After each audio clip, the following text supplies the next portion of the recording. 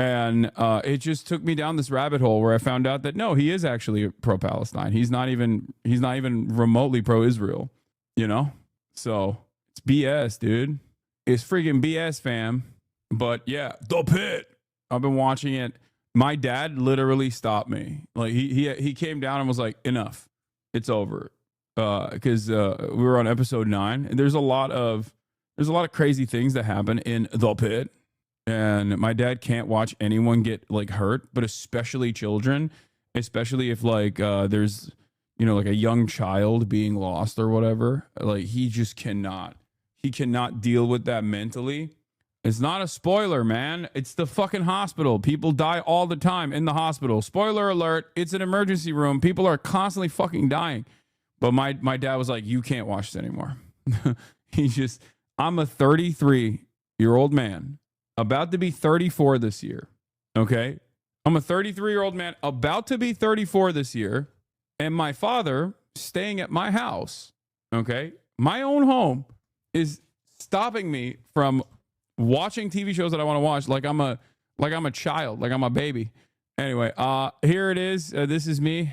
Hashano Piker. I mean, Piker is like Irish coded as a last name, so I think that works. Dogan Piker. Dogan Piker. That is literally my name when you think about it. That could be Irish.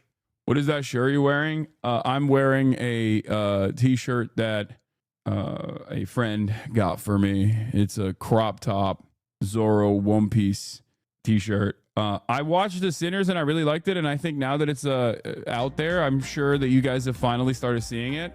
I told you, right? I told you. Great movie. Very cool movie. Very good movie. You can't claim both white Chinese and white Irish. I'm not going to spoil it for you. I'm just saying it's very good. Piker is dangerously close to a slur for Irish travelers, though. No, I know. In any case, Haley Stanfield was amazing. Oh my God.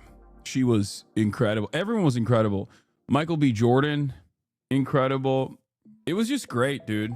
It was great. She's a Zionist? Wait, really? I didn't know that. Is she? Damn. Is it one of those things where it's like she actually actively is like in defense of Israel, or she signed on to something that like every dumbass artist signed on to, and now it's like over? Is that what it is? But folks, the internet loves Haley Stanfield but never forgets. Wait, what happened here? Shout out to Haley Stanfield, who came to visit the IDF today. Most girls are smart and strong and beautiful. Most girls work hard. Go far. We are unstoppable. Oh no. Ew. Ugh. Yeah, I saw Kneecaps getting attacked. Kneecaps getting attacked right now. We're gonna talk about that. Don't worry. It's a very funny thing that it's a very funny angle of attack overall, I think. Apparently her visit was a part of Transformers movie promotion because of Michael Bay. The Draymond Green of white women, for real. She's also actually 1/8 black, which comes up in the movie as well. But it, like, I guess she is IRL, like she actually is 1/8 black. No, I'm not even kidding. Yes, dude. Isn't that crazy? No, they literally, bro. They actually straight up. Yeah, it's not a spoiler, dude. It's not a spoiler. Her granddad. I want to see Sinners, but I have to hear what XQC thinks first before I waste my time. Oh, it's fucking awesome. It's great. It was great. Oh, hold on. I'm just responding. I'm Dante. Okay. Hey, Sonnet UMD, a divestment referendum was passed by a pretty wide margin. Lots of pro-Israel groups were campaigning against it from passing, but it went through regardless. Hell yeah. Have you watched Love on the Spectrum? Have you watched Love on the Spectrum? Bro, he's living Love on the Spectrum. True. I fucking hate that show is so infantilizing. Is it? I don't.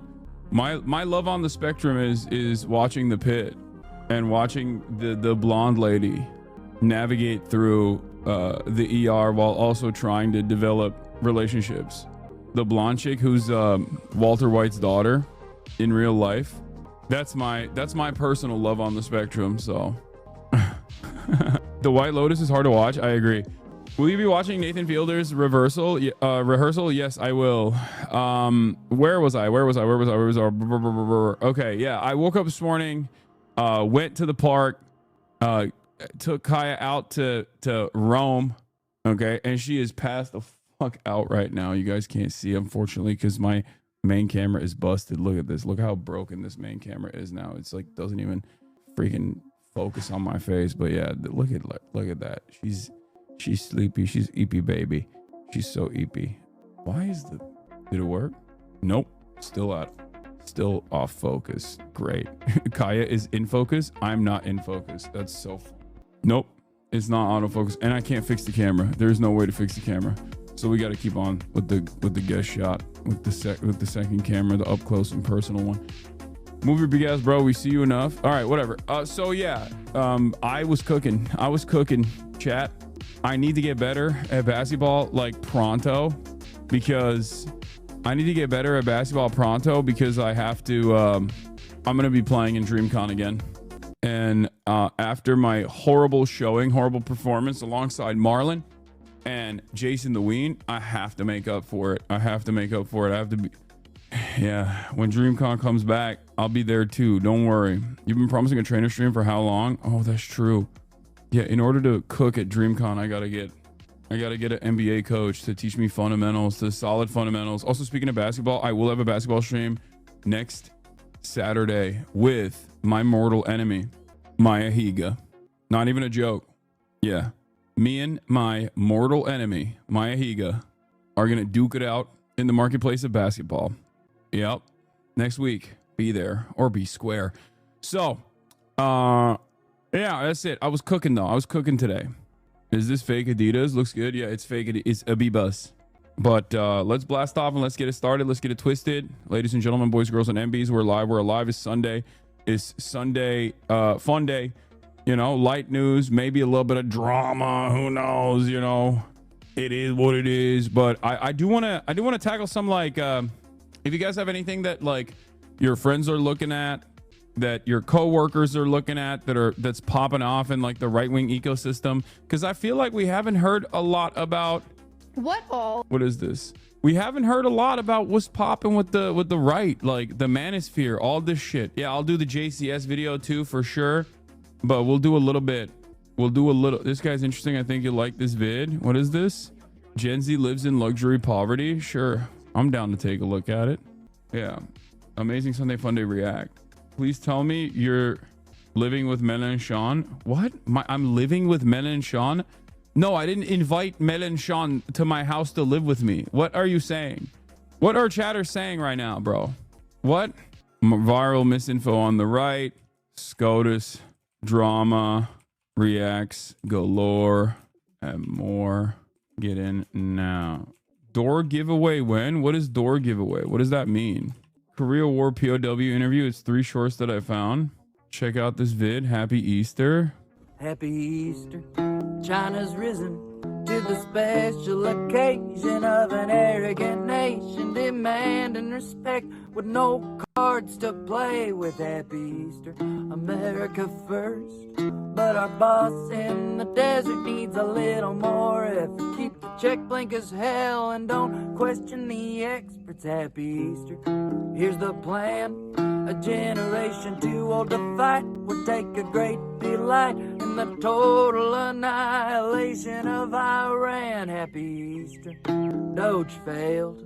Unless the plan was to tank it and get more dough in the bank for the man with the ugly trucks, and send him a thanks. Happy Easter, but not from mice. There's a sale for you too with the El Salvador crew. Call up your barber, check in on the dude. Happy Easter, there ain't no God. Well, no God like the one that thinks we all need a gun. All gays go to hell. In this video, I'll be discussing. Never done. Happy Easter. The prince's harem is a little at ease, cause there's a legion to breed. Turns out trouble in paradise ain't worth the fee. Happy Easter to Canada too. It ain't never too late. Wait, I just found out one of my school board members is following Candace Owens and a pedo minister. You think that's newsworthy from my school paper? Hell yeah. To be the 51st state. A neighbor ain't a neighbor if we can't make them great. Like, I don't understand why this guy has a guitar and has the overall vibes of someone who's singing like a folk song, and hasn't brought up the fact that big cities are actually very scary and how, black people are going to do crimes out the wazoo. It kind of feels like he's against this administration. And when I see someone with a guitar with that kind of voice, my expectation is not that they're going to be woke and critical of the Trump administration, but instead, talk about how awesome the Trump administration has been so far. Really messed up. He made War Isn't Murder. Okay, enough. Hop on the bus to Happy Easter. I'm kidding. By the way, this is what folk. I mean, for the record, folk initially was all this. Bluegrass, country music, folk music was all protest music written by dudes who were talking about killing their foreman. You know what I mean? What has happened to country music is very different.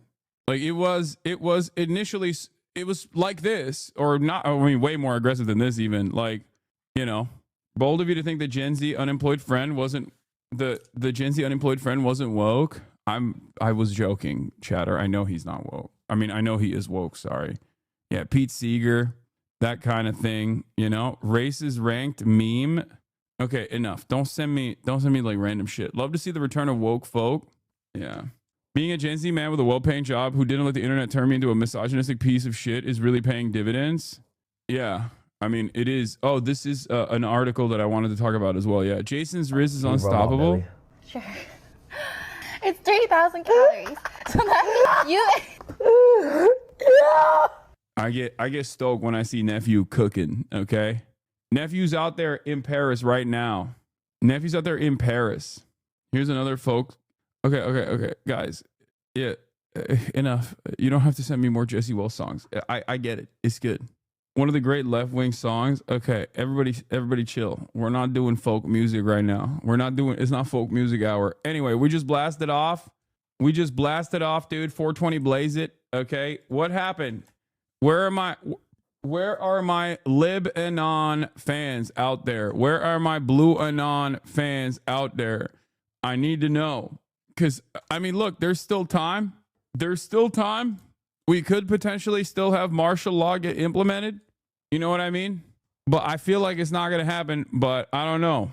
Also, another point for dark woke, once again, another point for dark woke was when the Saturday came and passed, and that one guy who was like, JD Vance is literally a pedophile, and I'm going to prove it to you. That guy didn't come out with any information as far as I know, right? Did he make a revelation?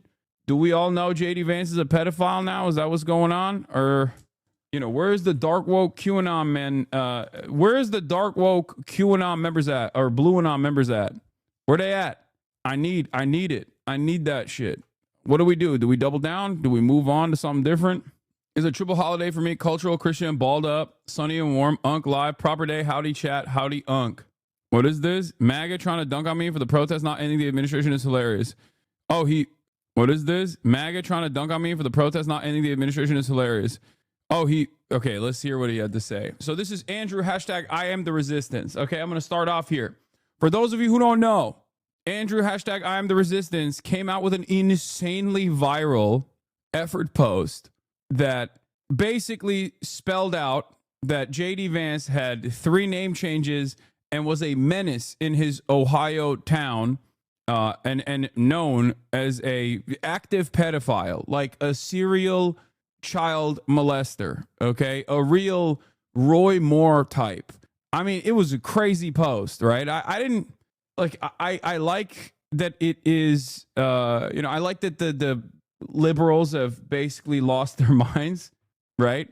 And are, fighting fire with fire. I said, it's cool that we have our own version of QAnon now. So that's a good thing. I don't think it's a bad thing in general.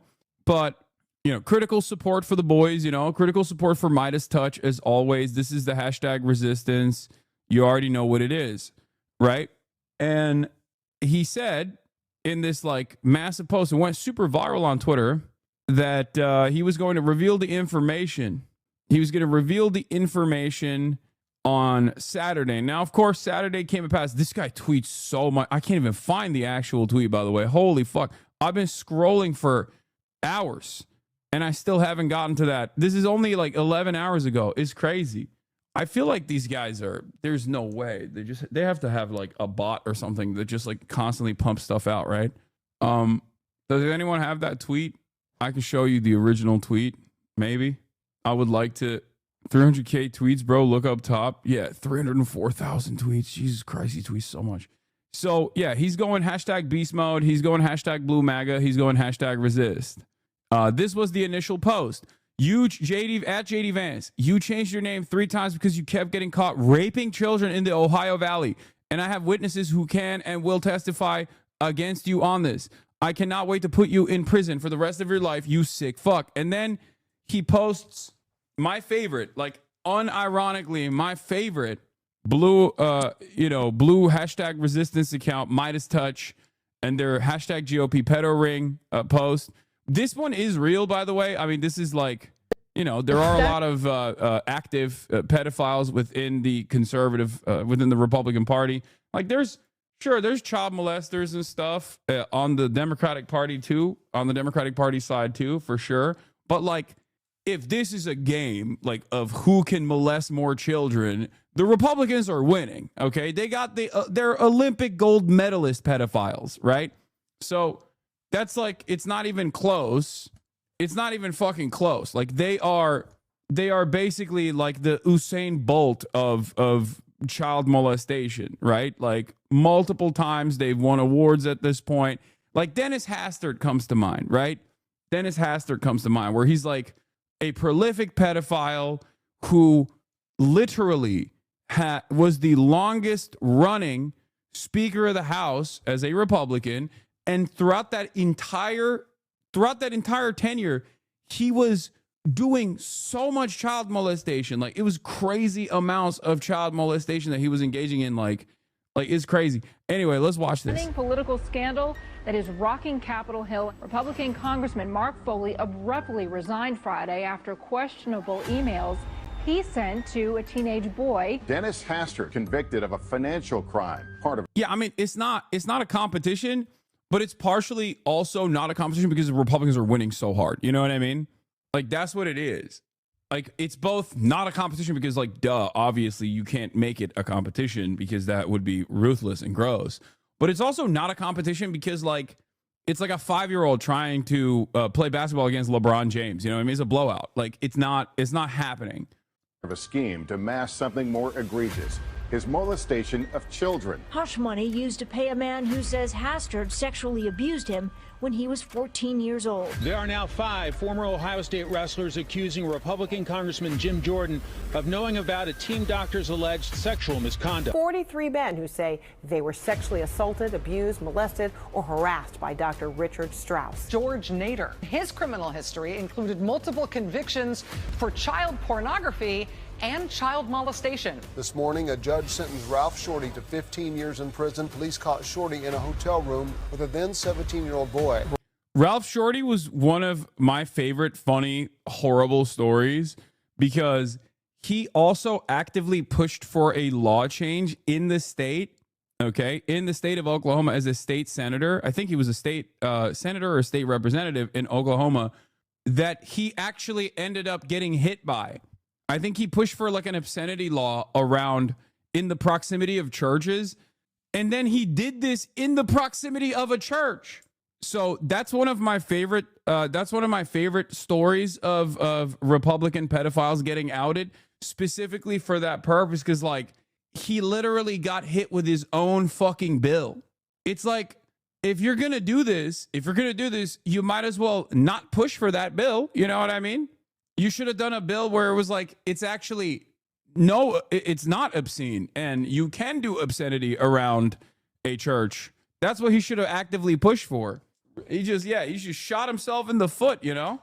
17-year-old boy. Roy Moore defiant as more accusers step forward, alleging sexual misconduct. This is the shopping mall where some say it was common knowledge and not a big secret that Roy Moore would flirt with teenage girls when he was in his 30s. One accuser says that Moore initiated a sexual encounter back in 1979 when she was just 4. Yeah, Roy Moore was such a crazy one because like the cops in his local the cops in his state, in this like particular area that he was like actively hunting, told him he is no longer allowed to go to the mall there because he was just such an active apex predator, literally and figuratively, if you know what I mean.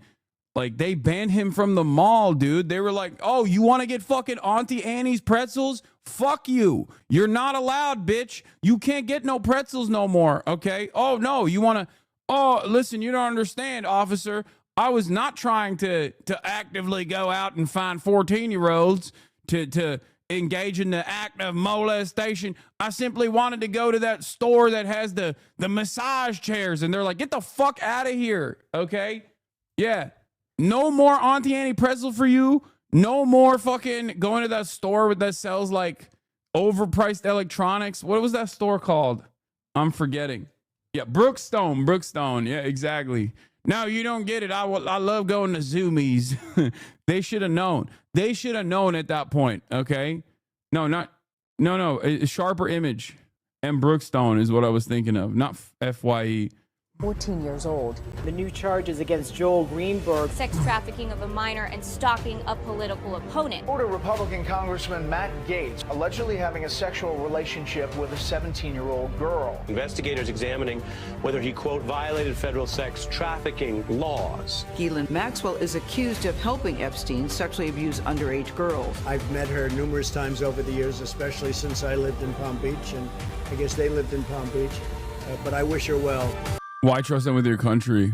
Hashtag GOP pedo ring. So Midas Touch are my goats, obviously. Like, this video in and of itself is packed to the is filled to the brim with like real shit.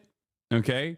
But Andrew, hashtag I am the resistance. The reason why we're watching this is because he posted this video, then said, I'm so happy this blew up, which is not something I would be saying if I was making it up. These people are fucking gross and have been covering their tracks very well, but it's all a stack of cards that's about to fall. Please check out my most recent space where I talk about it. This is basically QAnon, but from a, liberal perspective. So when I see this, when I see Lebanon, I get excited. Okay. I'm sorry. I am a man who likes to collect political curios. I'm a man who likes to see motion and agitation coming from the liberal side. I'm a man who is fascinated by politics. And when I see stuff like this, I get really excited. This is BlueAnon, right?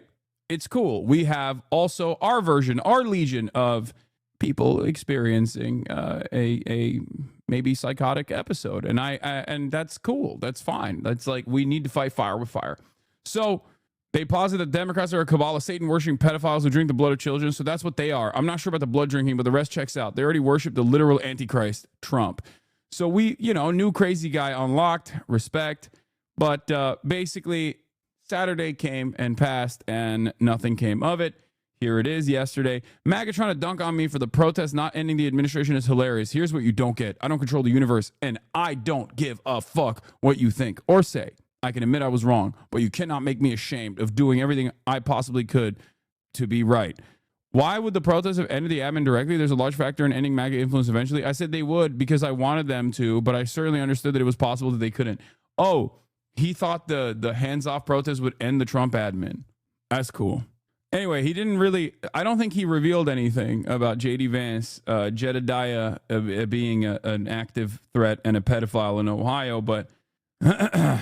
but, much power to Andrew. Hashtag I am the resistance. Andrew, we are with you. Andrew, we are with you. Hashtag dark woke versus hashtag soy right. Okay? We are with you, Andrew. Godspeed. Brave soldier. Are Bernie Bros back? What is this? Punk. What are you gonna do? Go f yourself. You got my campus with that hat on. Actually, get the f out. What is this? Wait.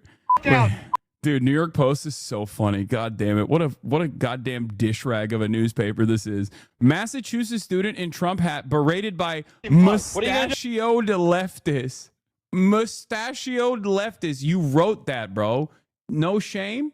You could have just said like Antifa punk or something. Like, why did you write mustachioed? Yo, go f yourself. You got my campus with that hat on. Actually, get the f out of here. It's actually a public street. Get the f out of here. I don't care, you f Nazi. This is a public street. Get the f off my campus. I'm gonna walk you all the way to this f corner, you punk. You f understand me? Go ahead. Who are you? You f understand me? It doesn't f matter. Who are you? I love the masshole accent on both of them too. Who are you? It's a fucking public campus. Hey, dude. I'm walking. I'm gonna keep fucking walking over here, right? All right. You fucking Nazi punk. Get this fucking camera on my fucking face. Or what? Get this fucking camera on my face. Or what? Take your fucking fascist Would your hat union off. like that? Would your union? Bro. You're getting pressed by a dude who has perfect nails. Okay? And his nails are white, and you're getting pressed by him. It's like it's time to turn the camera off, honestly, for your own sake. You can't be out here getting pressed by a dude who's got the sickest nails. Like, as soon as I saw that, I was like, God damn, dude. I mean, this is like, look at this, perfectly manicured. Look at this. Camera on my fucking face. Or what? Look, that's beautiful. That's pretty as hell. I mean, he's just slaying. He's slaying right now. Get this fucking camera on my face. Or what? Take your fucking fascist Would your hat union like that? Would your union like that? Hey, you see this? I know every union guy in this town. Get the out of here. You think I know. Trump supports unions? You I know every union. You think Trump supports fucking unions, you fucking cocksucker? Hey, yo, this dude's a G. Place. Don't be naughty. Just because you saw mom come back in, don't mean okay. Down. Put this on your fucking Snapchat. What are you, 35? You fucking cocksucker. I'm 35. Take that fucking hat off. You understand me? Take it off. Take it off, you Nazi fucking bootlicker. Oh, Nazi fucking bootlicker. All right, which one of you is this? Be honest. Reveal yourself right now. Okay. Remember, because when we look at like 75-year-olds that are at a town hall of a Republican, I'm like, that's a Hassan Abiy head as a joke. But this right here fits the profile. Union member from Massachusetts, got the nails painted. This straight up fits the profile, fits the build. Don't be on my fucking campus with that Nazi fucking hat on. You fucking understand me, you sucker? I'm loving this. Look at this is fucking great. Nazi. 47. This guy supports Trump. Has his fucking hat on. Look at this. I can't wait till Nazi your sucker. sees this. Get the out of here. I can't wait. You think they support you here? Get the out of here, you sucker. You're a fucking Nazi punk. I'm Nazi a fucking punk. Yeah, you're a fucking Nazi punk. Is what Okay. you are. Take Okay. your gay fucking white gold Trump hat off. He's a fucking loser and you're a fucking Nazi punk. You. Boo this sucker. Boo him. Boo. Boo. This guy's a Trump supporter. Boo. Oh, that's funny. Wait till your foreman sees this shit. All right. Okay. This has 430,000 likes. I see nothing wrong with this interaction. Top comment, 140,000 likes. Are we supposed to feel bad for him, or what a true Massachusetts patriot? I'll never skip a Hope Corps video. Hell yeah, this is the vibe we need. MAGA advocates for free speech and get mad when people use it. The friendliest interaction in Boston, by the way. Every time anyone puts on a Trump hat, this is exactly what they're hoping for, that they inspire rage so they can be a victim. Dude, vibe shift unlocked. Ain't nobody is fucking with this. Okay? Ain't nobody thinks big boy over here is in the wrong with his perfectly manicured nails going, get the fuck out of here, you fucking cocksucker. Get out of here, you fucking Nazi. Nobody thinks he's in the wrong. Oh, dude. Oh, my God. The vibe shift is happening, okay? It's happening. All this administration needed was like literally the gentlest of fucking pushback.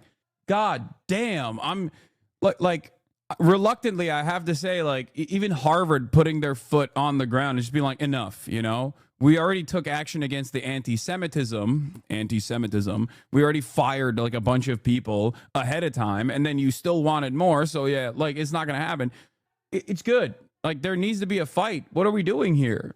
There needs to be a fight. It's not even a guarantee. It's not even a guarantee that we are going to completely stop this administration from its fascist takeover. But like, you can't just let it happen. You know, you can't just like sit idly by and be like, all right, it's fine. Brain dead ass crowd here is so sad. What? Chatter, are your feelings hurt? Oh no. You won the election.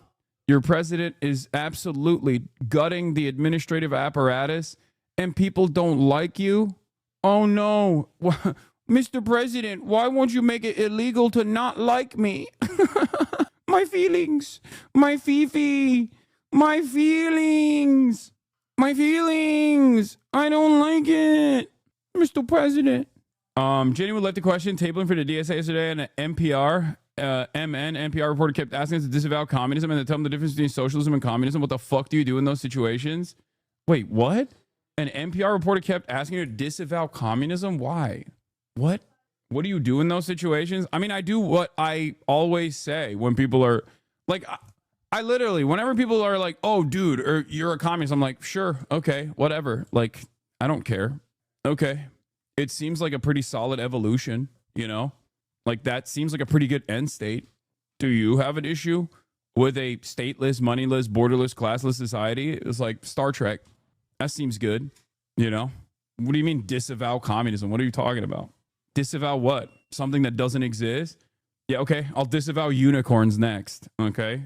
Why are you an NPR reporter being like, disavow communism? Are you going up to random people and demanding that they disavow unicorns? Like, what are we talking about? Disavow communism. We have a literal current fascist administrative state. And you're over here being like, but you know what's actually you need to disavow? Something that has not happened and has not existed as an end goal. So stupid. But isn't there a shoegaze album release NPR could be covering? No, there's plenty of great journalists at NPR. It's just like, I find it really stupid that they would make that a major point of contention. New Deal Democrat? What? Say what Richard Wolff says. Socialism is when the state does stuff. Communism is when the state does a lot of stuff. What do you want me to disavow exactly? Yeah. The more the state does, the more socialism happens. Anyway. Oh yeah, this is another one. This time Nancy Mace. In one of the lowest moments of American politics, Congresswoman Nancy Mace is caught on her own camera saying "fuck you" to a constituent who simply asked her if she's holding any more town halls. MAGA is a disease of the mind. Every year. You want to keep going? Do you want to keep going and keep harassing me? You could have gone to a dozen town halls last year. I asked if you're doing any more this year. It was one simple question. Yeah. Are you doing a town I've already done one. I'll do plenty more. Are you doing any more this year? It was a simple question. You're always invited. Okay, sweet. Well, and by the way, I voted for gay marriage twice. What? Hey, what is going on, dude? Short's too short, big dog. How dare you? That's the perfect length, okay? That is the perfect length of short. I'll have you know I voted for gay marriage twice. Sick. We also saw you on camera literally exchanging spittle with a MAGA lesbian. So we know that you like to swing, Nancy. That's not surprising to us. You know what I mean? Like, what does that have to do with me? I'm just saying, it has everything to do with you. Do you think everything about me has to do with gay marriage? I do, absolutely. That's funny too. Yeah, a butch lesbian MAGA supporter. Wait, really? It's always funny to me that people do not know that Nancy Mace is a straight up swinger.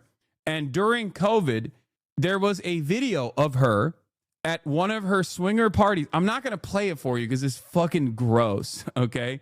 But it's like what I assume is happening in the Midwest all the time, where like people over the age of 50 get together and they just do like the grossest sexual acts of all time, okay? Stop using gay marriage as a talking point is literally bare minimum. Also, like, what do you mean? I voted for gay marriage. Oh, sick. That's cool. Okay. Like, what? I didn't know. Is there something I don't know that you know? Is there something happening here? It's only gross because it's them, to be fair. Yes. No, it's gross because it's a bunch of... Look, I don't want to yuck anybody's yum, okay? But if you watch this video, you will understand why I'm saying it's fucking gross. Now does anyone have the video? Now we're going to have to watch it, and you can make up your own mind on whether or not this is gross or appropriate or fine, you know? Yeah. Oh, here it is. GOP Congresswoman Nancy Mace is caught on video in gross act with two women and a man. I love her, By the way, that's my favorite. Like the butch lesbian MAGA supporter is my favorite because she straight up looks like what's his face? Fucking, I can't believe I'm forgetting his name now. Oh my god, the bodybuilder guy, Ziz. Straight up, like this is Ziz reincarnated.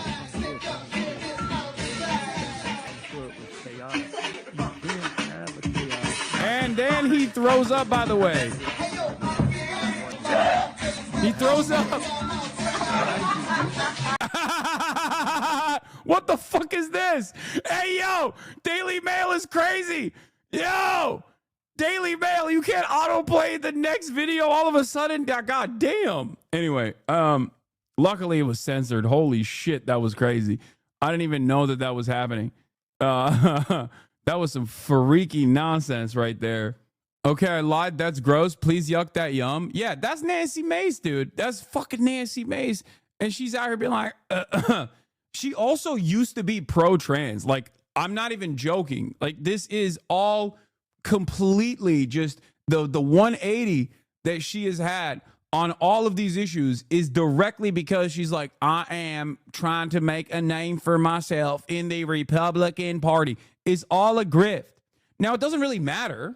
Obviously, you're a politician. It doesn't matter what your personal convictions are. What matters is what your legislative agenda is. What matters is what you're rallying around. And it's very clear that she is a grifter piece of shit, and doing all this because her district got more red. Yep. Absolutely. If you want to get in my face about town halls, you should have shown up to one last year. There's no other thing you can talk about me just saying, oh, I support gay marriage. Yeah, because you're getting in my face about a town hall. You could have gone last year. Would you like me? If you have any plans to have more town halls this year? I have town halls every year. I have over a dozen every year. Great. That was my entire question. You didn't have to go into the spiel. You could have come to any of them last year. Okay. And I had over a dozen. 2024. Where were you the year before that? Okay. Or the year before that? It was a simple question. Oh, because you know what? Because you people on the left are crazy. So I'm You're absolutely. Yeah. Okay. So first of all, you're a public servant. You're a public servant in public. This interaction is entirely too reasonable. The notion that this is, this was another one of my favorite Nancy Mace takes, where she goes to the Republican prayer breakfast and she's like, I'm getting my back blown out by my fiance. I will be having rough sex later. I love to have sex before I get married. Anyway, that's another great Nancy Mace moment. But what I'm trying to say here is like Kyrsten Sinema is a great example of a politician who is a Democrat or was a Democrat, right? Like she was getting fucking yelled at all the goddamn time by her constituents too. It's like Hassan defending the public harassment of a queer woman. True. Like you're a public servant. This is one of your constituents. Them asking you in the gentlest ways possible when you're going to have another town hall. If this interaction is so damning for you and is so scary for you and is so unacceptable for you, like you shouldn't be a politician. I'm sorry. What the fuck are we doing here? Like what are you supposed to be? Are you a god? Are we supposed to just like get down on our hands and feet and just beg? Get down on our hands and knees, sorry, and just be like, oh my God, thank you so much, Nancy Mace, for doing whatever the fuck you want to do. Get out of here. Oh, this was really funny. This was one of Kyle's best tweets. Kids and their dad took me out for barbecue for my birthday. 47 never felt so good. That's a lot of beans, you nasty ass bitch. Oh God. It is though. That's so much beans, bro. Oh my God. She's eating the fucking maximum amount of beans. Yeah, I guess Kyle wasn't the only one who was hungry at that moment, you know? FYI, she is now saying that the guy who blew her back out before the prayer breakfast, one of the state's worst revenge prawner. Dude, you could not have written that worse if you tried. I have more questions now than I did before I read this statement. Please try again, okay? Go back. I know you got excited to explain something, and you know, that excitement caused you to type something out that is indecipherable. Do it again. Absolutely fucking crazy. I'm absolutely fucking crazy. You are, and get out of my face. You're insane. Goodbye. You're insane. Fuck you. Yeah, she said he raped her on the floor of the house. Shit was crazy. Wait, I'm what? Not. I'm not. I won by so much. You're a disgrace to this state. That's what you are. You're a disgrace. I asked you a simple question. By the way, it's so funny that Republican accounts looked at this interaction and between a constituent and their public servant and tried to make it seem, because I hadn't watched the full video, I thought, judging by what like End Wokeness and like Libs of TikTok was saying, that like I thought this was going to be a situation where this guy was just like laying into her. Like I was ready to defend my king here, okay? I was ready to defend him unconditionally, uncritically, okay? And it's not even that. He's just like, when are you going to do a town hall is all I asked you. You are my fucking public servant. Like, what do you mean? Like, this is the most normal interaction. Judging by End Wokeness and Libs of TikTok, that was your first mistake. No, it's not. I like to find impossible to defend situations like this and then try to defend it, you know? Is there a way to defend the indefensible? And you just to go on this tirade and tell me fuck you. Yeah, fuck you. Disgusting. Get out of my face. Fuck you. Get out of my face. Try it again. Yo, if you can't take the heat, get the fuck out of the kitchen, Nancy. What the hell is this? What do you mean? You're a public servant. What do you mean, fuck you? What's your name? What's your name? What's your name? You say fuck me? Yep, I sure did. First thing you're gonna say to me is fuck Absolutely. me for asking you a question? Get the fuck out of my face. Fuck you. Now. Fuck you. Fuck you. You couldn't take me on, baby. Say Oh, you couldn't take me on, baby. Oh, she is so nasty. the fuck away from me. Oh my God, dude. Oh my God. Anyway, Nancy Mace, out of her dang mind, out of her dang rocker, off her rocker. So there's also this story that I want to cover. Obviously, being a Gen Z man, Gen Z women are choosing older men over guys their own age, and it's not because they're sugar daddies. This is a New York Post article. I have an interesting perspective on this. I think I have a critical analysis over this. I also have a, this is necessary for Chad Vice. We'll talk about that in a second. But what is this? All do you do in the shower? What's your routine? A regular shower or a long shower or a super shower? Well, I feel like I kind of want to run down of all of them. Super short shower is your everyday. That's hop in the shower, keep your head leaned so you don't get your hair wet. Face wash, body wash, out. Easy peasy. That's 5 minutes. Okay. Then a regular shower includes hair wash. So that is get in shower. I usually start shampoo. I do conditioner. I let the conditioner sit in my hair while I do body wash, and then I'm out. An everything shower? No, after that is just a long shower. Okay. That's the same step, but while the conditioner's in your hair, you shave. Yes. Okay. Which is different than an everything shower. Everything shower starts before you even get in the shower. Okay. This is crazy. I do not have different types of showers. I just have shower. It's one type. I didn't even realize, like, for ladies, I didn't realize it was like that. Your unk is on my TV downstairs. Open mind, PBS. Nice. Dude, being a woman is so goddamn complicated. It's crazy to me. It's wild. It's hard. It's difficult as hell to be a lady. Don't get me started on an everything bath. It includes dinner. No, every time I go in the shower, I got a loofah or whatever it's called. I don't even know if it's a loofah, but it's like, it's just like a washcloth that I use full body. And once a week I do, or twice a week, I also shampoo and condition my hair. That's it. That's it. But like the shower is the same. Wait, you don't shave? No. Everything shower for me starts with hair oil in my hair. Leave it 30 minutes while I play a league game or something. And a face mask. So then I get in there, like a mud mask. I get in there, I can wash it off. So I get the mud mask off. I get the hair. I do shampoo. And then I do a hair mask. And then I exfoliate. So then I go freaking sugar scrub everywhere. Sugar scrub, sugar scrub, sugar scrub. And that's when you get that's like coochie shave. Yeah. Because you're supposed to exfoliate before shaving your coochie because then you don't get bumps. No one talks about that, but we should. So you got to exfoliate coochie and then you shave. You got to go multiple directions. I still haven't figured out how some people have invisible pores besides laser. I don't understand that. But anyway, shave your legs, shave everything. Sometimes in an everything shower, because I just need that. That's what I'm using my most expensive hair mask. I'll clip my toenails. I know. It's crazy. Okay. Finally, I wash out the hair mask. I get out of the everything shower. Then you put your whole body in lotion or oil. And then you put on all of your serums and all your everything. And then you have a beautiful day. That's I mean, that's so much. That's so much, dude. First of all, no man deserves that. Okay? But I guess she's doing it for herself. And certainly Ludwig is a man who definitely doesn't deserve all of that. Okay? That's all I'm saying. That's why it's called an everything shower. No, men should do like half of this. I'm telling you, I would probably die if I had to work this much. It's just so much. It's so much stuff to do. So many things to do. Damn, a 15 and 5 would solve this. That's what I'm saying, dude. Face wash, exfoliate, 8-hour serum should be on everyone's routine. Add moisturizer if you need it.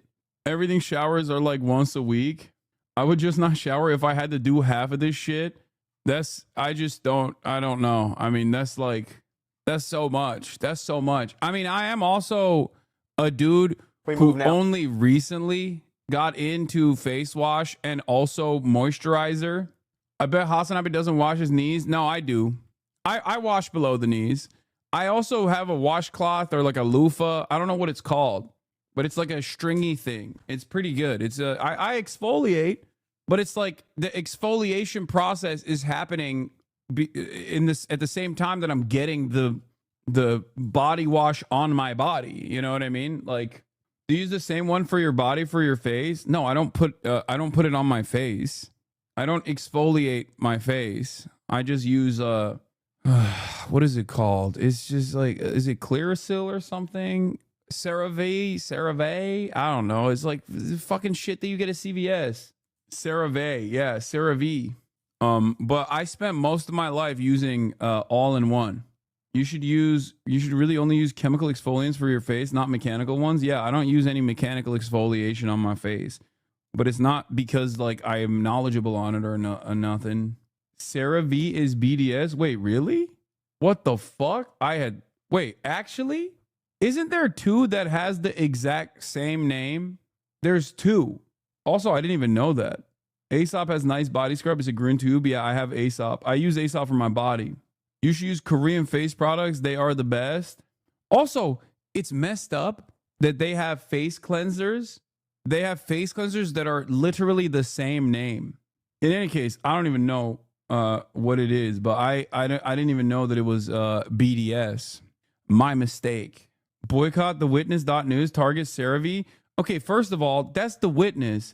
That's not the official BDS list. So chill out, okay? But secondly, I don't really give a shit. All right, fuck them. Yeah, I won't use it if it is on the official one. CeraVe is owned by L'Oreal. L'Oreal's a warm friend of Israel. After sending a letter to the Arab League with information helping the boycott, they paid $1.4 million fine and issued an apology before fostering a new relationship with Israel with heavy investment and even operating a factory in occupied Palestine. Oh, that makes sense. It might be on the list then if they did that, because that's like a classic targeted boycott thing when they open up a facility. But I don't think CeraVe is on the BDS list. CeraVe is an Israeli product, though. They're usually blue and white, if you noticed. No, the product I have is not blue and white. And also, what? That doesn't mean anything. What are you guys saying? You see blue, anything that's blue and white is actually pro-Israel. Yeah, we're reaching. Anyway, yeah. Nivea is another one, right? Almond Joy. Argentina is boycotted now. So is Greece. Oh no. That's why the American flag is blue and white. CeraVe and Aesop are both on the list. Look it up. Dude, you already know what my official policy is, okay? I only care about the official list. You understand me?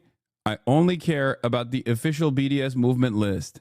And even then, there are also like internal drama that happens with even the official Palestinian BDS list, okay? Having said that, if it's not on here, then no, don't give anybody grief over shit like this, okay? There's also a difference between like there's also a difference between like the actual targeted boycotts and the organic boycott targets, okay? Consumer boycott priority targets are different than organic boycott targets. I don't like having to relitigate this every single day, especially because people then come in and they say, well, my BDS list has it. And it's like, okay, but that's your BDS list. That's not the BDS list. Okay. You and Frogan are both on the BDS list too. All of us chatters are complicit. Yeah. Yeah. Why do you stream on Twitch? Is owned by Amazon and his BDS go to Kick? Exactly. That's like, you know, that's a pressure target. What's the difference between propriety and organic ones? Organic boycott targets are like McDonald's. McDonald's Israel after October 7 came out with a statement to be like, we're giving free Big Macs to all the Israeli occupying force soldiers that are hungry after a long day of doing genocide. So then everyone obviously was very resentful towards that, got very mad, and that became like organically became like a boycott target. Same with like a lot of these other brands as well. Starbucks, I don't even think is on the organic boycott target list anymore, but it might be. The Starbucks one also came out because the Starbucks unionization efforts, during the Starbucks unionization efforts, there was I forget which branch it was, but there was a union organizer who wore a Palestinian pin, and they fired her for that pin, and then it turned into a major thing as well. I don't even think it's still officially on the list, but like Coca-Cola was added onto it recently. That's why I stopped drinking Diet Coke. That's why I guzzle these bad boys now. Microsoft, I believe, was added onto the list recently for Minecraft. Was it Minecraft or some, like, Microsoft was added onto it, but like it's not, like, I can't fucking switch over to Linux. You know what I mean? Like there is within the bounds of reason. I think it's like Xbox was recently put on. And it turned into a priority target, but cancel your Xbox Game Pass subscription, boycott Candy Crush, Minecraft, Call of Duty, boycott all Microsoft gaming products, including Xbox branded consoles, headsets, accessories, all games published by Microsoft labels. Sorry, can't game anymore. This is why I don't game. That's it. Sorry. No, Microsoft was added on as a priority target on April 7th from the Palestinian BDS National Committee. Yeah, they fired workers for trying to speak out about them and even banned Palestinian Skype accounts for just trying to contact their families. Why did I think Dr. Pepper was a Coca-Cola product? I don't know. I mean, it's okay. A lot of different sodas are sometimes literally owned by competitive conglomerates in different markets. So it's understandable to get it confused. Just try your best, chat. That's it. Okay. Just try your best. That's my suggestion. Try your best. Do your best. Speaking of people that are very upset, I wanted to talk about Kneecap. As you guys know, I went and I live streamed the Kneecap Coachella, the Kneecap Coachella performance. And in that performance, they obviously had a bunch of slides, one of which said one of the slides said fuck Israel, free Palestine. And everyone has now that it went viral on Twitter, all of the pro-Israel accounts have been freaking out over this in what I suspect is the funniest way to get mad about anything. While these guys are like, while Israel is straight up massacring Palestinians every fucking day, okay, doing a genocide, continuing to do their genocide with unlimited support from the United States of America, these guys are now very, very mad. Stop Anti-Semitism is like, contact Golden Voice. It's too late. They already fucking live streamed it on my live stream, you know? I can't believe it. I can't believe that they said free Palestine and fuck Israel. How dare they? But the reason why I think it's like, the reason why I think it's like kind of funny, and I know they don't give a shit about this at all, and they welcome this kind of retaliation, not dissimilar to myself, was people saying, people bringing up the Nova Festival. I said earlier the frontman of Disturbed was coming at you and Kneecap on IG. Yeah, the frontman of Disturbed is a massive Zionist. They've been losing their fucking minds at me, and I got them defending Bono, Lamau, Kneecap doing more for Ireland and standing up for something in a year than Bono has done his whole career. They got the same type of hate for when they came out with Brits Out. They don't mean the people, just the British government. Yeah, I know. There was a line on that from the Kneecap movie as well. But sorry, you guys brought up Disturbed. That's how I clear my throat. Yeah, you can't even say fuck Israel anymore, okay? You can't say fuck Israel anymore, but you certainly can't say fuck Israel in a festival setting. Why can't you say fuck Israel in a festival setting? Because October 7 happened and Nova Festival happened. So, in my opinion, it's one of the funniest ways to be like, how dare you criticize Israel in a festival setting when October 7 happened, okay? That's insane. That is an insane way to frame this conversation and to try to personally victimize yourself. Here's Elon Levy, of course. This was my favorite one. Fuck Israel at a music festival after the Nova massacre is like fuck America at a World Trade Conference after 9/11. First of all, who would ever do such a thing? Who would ever say such a thing? I mean, that's crazy. You forgot the rest. Fuck Israel, free Palestine. The Disturbed lead singer's post on Instagram. I didn't know. What is this? Fixed it for you. At Kneecap, at Hassan D. Piker, at Coachella. Fuck Hamas. Free Palestine is a human rights scam being fed to you by radical Islamists who openly call for the death of all Jews and non-Muslims. I doubt you'd be applauding like sheep if this were the Noah Music Festival and you were slaughtered like sheep. Oh, I love this guy. He is so fucking insane. Soy right with leftist meme lengths. I know. They're even memeing like leftists now. So I like the idea that like the festival settings are now eliminated, okay? No more saying mean things about Israel in a festival setting, okay? Because October 7 happened. Like that's you can't do that. You just simply can't do that. You're not allowed. You're not allowed to say fuck Israel at any setting, as a matter of fact, okay? I'll have you know, October 7 happened. You are not allowed to say fuck Israel. What are you talking about? You are not allowed to say that Israel is doing a genocide because October 7 happened. It's just like, dog, Israel has done multiple October 7s every fucking week. Okay? Shut the fuck up. Shut the fuck up. Nobody, and I mean nobody, gives a fuck about this kind of crying, I think, especially at this stage. Yeah, America killed 1 million people right after 9/11, and none of them had anything to do with it. Yeah. I'm not typically a chatter in here, but I've been watching you for a while on YouTube. I wanted to say thank you. I used to be down the alt-right pipeline, and your videos and streams steadily helped me get out of a lot of alt-right spaces. Hell yeah, chatter.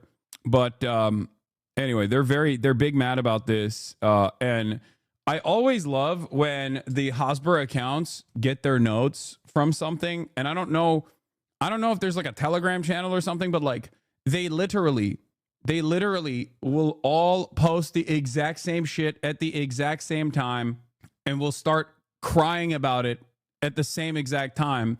And half the time it's something that just like most people agree with, that they're posting and freaking out over, which I always find to be really funny. I always find that really funny because everyone else looks at these guys like hysterically freaking out over someone saying fuck Israel and free Palestine, and you just kind of look like a loser. You look like a sweaty ass loser. Useless maggots. I'll be working to make sure that you are banned from the USA. You useless bleep. If I see you first, you'll get a ball peen hammer in the head for supporting Islam.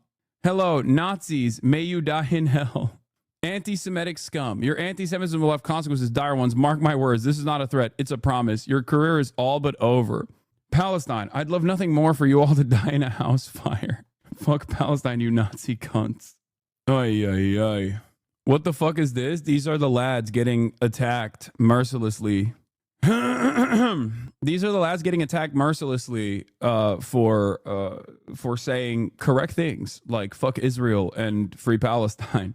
Yeah, I will say after a entire year and a half, after an entire year and a half of just like exhaustive live streamed child murder, unlimited child murder, I don't think anybody gives a fuck about this. Like, you can cry about it all day, every day. I mean, keep crying, but your tears mean nothing because we see you cheering for unlimited child murder.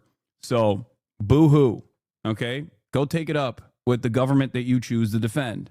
They're supposed to come back to the U.S. for a tour in the fall. Think they're going to get denied entry for shit like this? There's a high likelihood. for sure. On the positive side, the church my parents attend acknowledged the genocide in Palestine during Easter service. Things are different now. Exactly.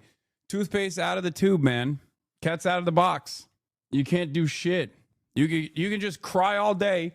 And as I've said, as I've warned over and over again, the more these guys lose their grip, the more people who want to be pro-Israel on the timeline lose control over the conversation, the more people are aware of the depraved ways in which they are defending Israel's genocide, the more aggressive they will get.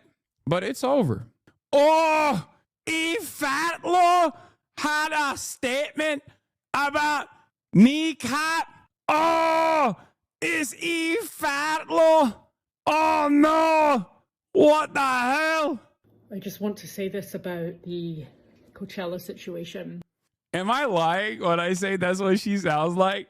They're calling me Eve Shatlow on the timeline. Racism. We need to... I can't deal with the racism. Eve Fatlow. Oh, the classic Middle Eastern accent, famously known in the Levant. You will recognize this as a classic Menoresian accent.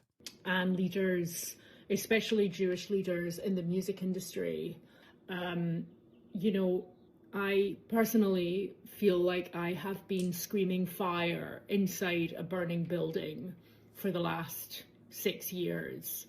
I'm not going to sit here and ask today why, when I was publicly shamed and very publicly vilified for being a proud Jew and a Zionist 6 years ago, and very publicly I'm the fucking victim here. I am. Why can I not say that I am the victim? Eve Fatlaw, me. I can't deal with it. A proud Jew, and more importantly, a proud Zionist. Look at my regional accent. blacklisted, very publicly chased on social media. My hate name trended at number 2. My hate name? She's talking about Eve Fartlow. Dude, she said my hate name. She's talking about Eve Fartlow. She calls it her hate name. Oh, it's so cool. 2 worldwide on the day I was cancelled from my profession after 15 years at the apex of music and film journalism as a very popular music and film journalist. I'm not going to ask today why nobody came out in defense of me, why nobody in a position of leadership and power said that this was wrong. Yeah. Calling me Eve Fatlaw is a reminder it's just like a pogrom. Why the hell is this allowed? Why can't I go out and get every person fired for calling me Eve Fatlaw? It's night of the long knives, you say? What I'm going to ask of you today, however, is to notice how it went from one female, Jewish, proud, truth-saying music journalist pointing out Yeah, I remember when Seth Rogen, my latest fit, Tablet Mag, a social media pogrom, and then Seth Rogen replied with fart emoji. Oh, that was awesome. And then Dov Hicken, Seth, how pathetic are you? How desperate are you to be liked by Jew haters that you're trolling a Jew on their behalf? How shall I say this in words you'll comprehend? You're a shanda, but you can come pick on me if it'll keep your creepiness away from Jewish women. Seth Rogen is pro-Palestine? Yeah, you guys didn't know? Seth Rogen has like so many statements about how creepy the pro-Israel crowd is in general. Of course, the free speech advocate gave a platform to the anti-Semites, kneecap, who've also been accused of sexual assault prior to their fame. How fitting. Immediately also hitting the sexual assault button. Oh, Stereo Gum wrote about this. This is sick. I like it. Seth, is Seth Rogen a Hassan Abihead? No. And I can't reply. I can't reply with the fart emoji to her because unfortunately she blocked me a very long time ago. Fatlo blocked me a very long time ago. Hassan Piker helps Kneecap livestream Palestine amid message amid Coachella censorship. Kneecap have been vocal about their support for Palestine during the ongoing Israeli genocide to the point that they faced censorship several times. This included last Friday at Coachella when their Free Palestine Jumbotron message and chants were omitted from American live streams. Last night, April 18th, the Northern Irish rap trio, Irish from the north of Ireland, not Northern Ireland, leftist social media personality Hassan Piker was advocating for Palestine during the second performance of the festival. After offering his help on X last weekend, Piker joined the group on stage for Weekend 2 and live streamed the set via his Twitch channel. The screen behind the group read, Israel's committing a genocide against the Palestinian people. It is being enabled by the U.S. government who arm and fund Israel despite their war crimes. Fuck Israel, free Palestine. DJ Prove helped up a Palestinian flag. Watch Piker's live stream here and see the footage below. Hell yeah. Yeah. But for those of you who are wondering about Seth Rogen, yeah, here, this is an old article from 2020. Seth Rogen, I was fed a huge amount of lies about Israel. Actor says when he was younger, he wasn't told Palestinians lived on land that became the Jewish state. He has, yeah. Oh, this was on Mark Maron's podcast, actually. As a Jewish person, I was fed a huge amount of lies about Israel my entire life. Rogen told the comedian and actor Mark Maron in an episode of the WTF podcast. What the fuck, buddies? What the fucking ears? They never tell you that, oh, by the way, there were people there. They make it seem like it was just sitting there, like the fucking doors open. More than 700,000 Palestinians were driven out of their homes or fled in the fighting in the 1947-49 war, which also is the Nakba, known as the Nakba. It's not just the 1947-1949 war, but instead it is quite literally just ethnic cleansing of Palestinians, 700,000 of them from their ancestral lands, never to be allowed to return. Rogen and Maron, who is also Jewish, were speaking to promote Rogen's new comedy, An American Pickle, which tells the story of a Jewish immigrant from the 1920s who falls into a vat of brine and wakes up in modern-day Brooklyn. The pair talked and joked at length about Israel and also spoke about anti-Semitism, which Rogen said remains pervasive and prevalent. I remember my dad frankly telling me, people hate Jews, just be aware of that. They just do. And it's honestly something that I'm so glad was instilled in me in a young age, because if it wasn't, I would constantly be shocked at how much motherfuckers hate Jews. Zionists have pointed at the Holocaust for centuries of bloody anti-Semitism as evidence that the Jews will never be safe without a state. Rogen, however, argued, you don't keep something you're trying to preserve all in one place. Asked if he would ever go live in Israel, Rogen said no. Maron replied, I'm the same way, and we're going to piss off a bunch of Jews. By the way, in my conversation with Steiny, one of the funniest things he said that he actually omitted from it, which, actually, you know what? I'm not even going to say it. Steiny said something that I think, organically, that I think is like kind of funny about Israel and Israelis. I'm not going to repeat it, but he deleted that part of our back and forth where we talked extensively about Israel. But it just doesn't, it's not a gamer moment. It's more so, it doesn't do it justice. Like me repeating it doesn't do it justice, because in the moment when he said it, because it's kind of problematic, but not in the direction that you would think it is. He didn't say something like anti-Semitic. He said something that's like anti-Arab. But the reason why I'm not repeating it is because but it was funny in that moment when I heard it from the perspective of like someone who is, from the perspective of someone who I suspected was like definitely, he called them brown Jews. Didn't he? No, he just said like, because when they went to Israel, he was like, I mean, it's not that. From the perspective of like someone who is an American Jew, it was kind of funny to hear that, where he was like, yeah, they're Arabs. That's what he said. Never going to tell you any secrets. I mean, it's not. I don't think it was like a bad thing. I thought it was instructive about the perspective from the perspective of Israel, from like a dude who doesn't really think about this stuff that much. You know what I mean? And also, he's right. It's just that Israelis would get very mad at that. Anyway, most recently, Peter Barnard, prominent Jewish American political commentator, was both derided and lauded for commentaries in which he questioned whether he could remain both a liberal and also support the Jewish state while millions of Palestinians continue to be denied basic rights. This was all the way back in 2020, by the way. But yeah, Seth Rogen has been on the fuck Israel tip for a minute. Let's get back to Fatlo now. Then creeping anti-Semitism in progressive and social justice movements I'm asking you to recognize how it went from that to very shortly, in a few years later, having a band be accepted to play at Coachella, and by the way, this summer, all over Europe at mainstream festivals, including... It's time to stop. Kneecap, it's time to stop. Why is it that there's just only one method? If someone is pro-Israel, they got one move, okay? Expert move. Call the fucking manager, get this person fired. It is so crazy. Deplatform. Fire this fucker. She has a Glasgow uni accent. They always think they're right. It is fucked up to be Irish and pro-Israel? I know. It makes no fucking sense. Glastonbury, including Primavera, I'm asking you to consider your position of responsibility as a leader, either as a Jew or as a non-Jew who believes in protecting civilization against terrorism. I am asking you to use your... No, I know she's Scottish. I'm responding to the... I would never. No. We know she's Scottish, chatters. What the fuck? No, that other chatter was talking about, like, isn't it fucked up to be pro... Like, in general. The chatter was making a general statement about Irish people and their support for... Irish people and their support for Palestine.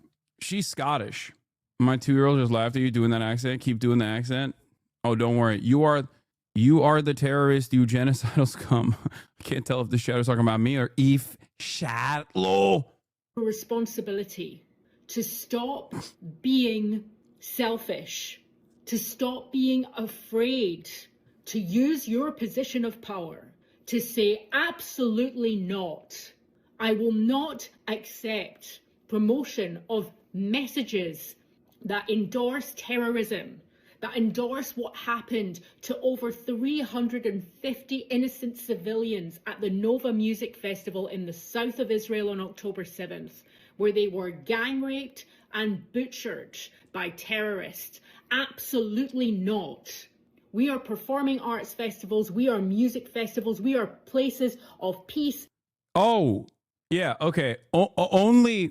Only fucking pro-Israeli messaging allowed at festivals. Only pro-Israel messages on festivals? Right? Talk about the genocide, but as a good thing.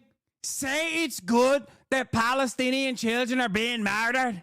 And tolerance and unity and togetherness, and we do not condone violence. What do you mean we? Does she even still have a career? Yeah. Are you okay? Music has never been used to send a message, ever. Never political. Yeah. I'll have you know, Israel invented the concept of a music festival. Another gift that Israel gave the world, alongside carne asada tacos and doner and punk rock. Israel invented Ireland too. I dare ye, as I meant Hamas. Violence, terrorism, sexual assault, and murder. I am asking you, I am demanding you to take a stand now and use your position of power. Yeah, please take a stand now and fire everyone you can. After all, if we can't assassinate them with drone strikes, then we must assassinate their careers in the Western world for the crime of speaking out against a genocide. Because this is what's happened in 6 years. You've gone from having a music journalist exiled from the industry to having Coachella, one of the biggest music festivals in the world, mainstream anti-Semitism and also mainstream terrorism. In this very short space of time. Yeah. Yeah. Eve Fartlow is awesome because she's like, when I got fired, okay, which I don't even know if she got fired. I think people are just like, yeah, we don't want you writing for us anymore because your writing is mid and you suck. Okay. She is just like, if you have an opinion on live streamed child Holocaust, okay, which is what Israel is doing, if you have a negative opinion on that, you should literally you should literally be fired. You should never be able to have a job ever again. That's the main argument here, okay? Oh, I'm sorry. You don't appreciate that we are doing a Holocaust of children in real time, live streaming it, and you look at that and you think, wow, that's seemingly unconscionable. I think that's really fucked up. Fuck the country doing that. Then you should be fired. And it's crazy because, like, she's also talking about, like, people not wanting her to write for, I don't know, Stereo Gum as the first shot across the bow. This is, you know, this spelled real trouble. No, it's not. It's not like you being a annoying person to be around and people not wanting to read your dog shit writing does not spell anti-Semitism. Okay? It's ridiculous. There's anti-Semitism, and then there's people being like, yeah, I don't want to hear from you. Like, those are two separate things. How wonderful. How cool. How awesome. Yeah, how is this any different than Kevin Sorbo? Exactly. Kevin Sorbo claiming he can't get work because he's a Christian. No, or Michael Rappaport did this too. Michael Rappaport had the audacity to come out and be like, I can't get any jobs in Hollywood because I'm a Jew who's outspoken about Israel. Brother, really? That's what we're, really? I mean, come on, dude. Come on. The joke's right for them. The jokes write themselves. Yeah. Today, that Seth Rogen tweeted farts at me. It was my hate name that trended nationwide on Twitter, not his. I was the butt of the expertly constructed joke by a man with decades experience as a celebrated Hollywood asset. A fat emoji. I mean, fat lo. And calling me by my hate name made me the shite of the butt. Don't use a hate name, Hassan, please. No, Hassan, please. Fuck shite. Joe Rogan is an ape who behaves like a primate in response to Douglas Murray, who has evolved by thousands of years. She also thinks Muslim Brotherhood controls every institution, every major institution, just anti-Semitism with a new coat of paint. Yeah. It is pretty funny where it is pretty funny that these guys are basically fucking doing the parasitic nature of the Islamic mind must be wiped out. Like literally just like dehumanization and propaganda that justified the Holocaust in the minds of many German people being relitigated, but this time instead of Jew, they substituted Jewish people and the false smears against Jewish people for Arabs and Muslims. Protocols of the Elders of Ramallah. And it's wild because like the more this shit happens, I'm telling you right now, the more this shit happens, the more people feel resentful towards Israel. And it doesn't just stay at resentment towards Israel. This does unironically have a negative effect because Israel constantly being like, we're the Jewish nation state. We're doing this for Judaism. If you hate our live stream baby murder, then you must hate all Jews across the board. The more you do that, the more people go, okay, well, I guess this is Jews doing this. Like, how is the expectation from some fucking random dude who already has like encountered or has like nascent underlying anti-Semitic tendencies? Like, yeah, Jews are in Hollywood. I don't know, whatever. How is that guy going to watch TV and TikTok at the same time, see all the fucking baby murder happening, and then on television or on Twitter, the fucking White House is literally blackbagging people because they said mean words about Israel, words that they might even agree with, okay? And then the White House is posting, Shalom, Mahmoud, we're blackbagging you. How is that person not supposed to think Jews control the media and every fucking aspect of the federal government? Like, these people do not think complex thoughts. So the more you fucking associate Israel with Judaism and the more you fucking keep saying that you're doing this to combat anti-Semitism, the more anti-Semitism is going to happen. The more it becomes, in the minds of everyday Americans, the only way to protest Israel is by being anti-Semitic. It's wrong, of course. Just like the conflation of Judaism and Israel is wrong.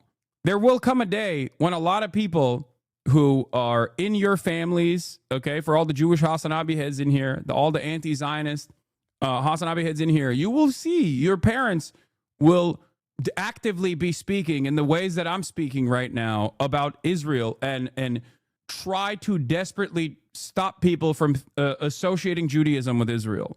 It will inevitably happen. And I fear that it will happen when it's far too late at that point. And I hope it doesn't get to that point. But you'll see. That's the point. They're trying to increase global anti-Semitism. I know, but it's so short-sighted and it's so fucking stupid. E. Fartlow's whole mindset that Israel and therefore all Jews are under attack by the powers that be makes no sense. Every Western power aligns with her views. Like, why does she feel like a victim? She has a military-industrial complex on her side. Why would they want to increase anti-Semitism? Why would Israel want to increase anti-Semitism? I don't know. Ask the Mossad why they fucking bombed synagogues in Iraq to create, to heighten the tensions in Iraq for the Iraqi Jews. Because when anti-Semitism increases in the West, Israel sees that as a complementary tool to its Zionist project, to its Zionist ambition of bringing either all Jews to Israel or at least make Jews in the Western world that are outside of Israel, Jews in diaspora, support Israel, because it gives additional credence to the argument. It gives additional credence to the argument that no Jew is ever safe if there is no Jewish state. That is the underpinning of the Zionist project in general. That's it. And while there is no historic, it's kind of like this, okay? Imagine if white Christian colonists constantly ran on the argument that they're always under attack, nonstop, from every angle, and they have to be violent, and they have to do a genocide on the indigenous population. There were arguments like that being presented at the time, but like there has never been a point throughout history where white Western nations have ever been, or especially on the basis of Christianity, they've ever been like truly under attack. So when you say something like that, most people laugh at you. Like when Kevin Sorbo says like, because I'm a white Christian man, I'm being oppressed in Hollywood or whatever, right? Like there is no real historic wrong you can attach to that kind of sentiment. That's why people desperately will try to grab on to like apartheid South Africa and how there's a white genocide happening in South Africa or whatever, right? Like, but there is a real historic wrong that has been committed over and over again against Jews, which is why this argument goes a much longer way. The argument of anti-Semitism goes a much longer way because anti-Semitism is a real bigotry, as opposed to just like anti-white Christian men bigotry. That's not fucking real. That's not a real bigotry at all. That's what's so different about, and that's what's so different about the way to defend Israel in the Western world by talking about the way to defend Israel by talking about anti-Semitism in general, because anti-Semitism is a real bigotry and it is associated with real historic wrongs and historic violence that Jews were subjected to. Speaking of repressed white men, did you see what happened to your favorite comedian? Yeah. Can you expand on that Iraq claim you made? Yes. Israeli Iraqi Jewish historian Avi Shlaim has detailed out Mossad operations around the Nakba, or in the aftermath of the Nakba, where Israel wanted more immigration from the MENA region into Israel, of Jews into Israel. And a part of that plan also featured creating an environment of instability and creating a environment of danger for Jews in places like Iraq.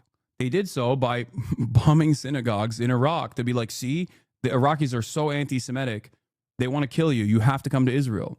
And it worked. Ironically enough, the Iraqi Jews and all of the Arab Jews that came into Israel initially were fucking brutalized by the Israeli state to begin with. That's the other side of the story. Here, this is Avi Shlaim. Lebanon. Here.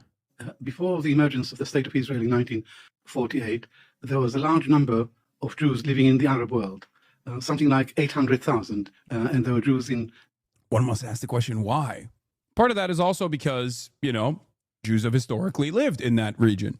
The other reason why there was a lot of Jews living in that region was because plenty of them migrated, escaping pogroms under Christian rulership in Europe and came under the protectorate of the Ottoman Empire, because the Ottoman Empire was a safe haven for Jews. Lebanon, in Syria, in Egypt, and Iraq. The Jewish community in Iraq was the most ancient, going back to 2.5 millennia ago. It was the most prosperous, the most successful, and the best integrated into local society. But before 48, there were Jews throughout the Arab world, and Muslim-Jewish coexistence was not a distant dream. It was everyday reality. The Jews and Arabs lived side by side. Why do you hate Jews, bro? Come on, try harder. Until the arrival of Zionism, my family and I, we were Arab Jews. We spoke Arabic at home. We didn't speak any other language. Our culture was Arab culture. Our food was the most delicious, spicy, Middle East. Yeah, this guy must hate Jews too, I assume. It wasn't European food. So in every sense of the word, we were Arab Jews. We Arab Jews had much more in common, linguistically and culturally, with non-Jews around us. We had much more in common with them than we had with Jews in Eastern Europe. In March 1950, the Iraqi parliament passed a law which said any Jew who wants to leave the country is free to do so. They have a year to register to leave on a one-way visa. And not many Jews registered to leave. And in the next year, 5 bombs exploded in Jewish premises in Baghdad, and that created a panic, and that helped to precipitate the exodus to Israel. Yosef Basri, 28-year-old lawyer and an ardent Zionist, and he was responsible for 3 out of the 5 bombs. The controller of Basri was an Israeli intelligence officer called Max Binet. He gave 420 blaze it, by the way. 420 on 420 blaze it. In the orders, he gave him the TNT in 1950. It's the marijuana time on the marijuana day. Oh my God, for East Coast. There were 135,000 Jews in Iraq. By the end of 1952, there were only about 10,000 Jews left in Iraq, and 125,000 Jews ended up in Israel. We left Iraq as Jews, and we arrived in Israel as Iraqis. But the problem is that Israel claims to be the state of the Jews. Israel claims to speak on behalf of all Jews everywhere. Zionism is an Ashkenazi thing. It's nothing to do with us. Yeah. My husband is a Sunni Muslim and I'm Ashkenazi Jew, and he was telling me about the Jewish synagogues in and around downtown Beirut, and I didn't understand why they would be there until I read From Beirut to Jerusalem by Thomas L. Friedman. Wait, Thomas Friedman? Well, Thomas Friedman is woke now, so it's fine. He's woke now. Anyway, my dad would tell me stories about how little conflicts there were with not only Jews and Muslims, but even the Shia and Sunnis in our country, to the point that they would even bury people of different religions together and everything. When now even Sunnis and Shias have different burial grounds and rituals. Who is this dude? This is a very famous Israeli new historian by the name of Avi Shalem. He has written many books about Israeli history. The reason why he's known as a new historian, he's part of the new historians, is because him, Ilan Pappé, and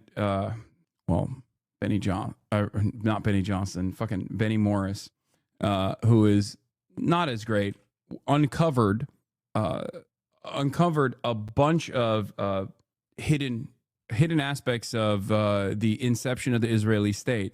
The reason why I say Benny Morris is a little bit different is because while these guys all played a major role in showing how Israel had written its own history, Benny Morris recognizes the Nakba as a planned ethnic cleansing campaign, but thinks it's good and it had to happen, whereas Avi and Ilan Pappé think it's unconscionable.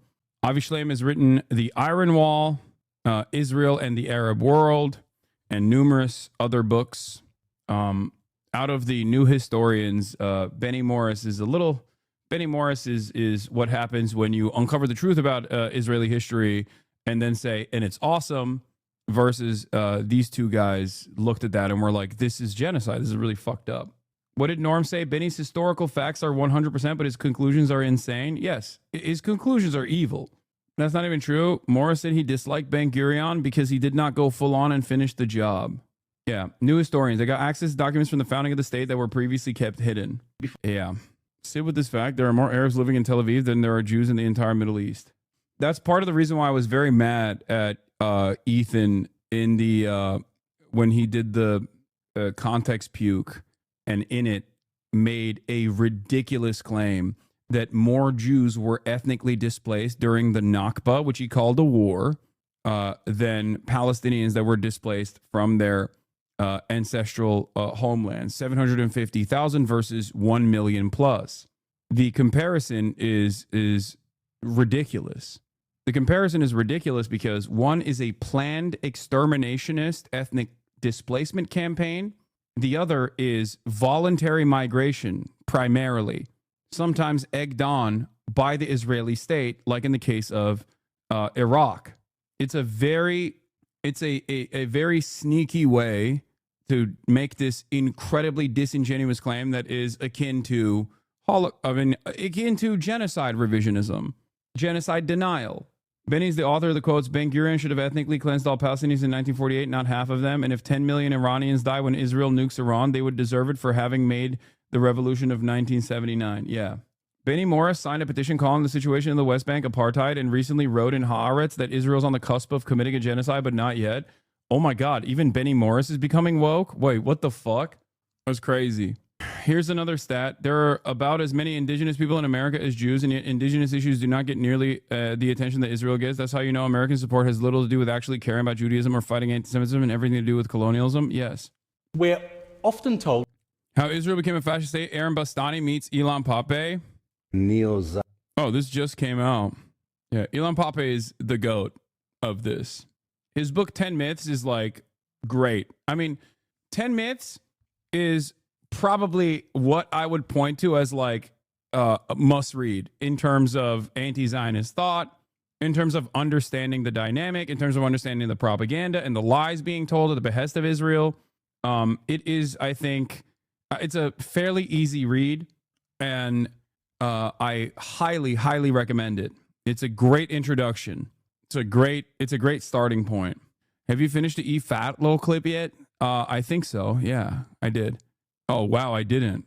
That's where it's gone. Do you want to see how it's going to evolve further? Do you want to take that risk? Do you want your kids going to these music festivals and God forbid something like what happened to the kids at Nova happens to them?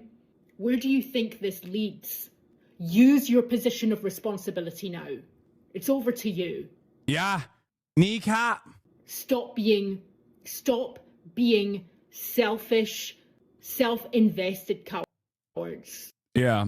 If there's someone who is a selfish, self-invested coward, it is the person that said, the anti-Semitic pogrom started when they fired me from my job writing for Stereogum or whatever. That's when the pogrom started. Did she just threaten to kill people at a music festival? No, she's saying, I mean, that's funny. No, she's basically saying that every music festival will turn into a Nova festival if you allow people to say fuck Israel at festivals. That's the argument that she's trying to make here, which is so psychotic. Also, I can't see what this account said, which is weird. How the fuck? Wait, I thought blocked accounts I could still see, but I don't know what happened. New TikTok dropped.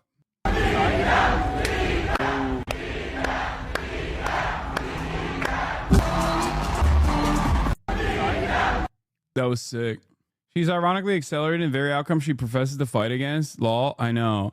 People who actively and desperately try to defend Israel by packaging this under any attack against Israel is an attack against all Jews, ironically enough, plays a role in calcifying anti-Semitic tendencies that people have. It's the word. If you care about anti-Semitism, as I do, okay, you should be using every waking moment to separate Israel from Judaism.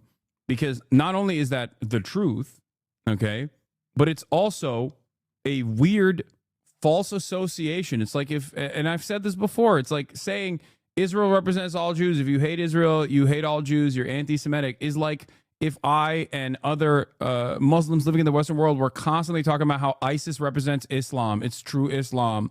And if you hate ISIS and you say ISIS is doing horrible things, then you hate Muslims. You're Islamophobic. Like, it just doesn't make any fucking sense. It is wild to make this voluntary association. Hassan on stage at Coachella? Yeah. Ridiculous stuff. I don't understand the motivations for Zionism. Is there a profit incentive or something? Why go through all that trouble to create an ethno-state? What do you mean? It's like saying, what is the motivation for settler colonialism in the United States?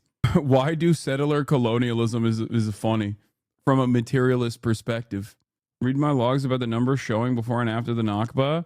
My mom's family originally Tunisian Mizrahi Jews, but during the 40s, half of the tribe converted to Islam, but in the government documents, they were still assigned as Jews as a religion for the simple fact that during French colonial time, the government was unreliable. So the before and after the Nakba numbers showing the number of Jews is also unreliable because not all went to Israel. Many were already Muslims, but the government still had the old religion assigned to them. Oh shit, I did not know that. That's crazy. Kind of reminds me of how bad faith people say supporting the people of Palestine makes you a Hamas supporter. I don't even think that's necessarily the bad faith association there is because of all of the baggage associated with Hamas in general.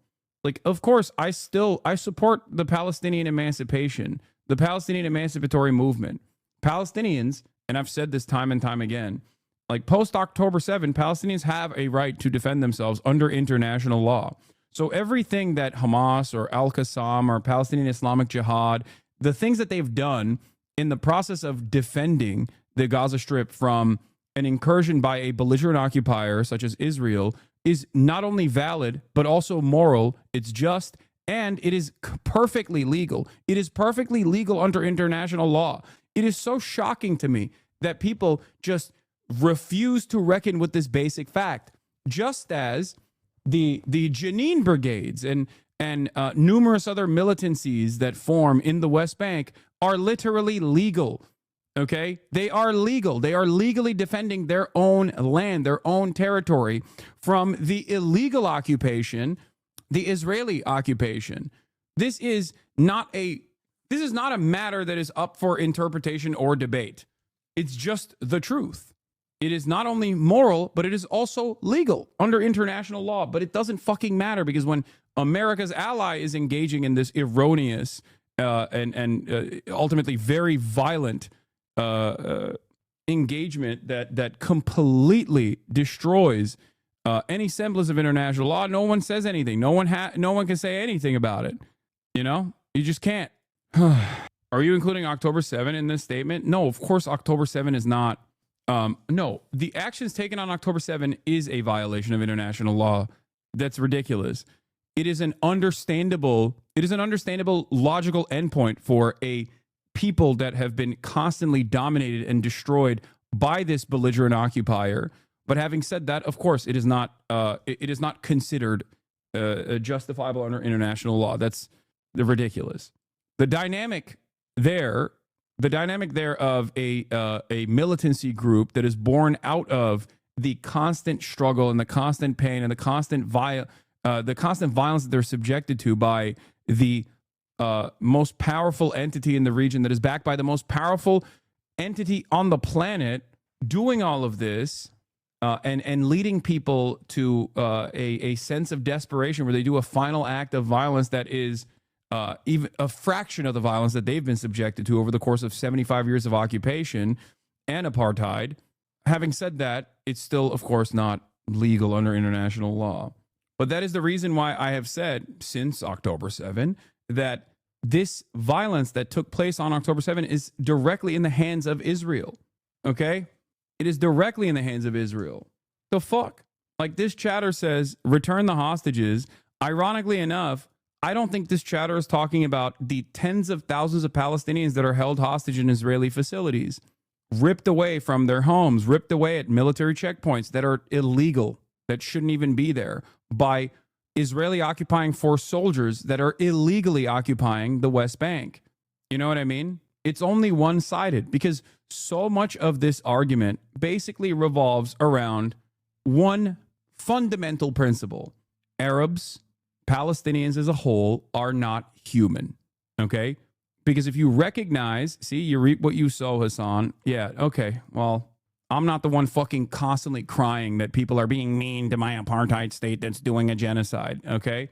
Everyone around the world knows the depraved nature of Israel. Everyone.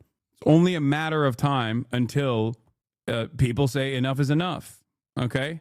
True? What the fuck kind of take is this? What do you mean? That was the quickest conversion I've ever engaged in. Yeah. Israel didn't sign on to Protocol 1 of the Geneva Conventions, which says that international human law applies to spontaneous militia groups who resist against colonial occupation or racist regimes. Israel said Protocol 1 could be seen as promoting terrorism, which shows you that they just label anti-colonial resistance as terrorism, giving the rhetorical game away. And the only reason why we see it as such is because the American media also sees it that way. Because what America is doing is also identical to what Israel has done in this past year and continues to do. Yeah.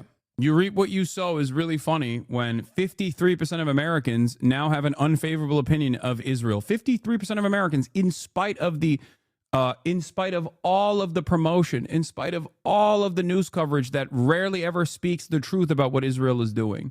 There's never a mention of Palestinians that are being held hostage by the Israeli state as hostages. They're prisoners.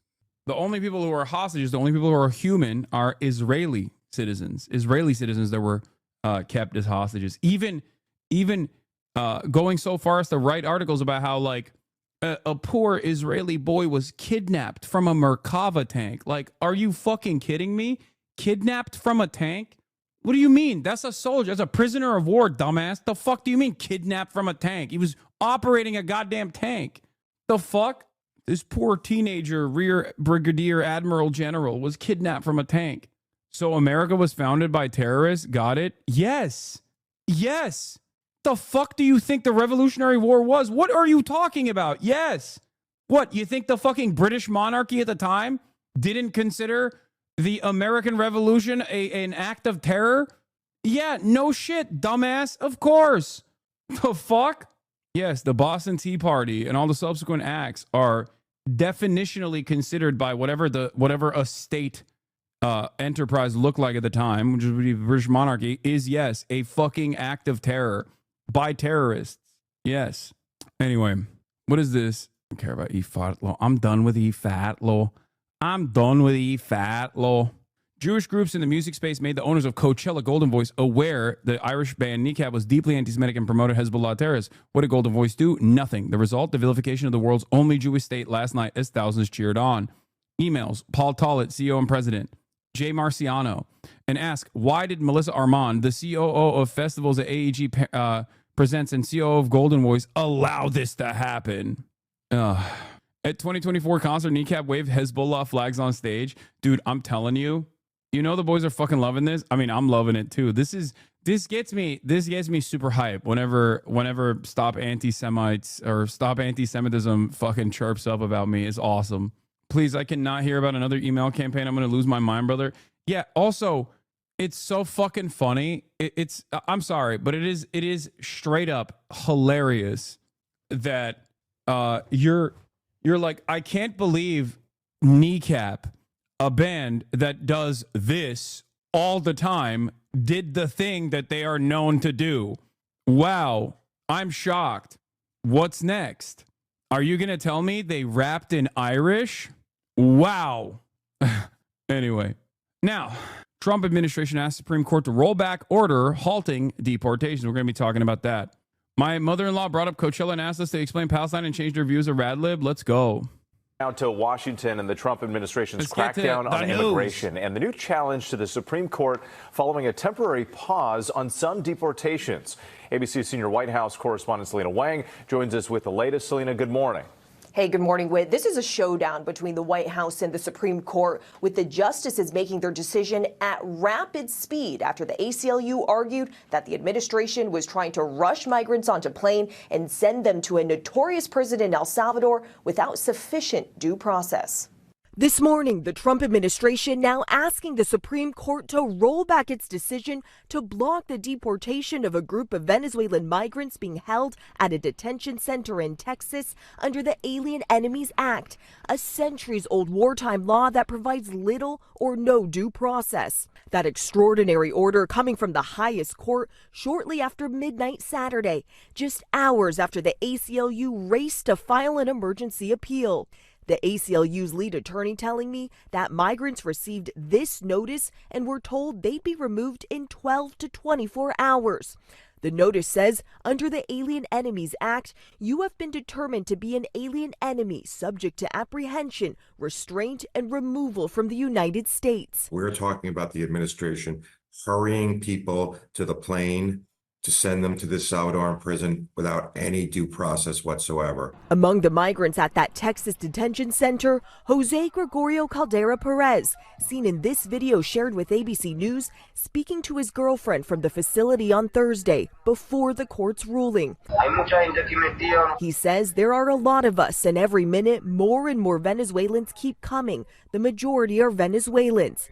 Another man in a jumpsuit seen holding up a piece of paper he says they allegedly have to sign and that they do not know where they might be going. ABC News has reached out to DHS for comment. The paper says Venezuela, but others say it's to El Salvador, so please help us. Caldera Perez's girlfriend telling us he said the paper is only in English and hard to understand, adding that he claims he and a group of detainees were taken to an airport near the facility on Friday and told they were about to be deported.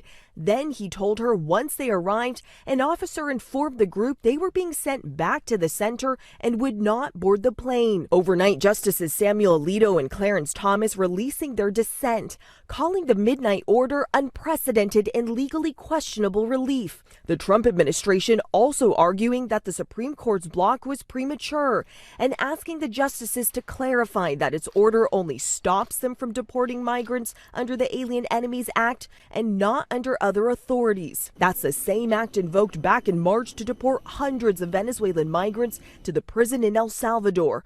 Among them, Kilmar Abrego Garcia, a father living in Maryland who was mistakenly sent back to his home country despite a court order barring the move. He was traumatized by being at CCOT and fearful of many of the prisoners in other cell blocks.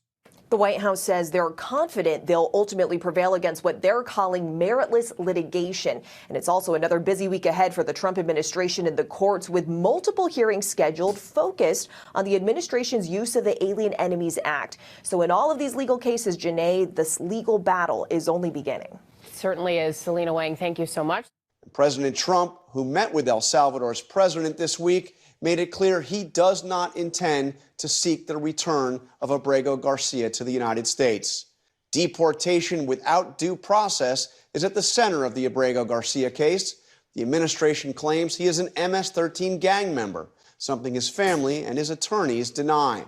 Maryland Senator Chris Van Hollen flew to El Salvador himself to try to get a meeting with the man whose family, including his wife, an American citizen, is still in Maryland, pushing for his return. First, authorities refused, but late Thursday, Senator Van Hollen was able to sit down with Abrego Garcia, who was not in his jail garb and not in the hellish CCOT prison, but instead in plain clothes at a nearby hotel. While President Trump accused Van Hollen of defending a violent gang member, the senator says the issue goes far beyond the case of Abrego Garcia. If you deny the constitutional rights of one man, you threaten the constitutional rights and due process for everyone else in America. Yes. And Senator Van Hollen joins me now. So you had this extraordinary trip to El Salvador. When you got there, you demanded or you asked to see Abrego Garcia. You were flatly denied, and then suddenly they brought him to see you. Explain what happened. Well, you're right. I was denied by the vice president. I then, the next day, tried to drive to CCOT prison, which is this notorious prison. Yeah. Soldiers waved me to the side of the road about 3 kilometers out. I said, "What are you doing?" They said they were gotten orders not to allow me to proceed. Not even to get within miles of the... Yeah, 3 kilometers. I asked them if they knew anything about the health of Abrego Garcia. They said they knew nothing about it. We had a number of press conferences in El Salvador pointing out that they were complicit in this illegal scheme with the Trump administration and pointing out that it's illegal under international law to prevent any communication with a prisoner. Because his family hadn't heard from him, nobody had any contact for weeks. That's right. This is a guy who was just abducted off the streets of Maryland, put in a couple airplanes, didn't know he was going to El Salvador, and ends up in the most notorious prison. So how'd you end up meeting with him then? What happened? I think at some point, the president of El Salvador realized it was looking really bad to have this person who'd been... I'm telling you, dude, this only happened because Van Hollen pressed hard and because you guys protested against this. Now, imagine if more Congress members would also demonstrate the same moral courage against the false deportation proceedings for people who have done nothing wrong, but simply said mean things about Israel, like simply wrote an article in the student newspaper about how Israel's doing a genocide, something that we all know is true, by the way. Like conservatives that kept crying over and over and over again about free speech in 1984 and how libtards want to ban the truth or whatever the fuck, are straight up watching this unfold. Just a few days ago on... What is this? The Palestinian Buddhist arrested by ICE? Oh, about Mosin? Someone said he talked to his Israeli student or something as well. Is this the video? I think that... I truly think that the next stage in this is for bold leadership from Bernie Sanders. His own constituent was kidnapped in a similar scheme, the one that Hank Green is talking about here. Like, this has to happen. Similar things to what Van Hollen is doing has to take place with Rumeysa Öztürk, with Mosin, with Mahmoud, with all of the people that are being detained right now, because they participated in student protests against Israel's genocide. It's completely unacceptable. And seeing that this kind of action actually has, still at this stage has a reaction from other parties involved, where people do actually back down a little bit and concede a little bit. All it takes is for some politicians to demonstrate bravery. It's right there for the taking. Absconded from America, from the streets of Maryland, in one of their prisons and not able to communicate. So I ended up getting a call saying, we will bring him to your hotel. And that's how we met. So did you walk into a trap, though? I mean, they bring him to your hotel. He's in the civilian clothes, and you met with him. We saw the images. You put out the picture of meeting with him. The beginning of the meeting. You're sitting there. You're drinking water and talking to the guy in the hotel lobby, I assume.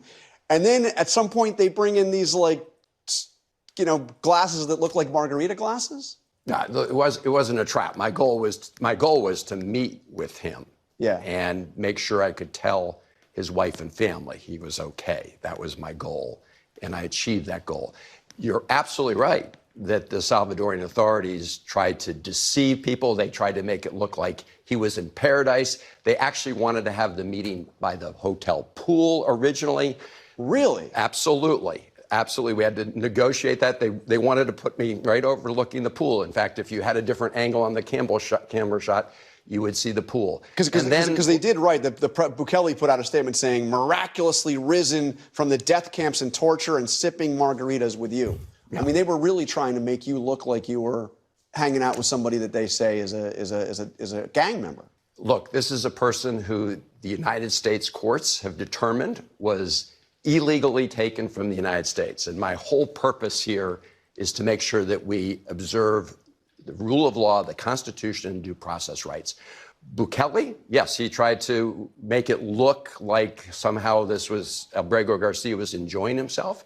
All of that was a setup, right? He had the waiters there. People ordered the waiters to bring these things that look like margaritas. Yeah. It just goes to show the lengths that Bukele and Trump will go to try to deceive people about what this case is all about. What this case is all about is simply complying with the Supreme Court order to facilitate his return and make sure he gets due process. So what did Abrego Garcia tell you? He told me about the trauma he had been experiencing, both in terms of the abduction and the fact that he was originally sent to CICOT, which is this notorious prison. Yeah, we've seen the He told me images. how much he missed his wife and his kids.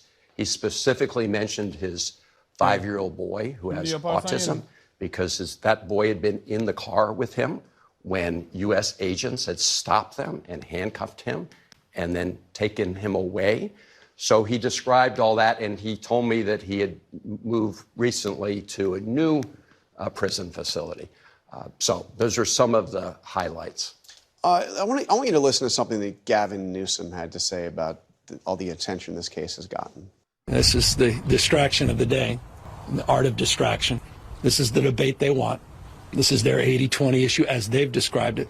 Is he right about the politics of this? I mean, the Republicans have taken great joy in portraying you as somebody who is defending somebody who's in this country illegally, they say is a gang member, and you know, and they're saying that they're trying to just enforce the laws. John, I don't think it's ever wrong to protect the Constitution and protect due process rights. I think conservative and libertarians, when they think about this case, the idea of somebody being deprived of their liberty and actually in a foreign prison without due process of law, that's something we should all fight for. I think what Americans are tired of is people who want to put their finger to the wind to see what's going on. And I would say that anyone that's not prepared to defend the constitutional rights of one man when they threaten the constitutional rights of all doesn't deserve to lead. As you know, the president himself has been attacking you by pointing out some of the aspects of Abrego Garcia's record, including the fact that his wife had an order of protection against him in 2021 and alleged some pretty serious allegations of abuse, and even that they— Oh my God. This, by the way, this is straight up. This is just like lending credence to the lines of attack created by the administration. That he had detained her. Are you concerned about your defense of somebody? Obviously. Sorry, what's the deal with them bringing Garcia and the senator wine glasses? Is that what you talked about regarding Republicans' messaging, grasping at straws right now? Or am I dumb because I really don't understand the supposed problem they're trying to manufacture?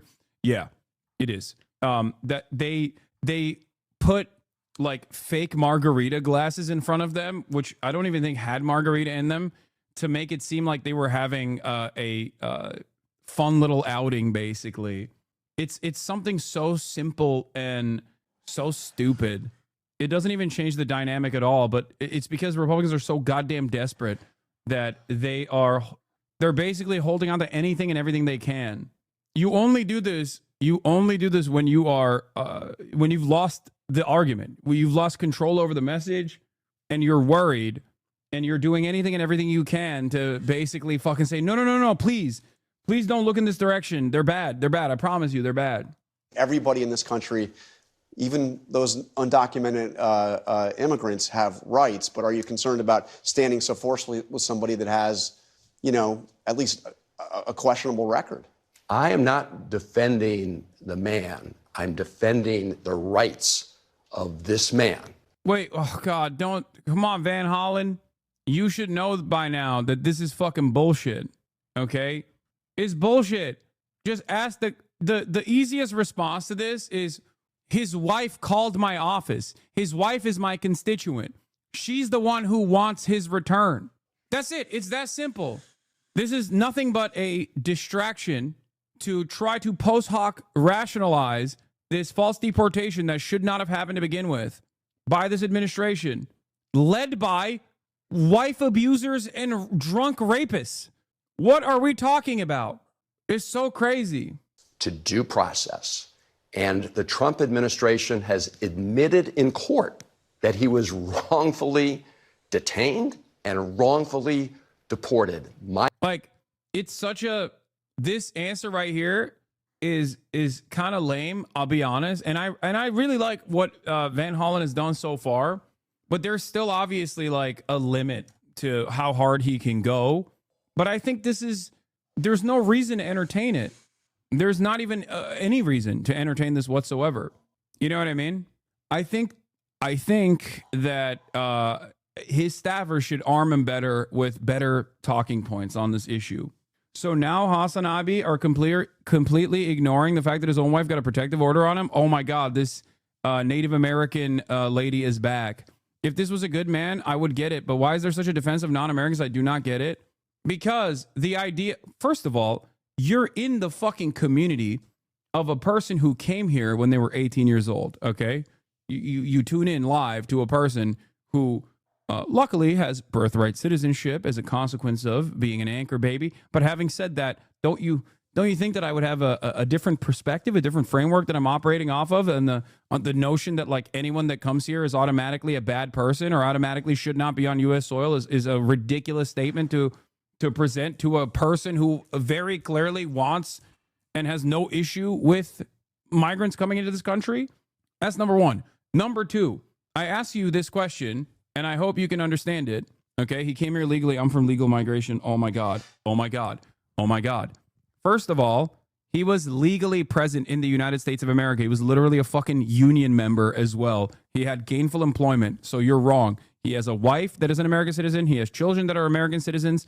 He was de facto legally on U.S. soil, especially after he got a court, an immigration court, to stop him from being deported to El Salvador, his nation of origin. Okay? That's number one. Number two, if you think, aside from the fact that he came here illegally, which is what you keep repeating.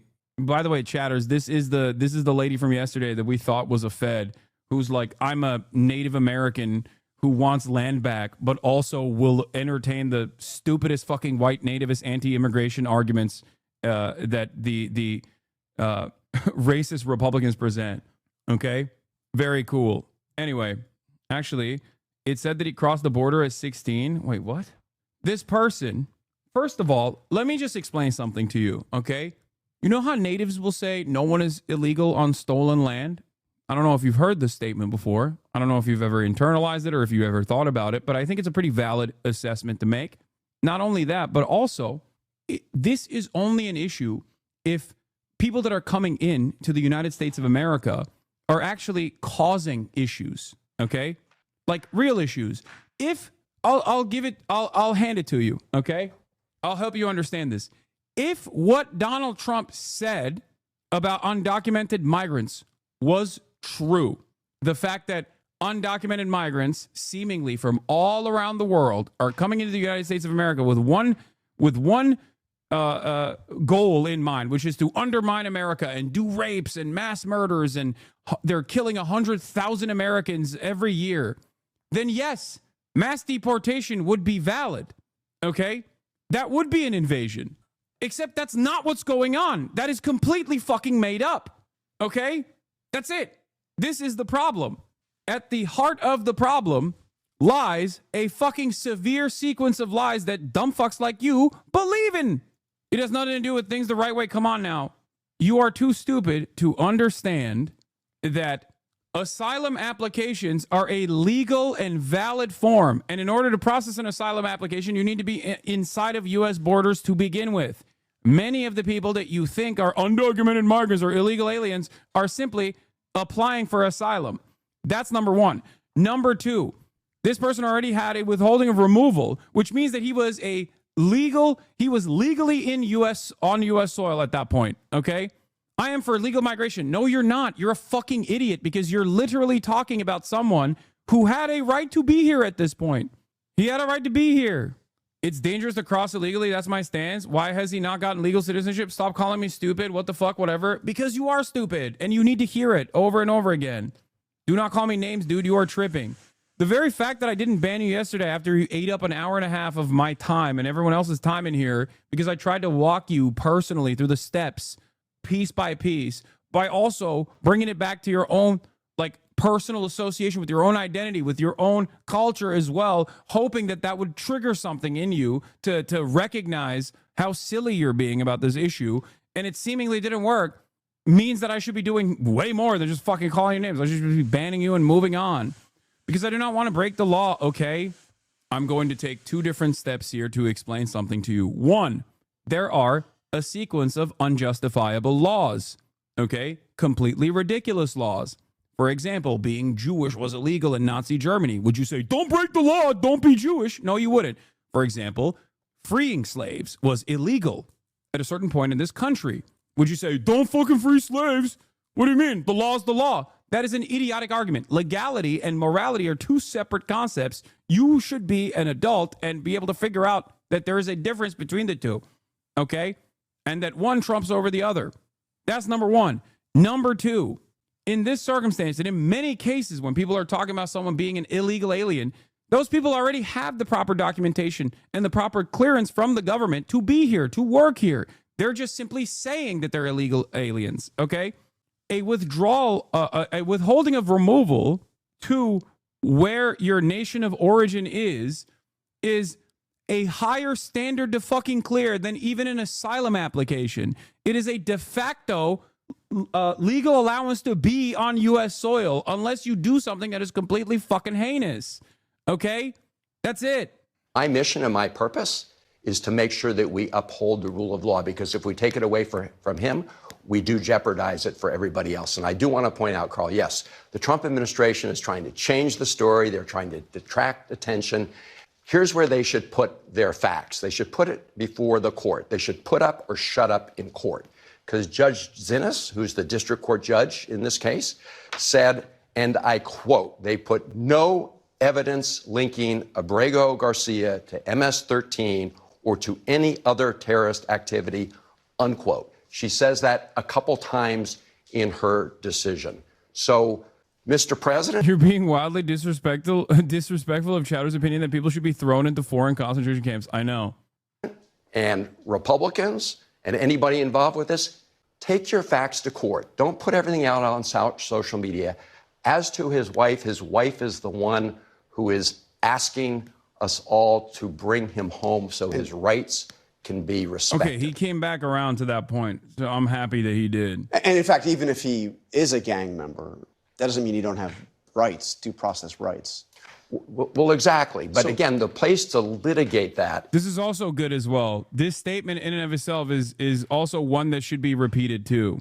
Like, even having gang associations is not automatically illegal. We're so far removed from that part of the conversation because the needle has so firmly planted in the fucking most reactionary position at this point, where everyone is trying to fight any battle they can at the edge, at the tip of the fucking spear at this point. Like, people are like, hey, can we get due process again, please? Meanwhile, we've forgotten like that there are 11 other steps even before this point that are also completely unconscionable and completely ridiculous. Is in the courts, and they've not put the evidence before the judge in the case. So again, put up or shut up in court.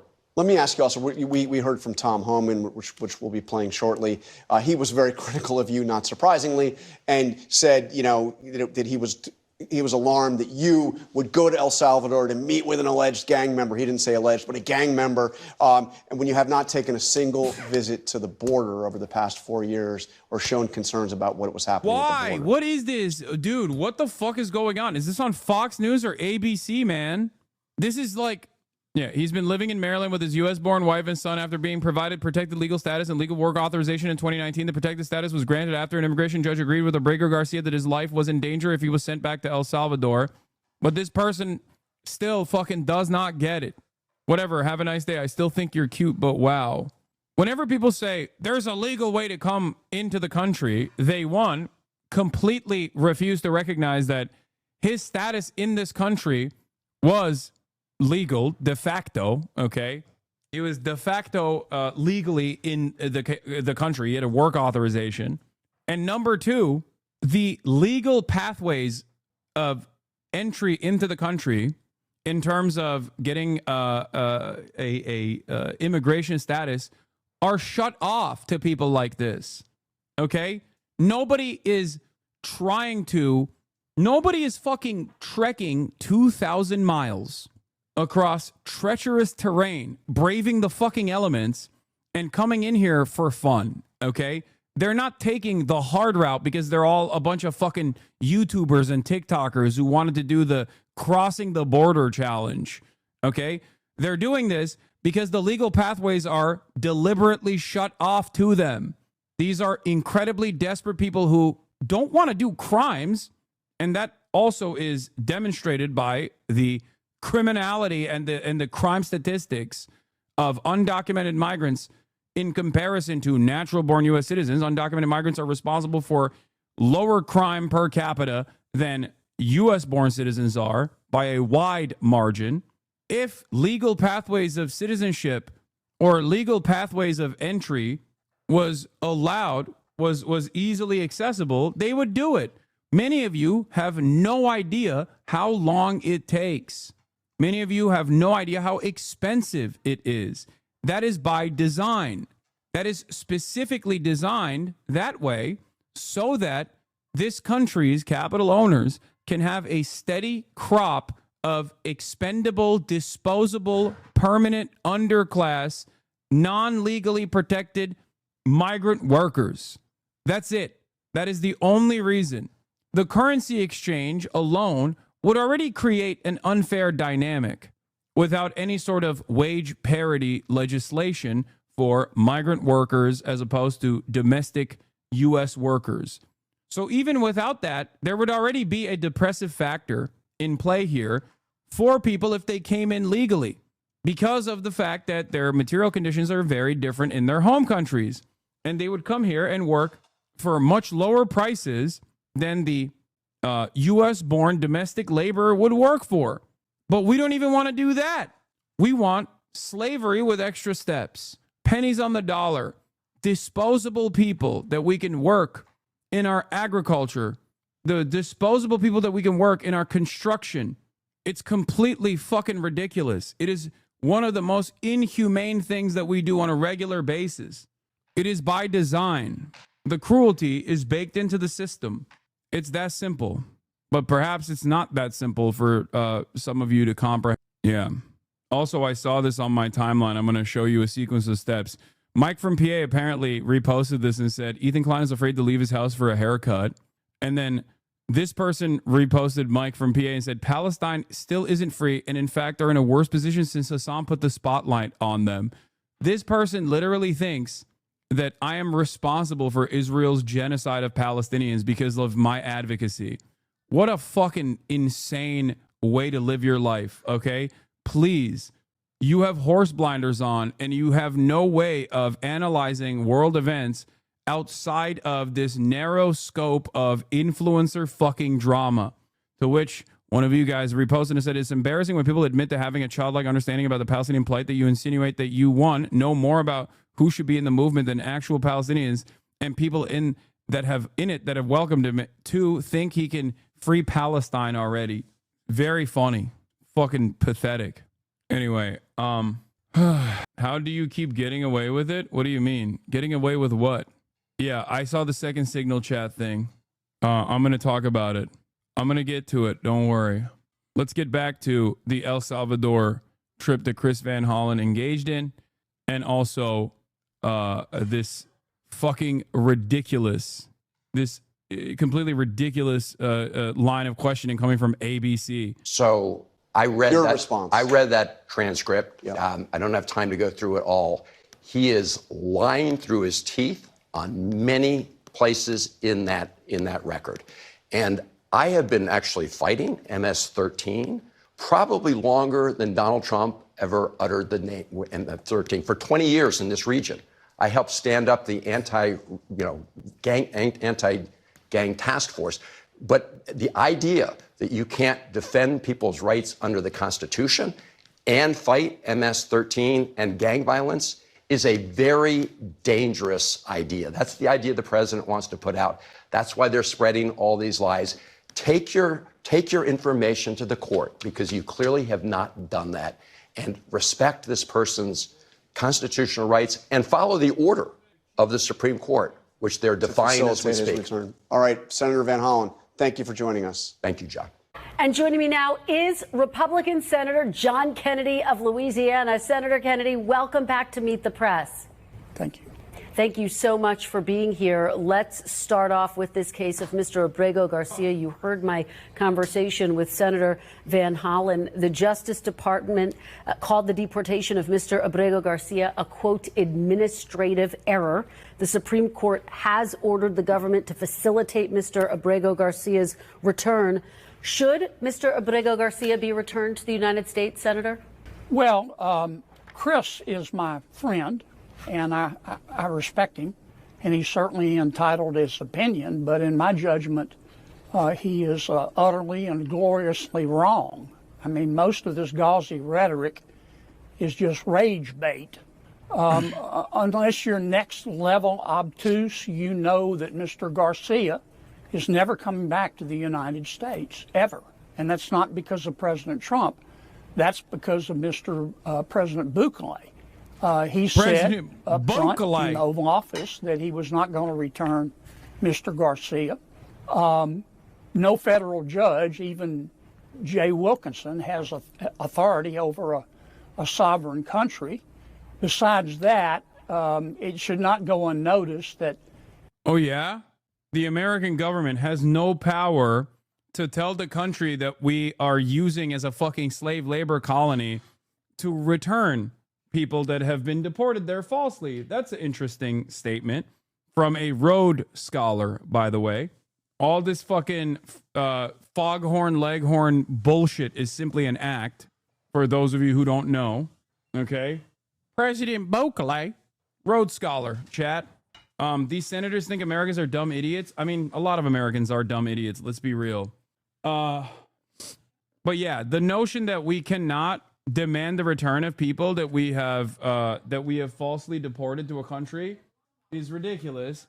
We have done so. We've done it successfully in the past, as a matter of fact. So when he says this, he's just hoping that you don't know that that is the case. I wonder if the journalist in question here will actually, will turn around and repeat. I mean, will turn around and say that's not true. Mr. Bukele is much closer to President Xi in China than he is to President Trump. Xi is spending billions of dollars to build infrastructure in El Salvador, and I wouldn't be surprised if they've discussed this case.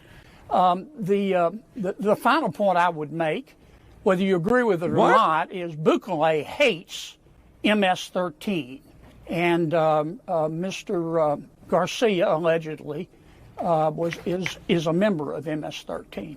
The other point I would make is that Chris says Mr. Garcia has had no due process. He's been in front of 17 judges, some of them twice.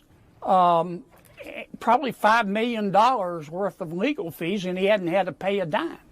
Final point I'd make, look, this was a screw-up, in my opinion. The administration won't admit it, but this was a screw-up. Mr. Garcia was not supposed to be sent to El Salvador. He was sent to El Salvador.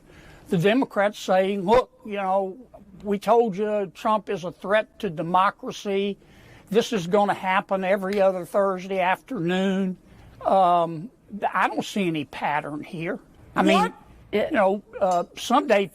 90% of people that were sent to the Seacoff facility thus far have no criminal background. None whatsoever. And have been shipped there to the slave labor colony exclusively because some fucking dipshit ICE agent knew that they were easy pickings. In order to make it seem like there is mass mobilization happening against all migrants, they're going after the ones that have basically told the government exactly where they're at. That's why they're going after fucking student visa recipients and demanding that college campuses reveal any kind of misconduct that their foreign students have engaged in, because they want to pad the fucking stats. Because lo and behold, and this might come as a surprise, the previous administration, regardless of what Trump said, and every administration, as a matter of fact, has, of course, criminally prosecuted migrants when they do crimes. Contrary to what the Trump administration was claiming before the election, that's the reason why they can't find these rugged, crazy criminals and are simply trying to deport whoever the fuck they can. Make no mistake. They're deporting motherfuckers for jaywalking and shit, and there's a reason for that. Pigs may fly, but I doubt it. Senator, this is notable because you are saying... Yeah, in Trump's first term, ICE returned a man to the U.S. after deporting him to Iraq in a contravention of U.S. federal court order. They did it before, they can do it again. But this is just one instance. Trump is also, or previous administrations have also demanded the return from El Salvador too. The idea that this is impossible is fucking ridiculous. In your words, this is a screw up. I mean, are you concerned that more mistakes could happen? Well, sure. None of us want mistakes. Mistakes bad. Doing it right, good. Yeah. But it was a screw up, and I understand why the administration is bowed up and said we won't admit it's a mistake, because if they do, they'll have their throats torn out. But it was a screw up. I don't see any pattern here. I've been listening to my Democratic friends say for, I don't know, since God was a child, that Trump is a threat to democracy. I don't see any pattern here. I see a screw up. Well, and the concern for the very fact that even John Kennedy has to concede that this is a mistake, but it's not a pattern, is a concession. It means that the pressure point, the pressure is working. Okay? I'm telling you right now, there is finally a little bit of a fucking vibe shift that's taking place. For the record, he's still lying. He's just trying to hold on to the rest of the deportations. He's like, well, this one was a mistake, but the other ones are valid. They're not. 90% of the people that were 90% of the people that were shipped off were not, they didn't have a criminal record, dude. Abrego Garcia is simply the tip of the fucking iceberg. And the only reason why we're talking about Abrego Garcia is because the government admitted to making this mistake. That's it. For some people is that if there's one screw up, it does become a slippery slope. It is worth noting Mr. Abrego Garcia has not ever been charged with a crime. And in terms of what the courts are saying, they're not saying this is under the jurisdiction of the president of El Salvador. They're saying this is the responsibility of the U.S. government, the Supreme Court ordering the Trump administration. Like, are you using 90% of the hyperbole or fact? It's a fact. This is why I think the media is still bad and still needs to be fucking pushed on this. Make no mistake. Right here, this anchor is supposed to turn around and say, ProPublica reporting on the matter showed that 75% have no criminal record whatsoever, and 90% have, beyond the 75%, 15% of them have like jaywalking tickets and shit like that, parking tickets. Like, she should say that.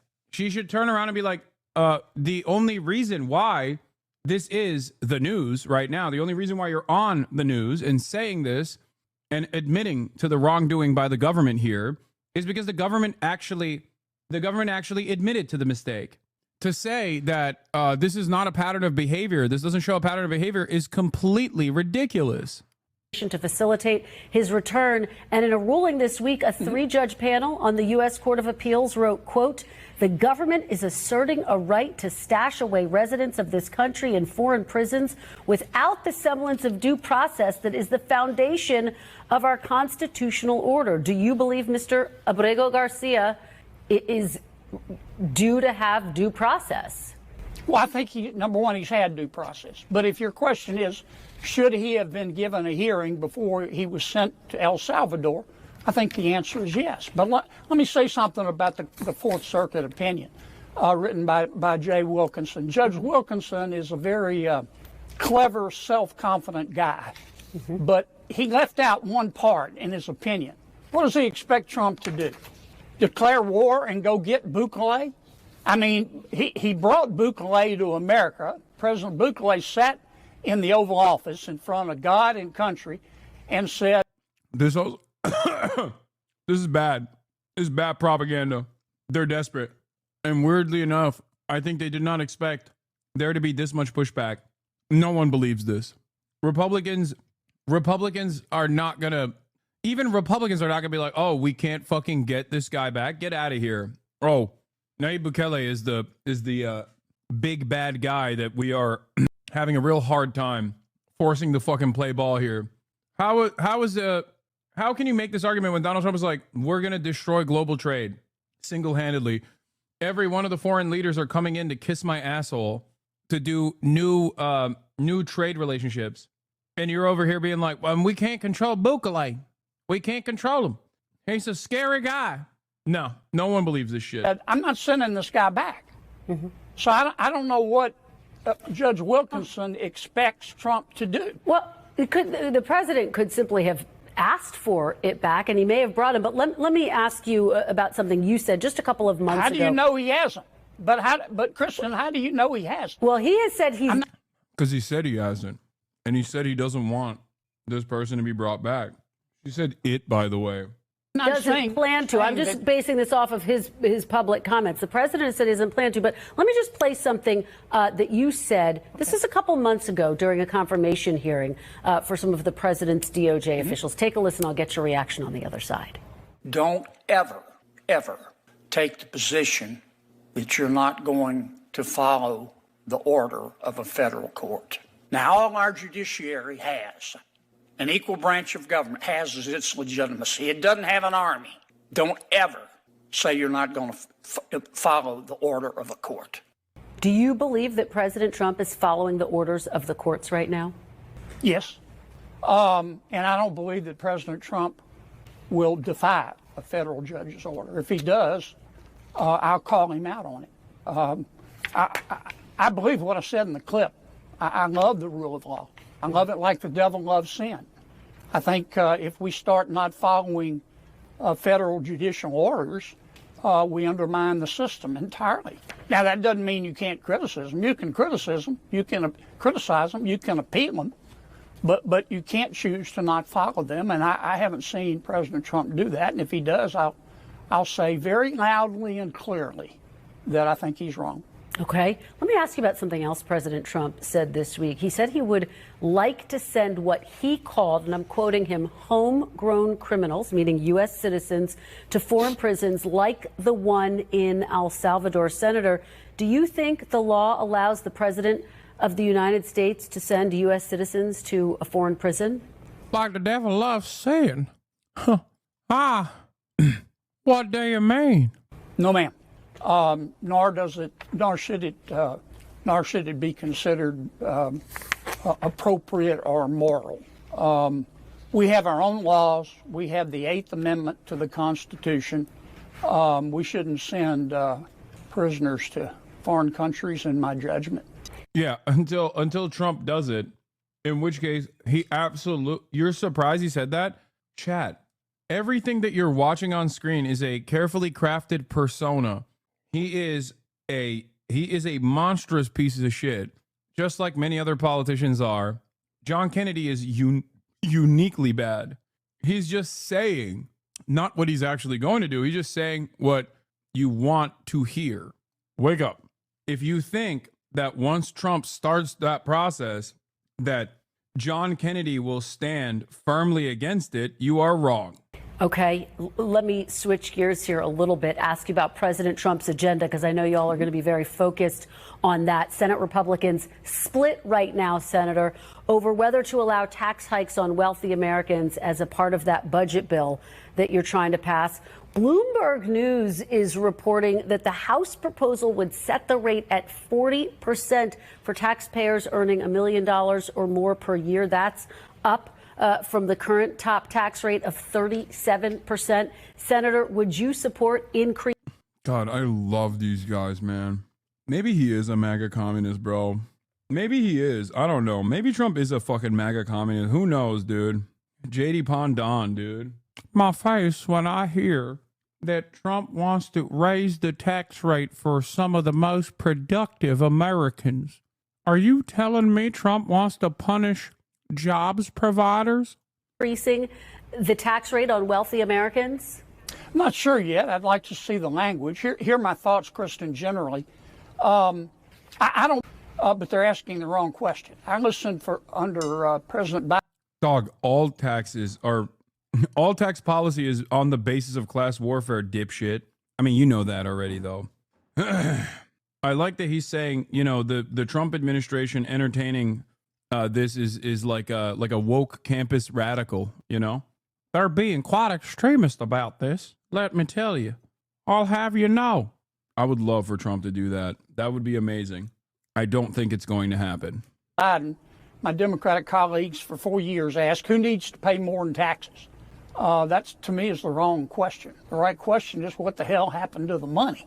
And I hope that's the question that we address fundamentally in the reconciliation. But, Senator, it sounds like you're leaving the door open to the possibility that you could ultimately at some point support an increase in taxes if you thought it was the best way to get that budget bill over the finish line? Well, we're in the process of putting the bill together. And here's what will probably happen. The House and the Senate will spend about, I don't know, hopefully no more than 60 days trying to reach a consensus. Everything's on the table. We won't reach a consensus. And then we'll have to go to the White House and meet with the president. And after a few hugs and a cup of hot cocoa, the president will arbitrate here and say this is in and this is out. And then he's going to have to put his muscle behind it to pass it. But this bill is important. It's our way of lowering prices. You lower prices by cutting spending, by deregulating the economy, and by designing a tax code that looks like somebody designed it on purpose in a way that stimulates growth so wages go up. Senator, and that's my objective in all this. Senator, we are almost out of time, but as you know, tensions have been mounting between the president and the Fed chair. Would you support President Trump removing Jerome Powell as Fed chair? I don't think any president has the right to remove the Federal Reserve chairman. I think the Federal Reserve ought to be independent. I think that Jay Powell and President Trump need to sit down and once again have a hug and a cup of hot cocoa and work it out.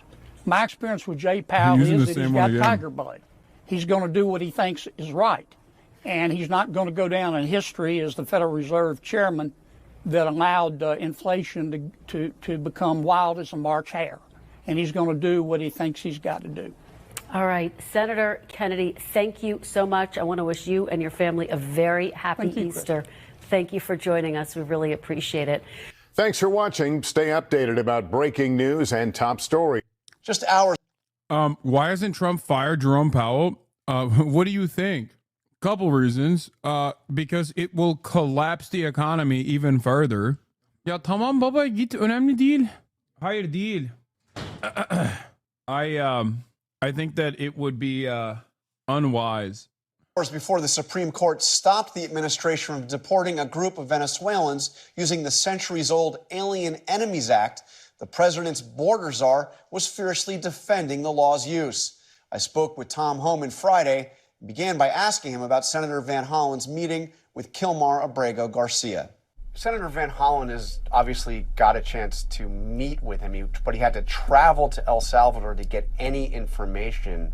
Does that concern you at all? I mean, these are people sent by the United, I mean, in his case, sent by the United States, and not even a U.S. senator could get any information about his whereabouts or the condition of his incarceration without actually going down and making the trip to El Salvador himself? Well, he obviously knew his whereabouts because he went there to see him. But you know what bothers me more than that is a U.S. senator traveled to El Salvador on taxpayer dime to meet with an MS-13 gang member, public safety threat terrorist.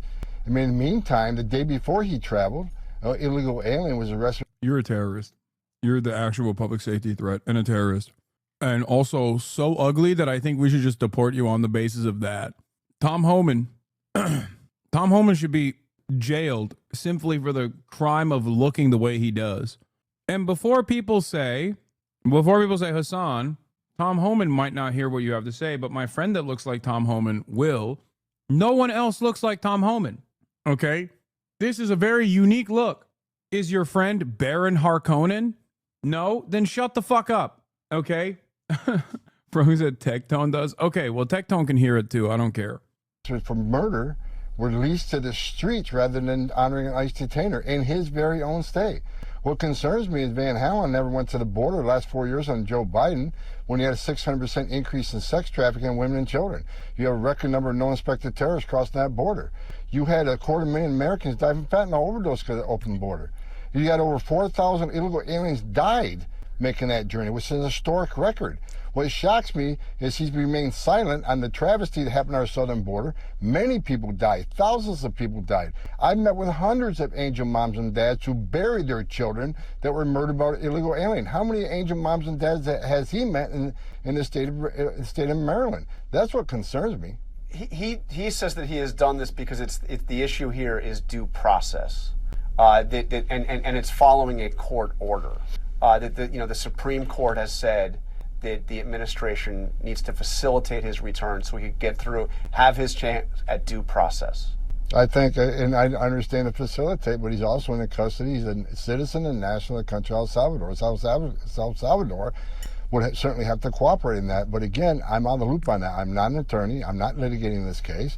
We'll do whatever the law says we have to do. But I think I stand by the fact I think we did the right thing here. We removed a public safety threat, a national security threat, a violent gang member from the United States. ICE intelligence says he's an MS-13 gang member. A confidential informant says he's an MS-13 gang member.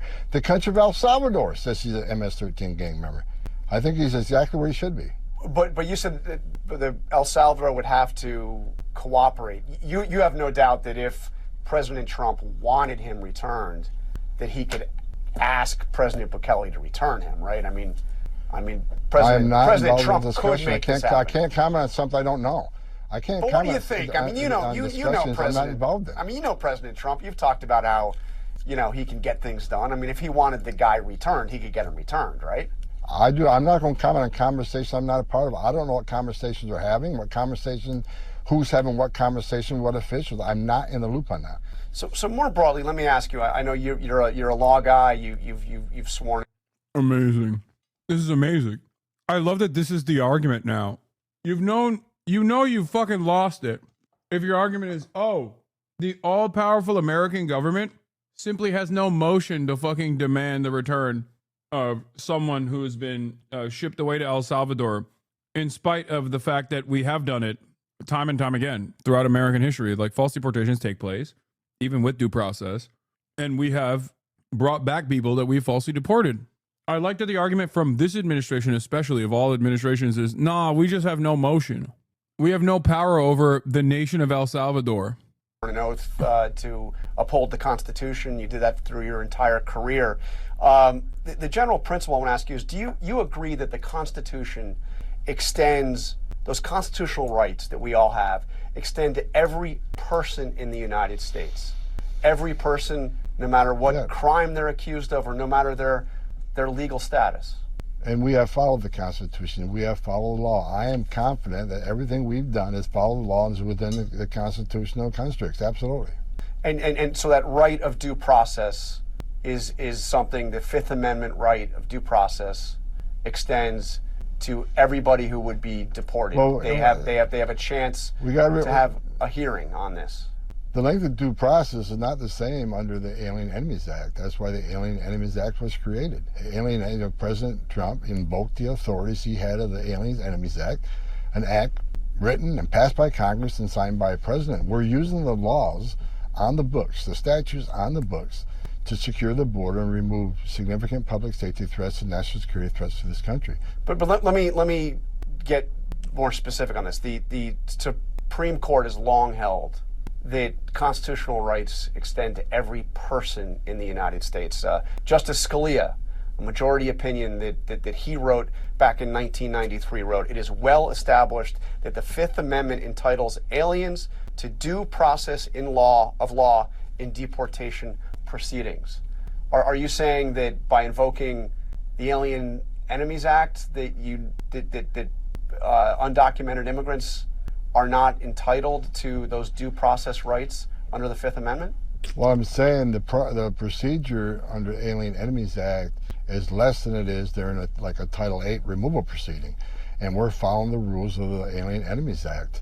Again, I think this administration has followed the law. They're using statutes enacted by Congress, signed by a president, to remove the terrorists from this country. I'm not saying, I'm not arguing here that nobody should get due process. I'm just saying there's a different process under the Alien Enemies Act, less of a process than you see through Title VIII. Let me ask you, do you have any qualms about sending people to that notorious prison in El Salvador with no assurance that they will ever have a chance to get out? People that have no record, have not been convicted of any violent crimes.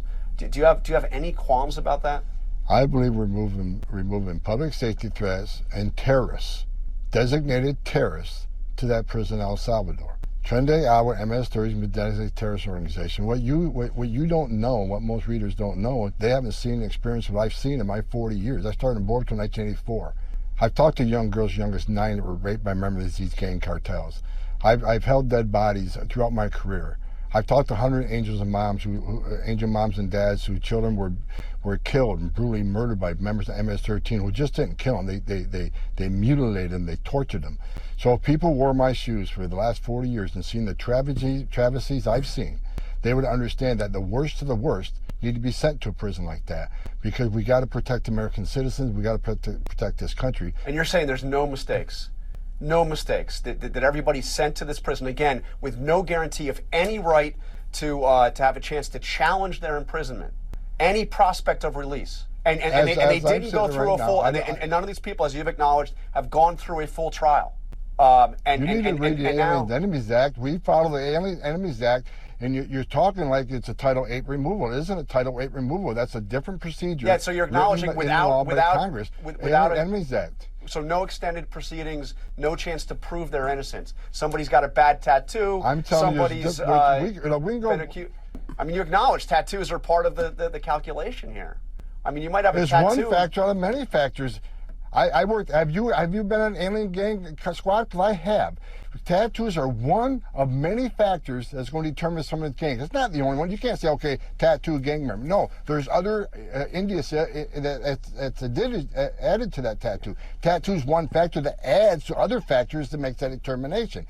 What I'm saying is you can't ignore a tattoo. That's one more factor that leads you to believe maybe he's a gang member. It's just not based on tattoos. It's based on a lot of other things, but tattoo's one of many. But no one's removed just because of a tattoo. In other words, the Alien Enemies Act means you can grab somebody and you can deport them without an extended hearing because you have labeled them a terrorist. Because you've said you've determined that somebody is a member of the gang, and therefore they don't have to go through the extended process of the opportunity to have a full hearing. That's what you're saying. And let's just be clear.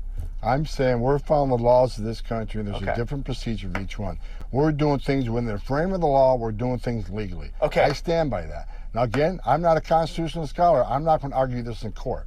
That's what the Department of Justice does. But I'm sitting here today thinking we've done the right thing for this nation, following the laws and the Constitution of this country. All right, Tom Homan, the Trump administration's border czar, thank you for joining us this morning.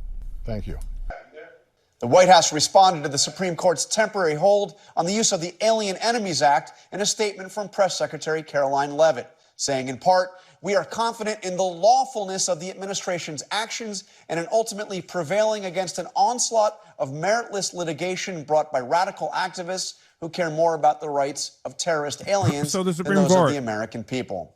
Technology, online culture, journalists. So the Supreme Court that came down with this decision is actually a bunch of radical activist judges, I guess. Now, who isn't a fucking radical activist judge, bro? Is there anyone that's not a radical activist judge? By the way, the Vietnamese bot channel, did it again. They wrote Texas high school violence case exposed. How somebody reacts. In the thumbnail, they said clearly self-defense. 56-minute video. If you watched my actual commentary on this issue, you would know that I did not say it's clearly self-defense. As a matter of fact, I said it's unclear if it is self-defense. That was my point. Having said that, I don't have all of the information or all of the details. It could very well be self-defense. Now, 56 minutes long because we don't know if it is actually considered self-defense or not. Having said that, because it actually fucking pissed off all of the worst Nazis, it's awesome, and I'll allow it. You know what I mean? I watched a few analysis videos from self-defense lawyers on YouTube. They all used the Texas legal code to show that it was clearly murder. There were multiple clear code instances of provocation which automatically rule out self-defense. Hey, Hassan the Hun, timer started. It has to be done. Yes, dude. This guy, OX Burnt, is going to fucking come and kill me. Like, dude whose fucking account has this PFP is going to murder me.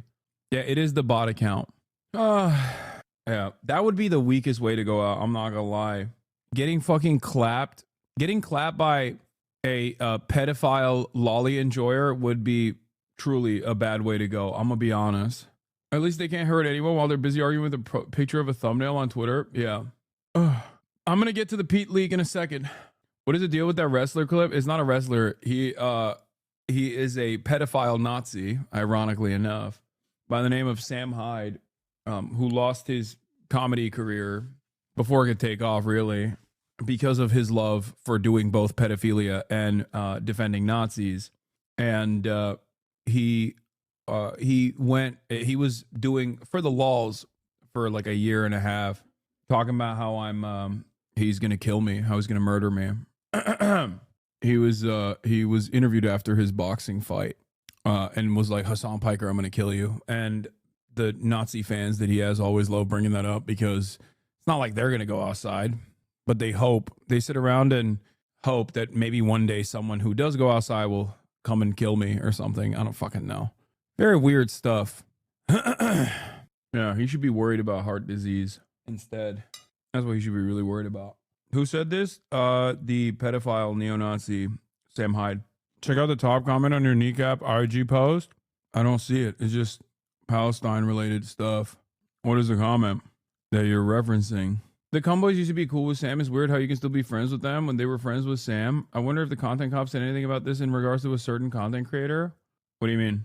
Content Cop said anything about this in regards to a certain content creator? Adam is still friends too? I don't think so. I don't know where you guys get this from. I'd be shocked. I saw him on a pod recently. I did not know that. Have you ever noticed how each member of Cumtown represents id ego and super ego? I have taken to calling them the brothers Kumazov. Adam was on his podcast like a year and a half to 2 years ago. Yeah, I don't think they was recently on his podcast or anything like that. Ethan cut off Ian over his friendship with Denims and others. In the Content Cop, Ian brings up this with Steiny, and Ethan said, and Tate. Yeah. I think that there was, this is before I met the boys, but I think that there was a point where they were homies, but I don't think they are anymore. Well, I have no idea. And it would shock me if they still were. You covered how Ethan discussed the Nazi pedophile, right? Yeah, I heard that he was like defending him. A joke in the video or not? You know what's funny? I genuinely think that Bathrobe Bowling, thank you for the 25 good subs. Sam Hyde broke Ian. And when he told me, he was like, he came and he that was like, such a bizarre chapter. He says, I'm doing a documentary on Sam Hyde. I told him, and Anissa was here. I said, that's a huge mistake. Do not do it. You guys, I don't know who, I said, do not do it. Like, trust me. Because Sam's the type of guy who's going to get the best of you, really, no matter what. And it turns out he did. And he's even crazier than Ian anticipated. Right. He absolutely, I think it just broke him. And I mean, Sam Hyde's like super ultra right. So maybe he's just, I don't know. I'm like Sam Hyde now, apparently. What do you mean? He's super ultra right. He is just straight up a fucking prominent neo-Nazi and a pedophile. He's not just ultra right. I was talking about it in I don't think Sam thinks very highly of Jewish people either, so I don't know. I was talking about it in the office the other day, but I didn't know who Sam Hyde was until iDubbbz brought him back in the spotlight. That's it. I think a lot of people didn't know who he was, and he kind of brought him back into the limelight. And that's it. I think a lot of people didn't know who he was, and he kind of brought him back into the limelight, and kind of now he's like popular again. Yeah, he's popping. And that's all thanks to Ian. Now, I'll say Sam is an extraordinarily funny guy that inspired me a lot when I was coming up. But he's also like, he's just a little crazy. That's, and also like extremely right wing. Bro, I feel like he's beating a dead horse at this point, but like Ethan Klein does not care about anti-Semitism even a little bit. He said, yeah, he's just an extremely right-wing guy. Dude, he's a fucking Nazi. What do you mean? Like, for Ethan Klein, the CEO of Twitch is a Nazi, but Sam Hyde is just an extremely right-wing guy. I am a vicious anti-Semite. I'm a vicious anti-Semite. And he has more charitability for fucking Sam Hyde. What the fuck? He used to hate Sam Hyde. This is like, ironically enough, one of the things that, like, all of the neo-Nazis that despised Ethan for being Jewish for years and years and years, many of them are Sam Hyde fans, as a matter of fact, hated me too. We had the same fucking doxers as swatters. How the fuck did this happen? Defending Holocaust deniers that attack anti-Semites, yeah. And potentially a Nazi as well. Potentially a Nazi. I mean, he had when he did the world. Potentially, brother. What do you mean potentially a fucking Nazi? Wait, someone sent me. Okay. I just want to look at something because someone said that Ethan was claiming that I was a Nazi because of the bleach sword that I have that apparently has the reverse the reverse swastika, which is not a swastika, but that's besides the point. Like the fucking famous bleach katana that I have. They were lasering in on it. I want to hear what he had to say. I want to hear what his statement was about that. Peace show. There was a sketch where it was just a bunch of kids going. Yes, Zach and Dan called you out. That's so Dan. Jews. We love Jewish people, and I was like, this makes me very uncomfortable. But that's that. Sam Hyde, congratulations, you did break Ian's brain. So that looked like a swastika in the video. I know it was an anime thing, but maybe we'll be a little more careful. I said that this morning too. Let me pull that up. I know that the chances that they did on purpose is close to zero, right? So I'm not accusing them, but like just be a little more aware. Dan said you're vile. What the fuck? Next time. Why would they have that though? Like I feel like you buy that, you take one look at it, you go, maybe not. I got no clue. That it's not actually a swastika. It just looks like a swastika. Pretty damn right? close. Yeah. Yeah, I think it's from it's from an Bleach. anime. Can you send it? Oh, it's from Bleach. Okay. Oh. Like to bleach my mind of this video. I'm not gonna say that they're most genocide. Probably should have picked a different katana for the photo. Ian posted this to Twitter, okay, with a katana. Not racist guy, not racist. Listen, he's just embracing his new audience. With the least anti-Semitic people on Twitch. Yeah. Zoom in on the. There's a clip of you they show where you say you don't watch the show. I don't. I've read the mangas, but I've never watched the actual anime. And I stopped reading the mangas a long ass time ago. The hilt. That is a fucking uncomfortable similarity to a swastika. It's a warm welcome to his new audience, Ethan. Wait, how is that not a swastika? That's almost like it's doing the whole motion. It totally is. I guess it is a swastika. It's not like a Nazi swastika. It's swastika's originally from Asia. So, like, so wait, it was, what's the name of the sword? So I want to see what it looks like in the cartoon. Okay. Oh, I don't. It looks this. I could never. I bought this on stream, dude. What are we talking about? I bought this at Anime Expo on stream. Here's the VOD. You bought them on stream? Yeah. That's okay. Have fun, y'all. Have a good one. Like, fuck, I don't like that, but it's sick. It is a cool sword. Let's see it. He's even holding it. I literally say right here, I don't even fuck with Bleach like that, but the sword is sick. The right way. It's hard to take out though because it's got like the. No, I'm not holding it here. This is how you're supposed to hold it. Remember? Come on, chat. Remember. And this way you can't even do this. You can't do this because it gets stuck. Yeah, this sword is the Chicago Bulls hat of being anti-Israel. This is longer than a regular katana. Can you even watch the line over my manga? Those would never get stolen in Japan. Okay, I'm gonna go. Dan got clips sent to him. Dug up moments of you saying you don't even like Bleach. Where they got these convenience clips so quickly? Who could say? Yeah, this is. I mean, here's another clip of me literally purchasing it because I think it looks cool because it's a long sword. And it has like a little dangly thing. I have it prominently placed on my wall, but it's not in the streaming room. Like, I don't know why so many of my fucking naysayers will just like look at something that I have volunteered and then try to make it into like a controversy. It's whenever people are like, Hassad, you have an affluent beginning and you're privileged and your uncle is Cenk Uygur. You are a nepotism recipient. And then they'll be like, and here he admits it. And it's just me talking about all of those things. You know what I mean?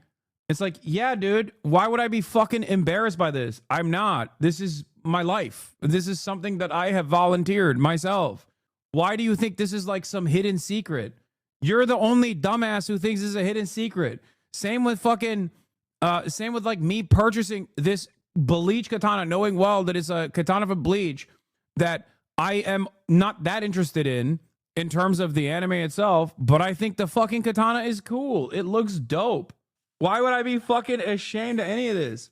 It's funny thinking you are sneakily anti-Semitic when you could make $1 trillion by being really anti-Semitic, like all the other dudes. Yeah, that's what I mean. That's the other side of this, where it's like, at this point, there is no more fucking safeguards on unlimited anti-Semitism. If I was fucking anti-Semitic, I would just say it. Get a fucking larger audience, as a matter of fact, constantly noticing things. You know what I mean? Why would I trap myself in a fucking bind where people are like desperate to hear anti-Semitism from me? I'd just fucking cave into it if that's something I personally believed in. It's such a stupid... Yeah, the reason why I brought this up, by the way, is because I wanted to see what he had to say about this, as opposed to Sam Hyde, who he was like, he's a really far-right kind of guy. Never get into Bleach. I just want to see it for reference. Fake weeb over here. Bleach. I'll say Bleach Nazi sword. Katana. Bleach Nazi sword. Whose sword is this? Is it Hassan's? That's assume Hassan's. so. Yeah, The Hassan's thing a is, like, big you weeb, can't so. own this and have it and like have it out without being like, this looks like a swastika. Yeah, totally. Or do you think that now that it's been pointed out that he should remove the photo at least? Take it down? No. Bro, I like that immediately. The first thing is like, let's remove this photo, please. Like, it's always policing content, okay? For defenders of Israel, it's just one note, one speed. Can we get this taken down, please? Eve Fatlaw. Like, there's never been, I'm serious, there's never been a moment in my life where I'm like, this bothers me. I'm going to call the manager and demand that this person is removed. Like, how ridiculous. How is that always the first speed here? Jesus Christ. He's not going to. It's just, I don't know. That's a fucking I'm harassing. Come on, dude. It's very close. I mean, I guess objectively it is the shape of a swastika, but I think the intent has nothing to do with Nazi Germany. The Nazis have ruined that symbol. You can't just be like, oh, well, you know. Let me ask you this. Is Hassan a huge fan of Bleach? Does he have a reason to have this Probably, board? right? I mean, I've that's a never heard popular him one. talk about it in my entire life. Well, how much you watching, you know? Well, hold on. Let's see. Let's see. Let's look. He watches a lot, and that is a very popular one. I could never get into it. I don't know. I tried it too. I didn't like it. Why is it that in there they do these investigations, but they couldn't figure out where I bought this katana? The policing of people to talk to and the content to consume, they're like a toxic ex. No, it's just like, this is something that happens with supporters of Israel. They think that they think that they run shit no matter what. Literally. Straight up. Do you think that if you were a huge Bleach fan that Ethan would be charitable towards your sword ownership? No. I did this fucking on 2023, 2 years ago. I did this because I wanted to leave anti-Semitic breadcrumbs for my podcast co-host at the time. Eventually, to find years later on a fucking multiple month extended crash out. This is one of the many breadcrumbs, dude. It's because I own the media. It's me. I own it. It's clue time. Oh, I can't believe we figured it out. I wanted to maintain plausible deniability. But yeah, that's the face you make when you're like, ooh, my plan. Go buy a bunch of swords. I got you, King. Oh, guts. You don't know what that is. That's Berserk. That's. I can't believe you've never watched Berserk. Let's say we entertain this insane theory they have. This would still be one of the dumbest way to do subtle anti-Semitism. Yeah. Yeah. With you, Dan, it sucks. It sucks, right? Find one instance of him talking about the show Bleach. Okay. Is there any mention of the Jewish people in that I show? just don't know that you can. I don't think in the context of these people that talk about Israel and Palestine. Somebody should have looked at the photo and been like, come on, dude. Come on. Like, no, first of all, these people are very cognizant of what can even be considered anti-Semitic and used against them. Like, yeah, they very clearly didn't think it through. They didn't look at it and go, this looks like a swastika. You know? It's fucking ridiculous. Okay, maybe this is really perverse. They are retroactively trying to prove anti-Semitism. No, that's what's funny about this is that like the entire process here is done to scratch the surface of my secret anti-Semitic tendencies. And it's pretty funny to do that. Like, it's pretty funny to dedicate any amount of time to something like this. When in fact, Ethan also says I'm literally a vile anti-Semite all the time. Why is it? Why is it that like this is the one moment where you finally found convincing evidence? You know what I mean? You've already been calling me a vicious anti-Semite over and over again. It makes no sense. You already got it, man. You got me. You said I'm a vicious anti-Semite for fucking months before this, so I don't think he likes you, to be honest. Yeah. It's probably a bad call. Well, he's goofed around with the sword, right? He's goofed around the sword. He's seen it. He's seen it. It's still up. YouTube Ads is made for your business. Bring your brand to life with targeted video ads and connect with the perfect audience. Grow your business and reach your people with YouTube Ads. Final Destination, Bloodlines, May 16th.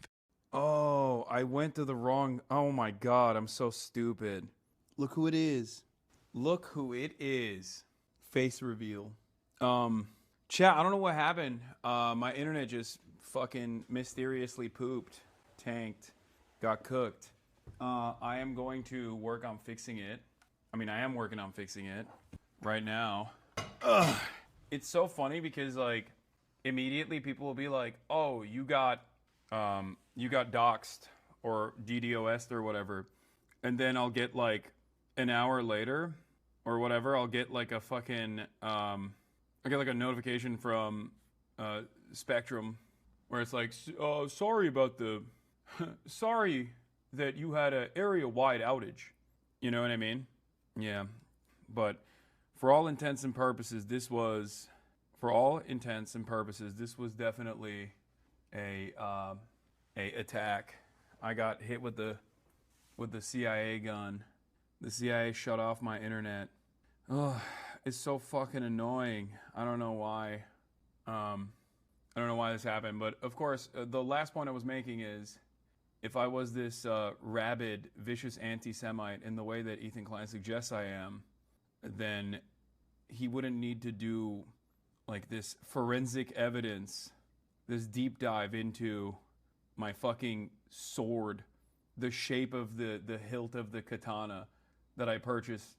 That is a beloved franchise that is incredibly popular. So popular that I knew where the katana was from, and despite the fact that I haven't. This is my favorite stream. Kaya looks so tired. It's because she is. Flirt, move the cam so we can see you. What do you mean? I'm showing you the real celebrity of this fucking stream. It's Kaya Ya time. Yeah, I don't know what the fuck's going on. It's just my internet's completely fucking pooped. Pooped, I tell you. So here's what we can do. I can either A, wait it out with the hopes that the internet magically comes back, okay? Or, no, I'm not gonna do an IRL stream. Okay, calm down. Oops. Here. Oh God, this camera is so fucking heavy. And literally, it can't hold up the weight. Okay, oops. Hold on. There we go.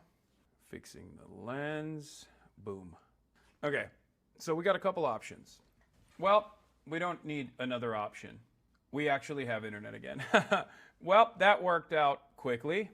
As I was about to describe the two different options I have in front of me to either A, reconfigure the backpack to give me internet access and use it off of the internet, use the internet of the backpack to basically stream off of that, or to wait out my ISP with the hopes that it returns, with the hopes that my internet returns, except my internet has returned from my ISP, so swapping that now, swapping it back to my regular ingest at the moment. Hold on. Just like Jesus Christ, our Lord and Savior, I have risen. I am delivered. And on the third day, he rose. Type beat, you know? It was actually Allah telling you to move on from Ethan Reacts to the new JCS. Yeah, no, I know. Okay, so we're back. No, we can't have class outside. Do we not have a Kaya cam because of weird weird backseat dog experts? No. Only because my regular my main camera that normally also features Kaya is kind of busted. And as you can see, it's completely out of focus and only focuses on Kaya. And I don't know how to fix it, but we will fix it tonight. She is the main character. She is queen. Okay. Where's the Fareed Zekaria post? There is like something. We're gonna talk about the second Pete Hegseth drama that fucking hit the timeline. Another Signal Gate moment from our defense chief. Whoa, where the hell did my... What the heck? What the helly? Defense Chief Hegseth shared war plans in second Signal chat, New York Times reports. A second Signal Gate has hit the timeline. Ladies and gentlemen, this man absolutely loves sending state secrets to people over Signal, to people that he should not be sharing these secrets with, people that do not have the proper clearance. Now, I personally don't care. I think it's quite funny, as a matter of fact, that these guys keep leaking details of their horrible plans. I care more about the fact that they have these horrible plans to begin with. That's what I care about. But once again, it is pretty funny that this administration keeps getting in its own way. Like, they keep getting in their own fucking way, dude. Amazing. Breaking from the New York Times, Pete Hegseth shared detailed information about forthcoming strikes in Yemen on March 15th in a private Signal group chat that included his wife, his brother, and personal lawyer. The info included the flight schedules for the FA-18 Hornets targeting the Houthis in Yemen. Now, it's hilarious because, like, if you know someone with any kind of security clearance, you know that this is a big-time no-no situation, okay? It is very, very unacceptable to do this, and this would immediately revoke your security clearance. Like, this is something that would normally get you fired and possibly even criminal prosecution. But of course, we live in different times now. Relationship goals. All right, yeah, here it is. Hegseth said to have shared attack details in a second Signal chat. The defense secretary sent sensitive information about strikes in Yemen to an encrypted group chat that included his wife, brother, and people familiar with the matter, said. Mr. President, a second Signal group chat controversy has hit the towers. Nothing Pete loves more than slamming 5 to 10 beers for breakfast, driving to work, and then texting war plans to his brothers over a few fingers of whiskey. Defense Secretary Pete Hegseth shared detailed information about forthcoming strikes in Yemen on March 15 in a private Signal group chat that included his wife, brother, and personal lawyer, according to 4 people with knowledge over the chat. Some of those people said that the information Mr. Hegseth shared on the Signal chat included the flight schedules for the FA-18 Hornets targeting the Houthis in Yemen, essentially the same attack plans he shared on a separate Signal chat the same day that mistakenly included the editor of The Atlantic. Mr. Hegseth's wife, Jennifer, a former Fox News producer, is not a Defense Department employee, but neither should be Mr. Hegseth. So, to be fair, like, I'm not defending this administration, but, like, it's not like Pete Hegseth is qualified for this job anyway. Might as well share it with everybody, you know? And I don't think that this will cause Donald Trump to fire him, considering the first one didn't cause Donald Trump to fire him, even though this actually increases the stakes a little bit higher than the previous one, because now, at least in the first one, they did not know, according to their defense at least, that there was a person that did not have any security clearance whatsoever in that group chat. In this one, Pete Hegseth knowingly is sending classified information to members of his family and friends. Who else has he sent this to? The fucking intern that he wants to have sex with?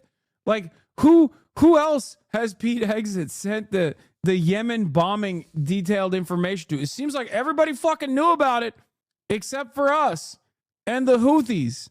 Just leak it next time in a more appropriate avenue, you know? I matched with him on Hinge and he sent it to me. Kid Rock knew about it. Mr. Hegseth's brother Phil and Tim Parlatore, who continues to serve as personal lawyer, both have jobs in the Pentagon, but it is not clear why either would need to know about the upcoming military strikes aimed at Houthis in Yemen. The previously unreported existence of a second Signal chat in which Mr. Hegseth shared highly sensitive military information is the latest in a series of developments that have put his management and judgment under scrutiny. Dog, what do you mean? Unlike the chat in which The Atlantic was mistakenly included, the newly revealed one was created by Mr. Hegseth. It included his wife and about a dozen other people from his personal and professional inner circle in January before his confirmation as defense secretary, and that was named Defense Team Huddle, the people familiar with the chat said. He used his private phone rather than his government one to access the Signal chat. I don't know if I'm against it at this point. We might need this guy to give us more insight on how they're killing civilians in Yemen. Oh, I am unconditionally in support of Pete Hegseth doing this. Okay? I cannot stress this enough. Chatters. And I've made this clear since the first time this became a controversy. I think that we are missing the forest for the trees. Now, I think it's deliberate that the media is missing the forest for the trees. They're deliberately refusing to reckon with the actual issue here, which is, why are we bombing Yemen to begin with? That is the real point of contention for me. We should not be bombing Yemen. As a matter of fact, we should be listening to the very reasonable, very moral demands that the Ansar Allah admin is doing, is engaging in. We should be listening to Yemen and saying, yeah, maybe Israel should cut it out. And this is a consistent position that I've long maintained. I said, I like leaks. I don't care if it's because you saw massive harm being done to civilians at the hands of our military and wanted to blow the whistle, or because your Groyper Discord kittens were acting out of line and you needed to teach them a lesson. So, to me, I love this shit. I love these leaks. More leaks, please. Leaky faucet. I don't care. To me, there is a higher order of priority here, which is, number one, why the fuck are we bombing Yemen? Number two, why are we bombing Yemen without congressional approval? Okay. Number three, it's a foreign nation, by the way. Like, there was a time and place when you had to get congressional approval for these things. Not that it fucking matters, because, like, I don't think we should bomb Yemen at all. Number three, also significant. Why are administration officials using encrypted chat rooms to have these conversations? This is supposed to be done in front of some kind of accountability. Like, this is supposed to be done in front of people that are logging these conversations taking place, so that there's a record of it. You can't have these private conversations on fucking encrypted chat rooms. What are you, crazy? That's not allowed. That part is ridiculous. And also, by the way, illegal. That part is illegal. Now, it doesn't matter because the administration is never going to prosecute that sort of thing, but it is still very much not allowed. What the fuck? Oh, but this kind of stuff, Leaky Pete, Whiskey Dick Pete over here, engaging in personalized leaks of state secrets, I will say this much. This is good. This is like when Chris Murphy famously came out and was like, we tried to do a light coup in Venezuela, but the Trump administration was too incompetent to deal with it. And I was like, what do you mean? We tried to do a soft coup in Venezuela, Chris Murphy. Why is that good? Are you trying to make Trump look good? And that's kind of how I feel about this administration as well. Like, their incompetence sometimes gets in the way of their violent desires. And I like that. This is ironically what I mentioned. This is ironically what I mentioned before when we were talking about Pete Hegseth.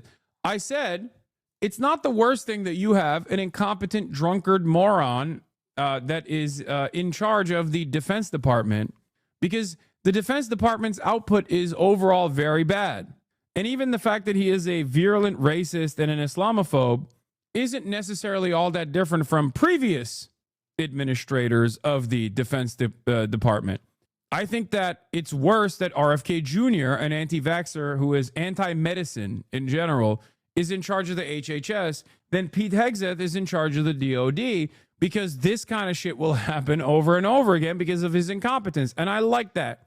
I want the people in charge of the Defense Department to be incompetent, and I want the people in charge of the HHS to be competent. So, if you want to understand, though, aside from like the incompetence of this administration and their Defense Department, there's of course more that we must discuss on the matter. Perhaps more importantly, aside from this kind of shit, is what the American government has been doing. The American government is doing what Israel's been doing in Gaza, but this time to Yemen.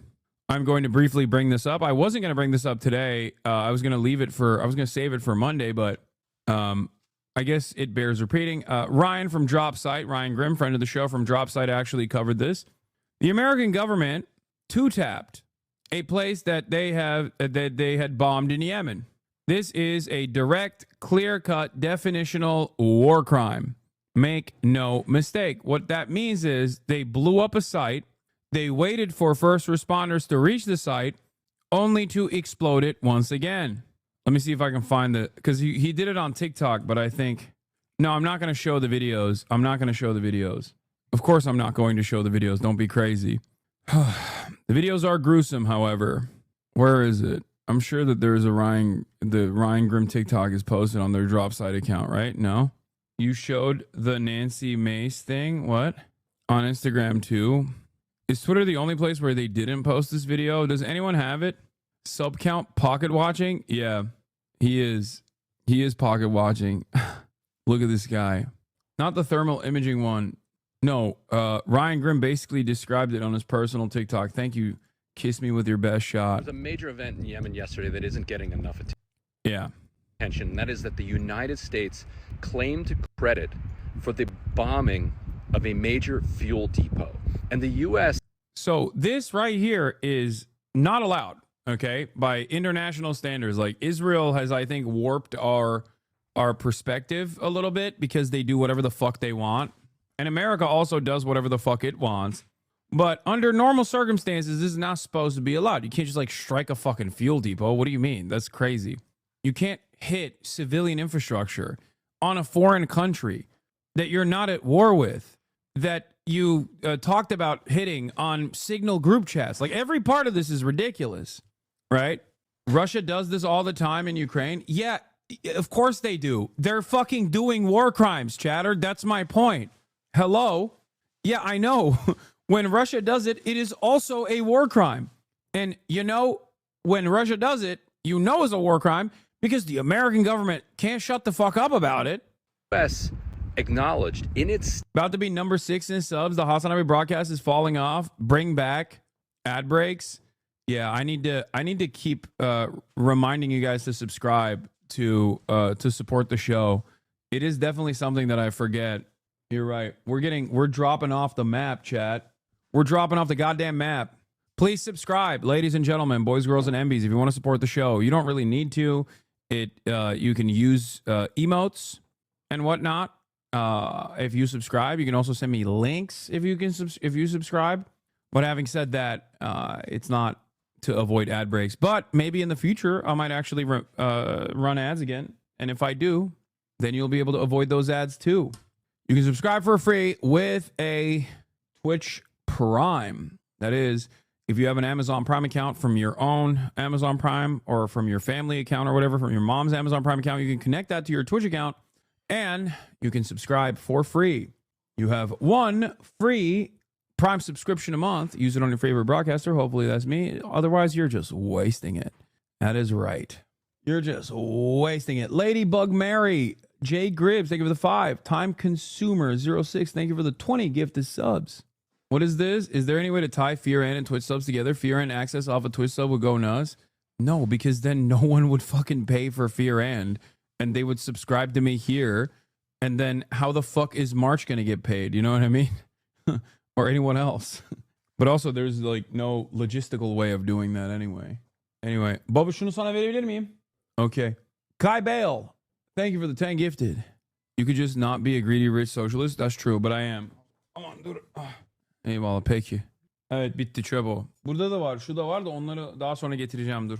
My dad just came in to the stream. You got a very rare, unique Baba moment on the stream. Also known as my, I'm not even going to joke about that in this administration, actually. Never mind. I was going to say my maid. But anyway. Statement from CENTCOM that the reason they attacked this civilian infrastructure is to deprive Yemen of the oil needed to run its economy, and ultimately their terror groups have done it. But a double tap is when you first strike a piece of civilian infrastructure and then you wait for the rescue workers to come save those who are burning to death, who are crushed underneath the rubble, and then you attack again, timed to kill those rescue workers. As a result, at least 15 paramedics have been killed in Yemen, and the images of people burning to death coming out of this U.S. terror attack are absolutely shocking to the conscience. Now, the U.S. on and off through 3 administrations has been alternately attacking or starving Yemen to no effect. The same government is in control now in Sana'a that has been for almost 10 years at this point. But this is not just an escalation, but also an admission that the entire purpose of this strike was to hit the civilian infrastructure in order to crush the economy. That is an international war crime of the highest order. Yep. They've been targeting civilian infrastructure, but hold on. Where is this?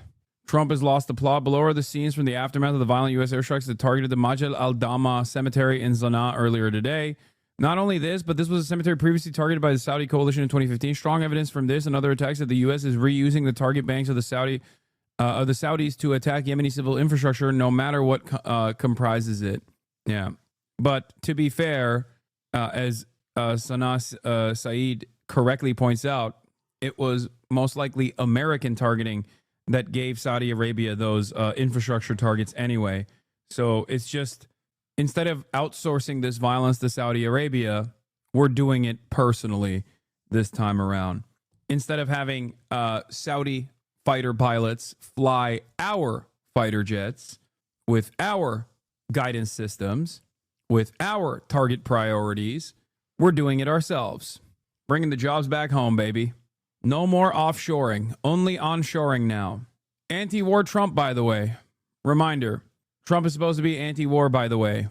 Now, the real question, once again, is why they are doing this. Why are we doing this? And also, this is a really important thing that I must show you that I found on my timeline yesterday. And it's a very important revelation, but that's a joking one.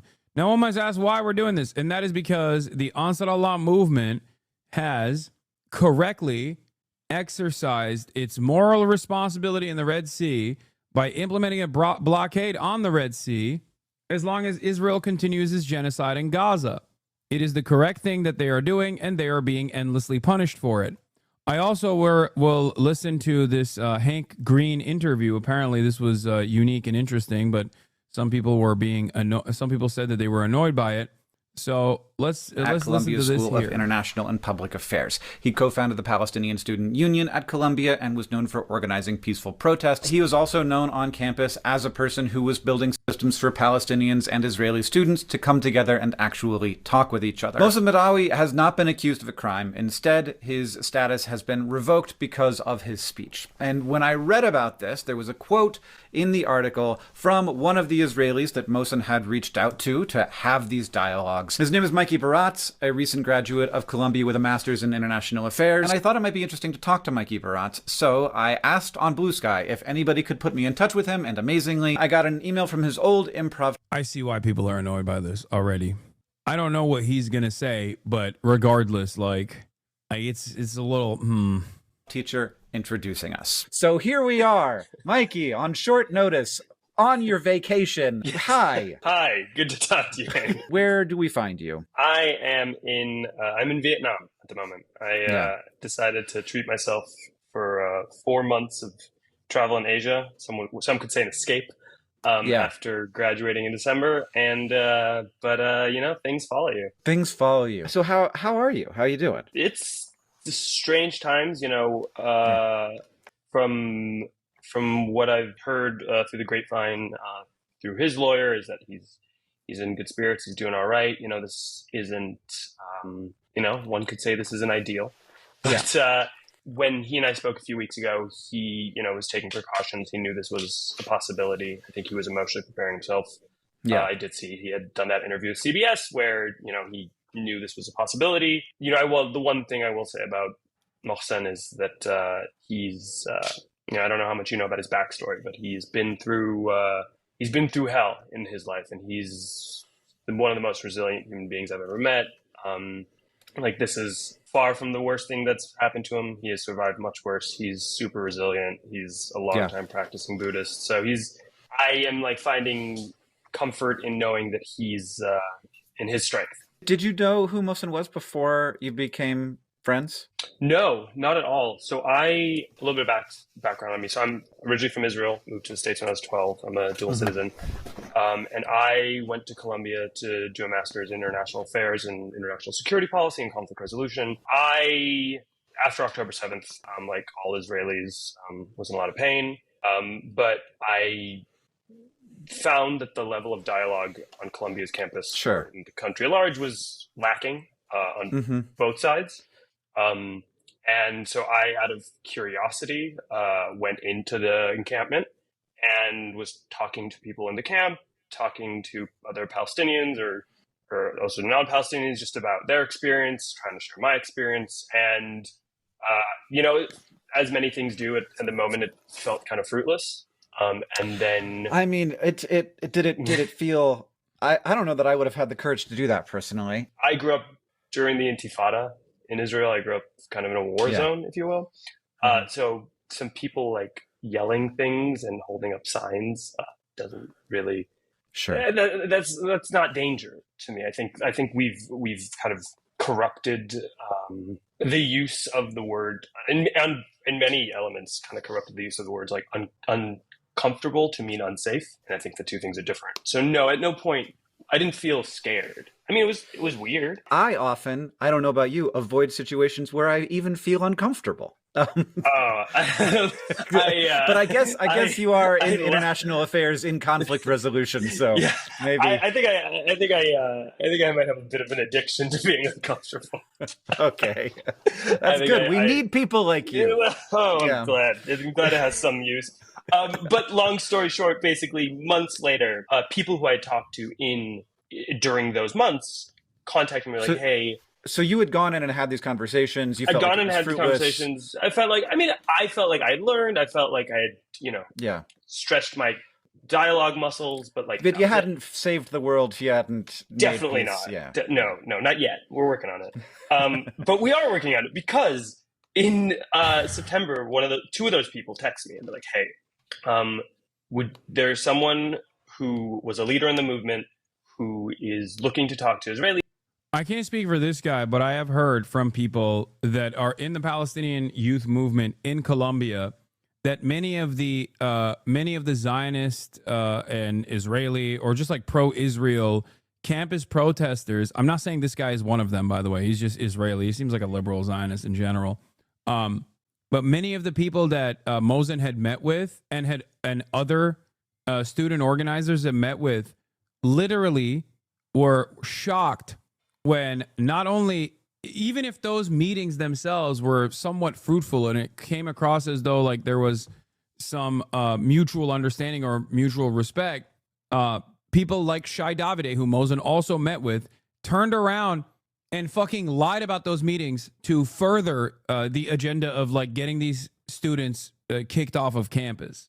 I'm not saying that this guy did that, for the record. I'm simply telling you what attempts the Palestinian youth movement made to talk directly to a lot of people who are pro-Israel on campus in an effort to be like, hey, we're not being anti-Semitic. We have we're not anti-Semitic at all. We have Jewish organizers here as well. Like, you're being ridiculous, whatever. Let's talk.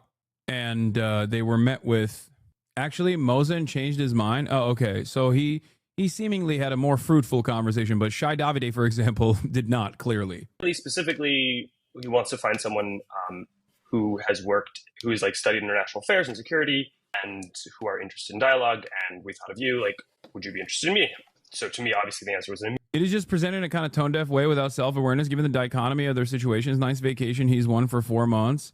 And he's the one who grew up in a war zone and would feel better if he acknowledged a stark contract as it was brought up. Yeah, exactly. But that is, I think, the limitation of human conviction in general. That literally is like, in his mind, he's like, yeah, isn't it all really strange and really fucked up how we're living through these troublesome times, is like the extent of his experience with this. And who knows? I mean, a year from now, he might have a dramatically more radical perspective on this matter. You don't know. So that's why I always try to maintain charitability, regardless of what people's output is, and immediately don't try to like fucking shove shit down their throat. That's important. That's important to recognize. Remember, many of your many beloved friends of the show came from similar backgrounds, similar perspectives. Noah Colwyn, Simone Zimmerman. There are plenty of people who grew up with unlimited amounts of Zionist propaganda and had to work their way through that and became invaluable allies in the process. So it's something that you always have to remember when you analyze these situations. The very fact that this person had a conversation with Mosin and then he was able to alter his perspective on the matter, even though he's literally Israeli, is a good first step. Now, I can't help but, of course, still point to how tone deaf this comes across, because Mosin's in a fucking prison somewhere. He was honeypotted by the federal government with a citizenship hearing with the express purpose of subsequent deportation and the revocation of his green card. Like, I'm almost more disappointed in Hank for having this conversation Yes. with this framework, instead of like also, I don't know, talking to like even Grant Minor, right? Who is a Jewish American student who was the student leader of the Columbia Student Union, who was fucking fired from the university for also being a fucking protest leader at Columbia University. Like, that's like, you don't even have to go to a Arab if you are afraid of them. You know, you don't have to go to a Arab, scary brown Muslim student. You can go to a scary Jewish student who is a firmly committed anti-Zionist as well. Because, I mean, look, even in war, there usually isn't a both sides are equally responsible type situation, like Russia versus Ukraine.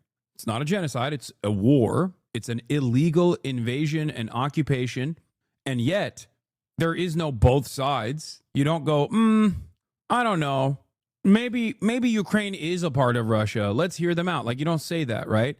So it is doubly inappropriate to have both sides have done a lot of stuff and said a lot of stuff when it comes to the issue of genocide.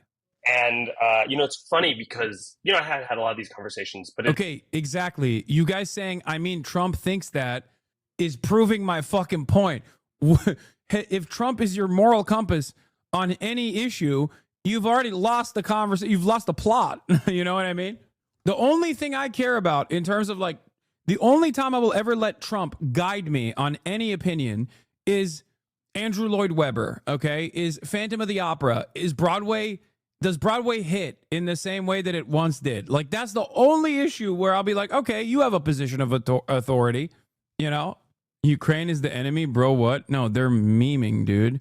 Ukraine is the enemy of mankind, as Tim Pool once famously said. It had never been like a date, if you will, and we like scheduled a coffee meeting and like, I'm not even saying there is no value in like talking to this guy who was convinced by Mosin.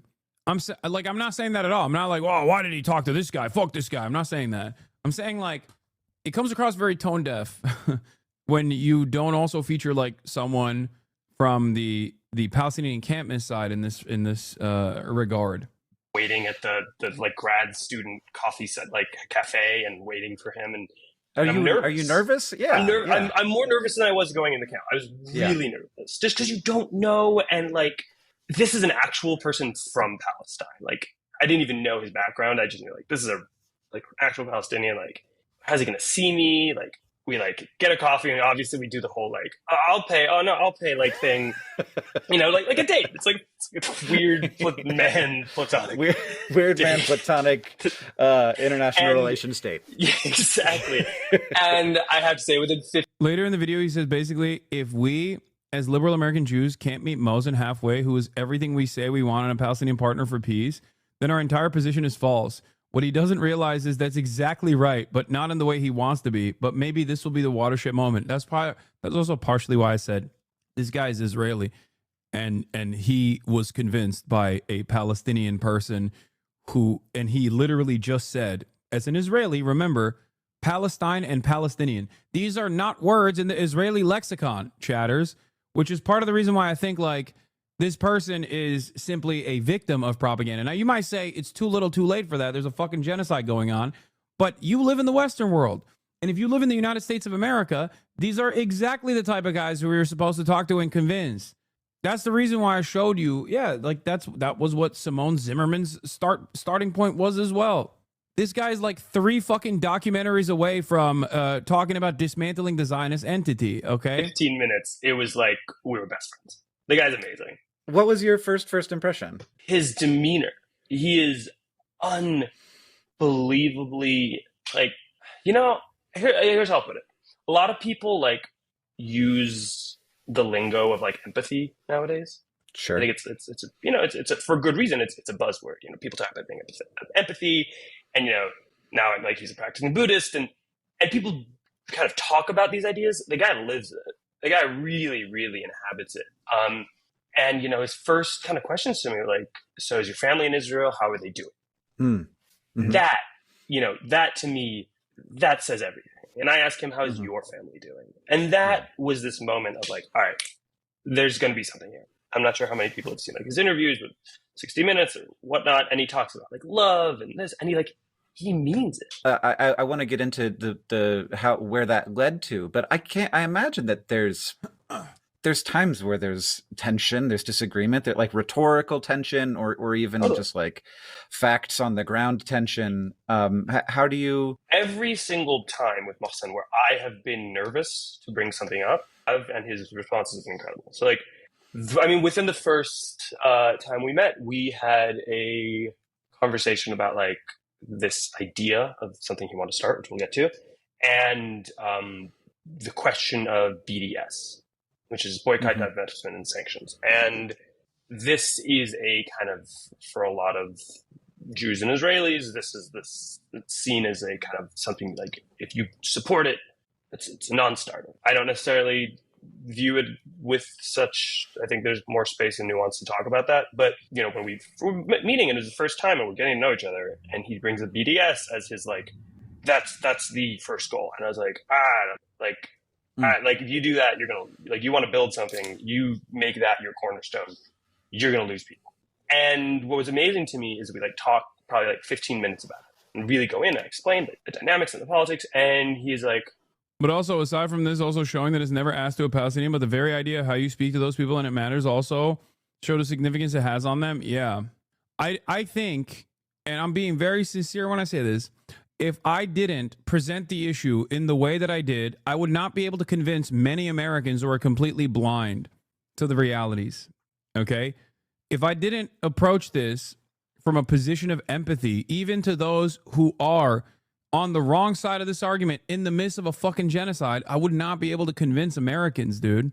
I recognize the sheer cruelty and the sheer ignorance of many people living in the Western world. I recognize the ignorance and the cruelty of many people living in Israel. My goal is to try and change their minds as well. This conversation isn't, and it's interesting because like, it's something that I say all the time. Like, when I'm talking about trans issues, I'm not talking to trans people. I'm talking to transphobes. When I talk about Israel, Palestine, I'm not talking to Palestinians. I'm talking to people who are either A, oblivious, or B, already have convictions on the matter. Wouldn't it be better to post still angry YouTube videos from Argentina? Okay, it's fine. Everyone plays a different role in this process, okay? Everyone plays a different role in this process. But that's my goal. My goal always is to try to reach people where they're at and to convince them that the way they see certain issues is just wrong. And I understand those who stress. Sorry, Kaya is like crawling towards the door. Has there ever been a time where the Israeli-Palestinian conflict hasn't been as bad? Does there need to be a whole leadership change before any real change can happen regarding this conflict? I mean, it's gotten worse over the years. Okay. Now, that doesn't necessarily mean he like immediately changed his mind and doesn't agree, and he agrees with me. But he really wanted to hear it. He's really interested. So you meet in this this coffee shop situation. Who somebody pays for the coffees? I paid for the first one. I insisted. And what's from there? So you didn't know about this guy. You didn't know that he was part of the organizing of the. And also, by the way, I'm gonna be honest. Maybe I'll change my mind on him. Maybe he is a fucking asshole. I don't know. Like, I'm not saying that he's not, for the record. But I'm not saying he's evil across the board. That's my point. Like some stuff before. I had kind of heard like he had been a leader in the movement. I didn't know the full story. Sure. What's next? So the next one is, so the idea was how we want to build a community of Israelis and Palestinians, and specifically Israelis and Palestinians, not like Jewish supporters, not like other supporters of the movement, like really like the people who have the first-hand experience of the stakes in this conflict, bring them together to I think first and foremost, to show that in this time where people are just screaming past each other, there are those of us who want to solve this. And the idea was start small and grow and grow and grow until we could have like a broader movement and create a different narrative, pressure, decision makers. And it's funny because I'm not an activist type. What do you say? I mean, I was just never. I was always. I was very like idealistic when I was young. I studied environmental studies in undergrad, and I had kind of given up on the dream of making big change, and I really, I always, and I'm not one to like be a part of a movement. The irony is like, here I am now, like this week with everything that's happened, like I feel like I'm taking on an activist role, and it's this weird like, oh, Mohsen, you bastard, you got me in activism now, and it just took you getting arrested. All it took was you doing, from what I can tell, nothing. Usually to get arrested, you do have to break the law, but in this case, apparently that is not the case. So I think that there was the period where Mohsen was organizing protests, but then there was sort of like, it seemed like he stepped back from that some. And this is the irony of it all, is like Mohsen stepped back, in many ways, I think because he believed that the movement needed to do, put a little more emphasis on like policing certain voices or moderating certain things. There's the famous Mohsen is about to get deported, man, biblically unable to read the room. Yeah, that's the other thing. It's like there's an element of intensity here. Like there's a element of immediacy that is lost in this conversation. Like that is not presenting itself in this conversation at all. I want chat to remember that though we may hate this framing, this will appeal to a lot of Hank's audience. Nah. I'm gonna keep it $1.50, dude. I think you're wrong. I think libs, even like regular ass libs, have kind of moved beyond this. Like, let's fucking sing Kumbaya in the situation. You know what I mean? Like, it seems like a lot of the people that are, like, this isn't even an accusation, is not proof. They didn't even bother to accuse him of anything illegal. We've corrupted the use of the word uncomfortable to mean unsafe. I feel like this is spot on for the time we're living in. I knew Mohsen briefly in college. I never met more eloquent or passionate advocate for justice. I'm utterly infuriated. So thank you for talking about this. Like most people are just dialed in on the like they're not going to criticize Hank for this, but most people are focusing on the more important part of this conversation. What's like ironically not really mentioned in this conversation thus far, which is the unjustifiable deportation of Mohsen. Their support for Palestinians is conditional, requires them to be perfect, and even if they are, they don't actually support it. If he's against BDS, a passive action, he won't be for anything else because that actually frees Palestine. No, BDS is a really interesting one because like even fucking Ofer Kasif, who is like as aggressively an anti-Zionist as you can get, with his background, but even he was like a little worried when I brought up BDS. There are plenty of people who are people that as firmly committed pro-Palestinian voices and academics that have also had this kind of attitude towards BDS as well. Norm Finkelstein was against BDS chatters back in the day. So, I mean, I never used that against him. I never thought that was like, a bridge too far from me. I'll never support Norm Finkelstein. Like, I don't give a shit. Okay. Ironically enough, what is this? Pamphlets tweeted about you. Oh yeah. I mean, I saw this already. This is look at that. 36,000 likes. Speaking of which, by the way, I didn't see this one from fucking my number one troll, Ismail. Okay, Ismail. Maybe y'all aren't hearing what words are coming out of his mouth. He literally said he was creeped out by Diddy parties and then broke up with his girlfriend for going to one. 102,000 likes. Jesus Christ, dude. Fucking 4K likes on this versus holy moly, dude. What? Holy Toledo. This is crazy. they're wrong, but being critical of tactics ain't really the same as what this guy's doing. He's saying it. If you're for BDS, you've lost me. That's conditioning opposition to genocide. No, I'm. Oh my God, you're misunderstanding my point. I'm saying that is an unconditionally wrong position to have. You have to explain why. It's mainly a cultural boycott that they have an issue with. Yeah. A lot of Israelis especially freak out about BDS because they think it's like across the board anything Israel related, which is ironic because Israel's actions is already creating an organic BDS against Israel anyway. So they're missing the fucking forest for the trees. But this was what happened with the South African apartheid as well. This literally happened with the South African apartheid. Like, it became impossible to avoid and so immoral. It became so unimaginably immoral that, you know, organically people were saying the things that they should be saying against Israel right now, but against apartheid South Africa back then. You have Joe Biden talking about how unconscionable South Africa's practices were. Let's tell this clip of him kind of like, you know, subduing, like suppressing like someone who's screaming anti-Semitic stuff, and him saying like, this doesn't represent us. And I think my understanding is he felt that the movement had become a little bit, or always, I don't know, like was too lax in that, which is funny, right? That was my biggest critique of the movement. Like, as an Israeli who does want to find peace, I would talk to people in the movement and say, like, I would love to join your cause of like a ceasefire. I would love to join your cause of, you know, an end to the occupation. But I can't, because there are people within your movement who are actively justifying my potential. I'm sorry, but I don't think Hank Green is equipped enough to have this conversation. I can't believe I'm saying this. I don't want to be the friend who's too fucking woke here, but it is, you know, like that right there is you got to put some pushback on that. You got to put that message right there has some seasoning to it, you know? Like, that's crazy. It's like if two white guys were having a convo about Black Lives Matter. It's exactly the same, actually. Like that right there is always going to have a point where your blind your privileged blind spot is going to get in the way of you making a fair assessment.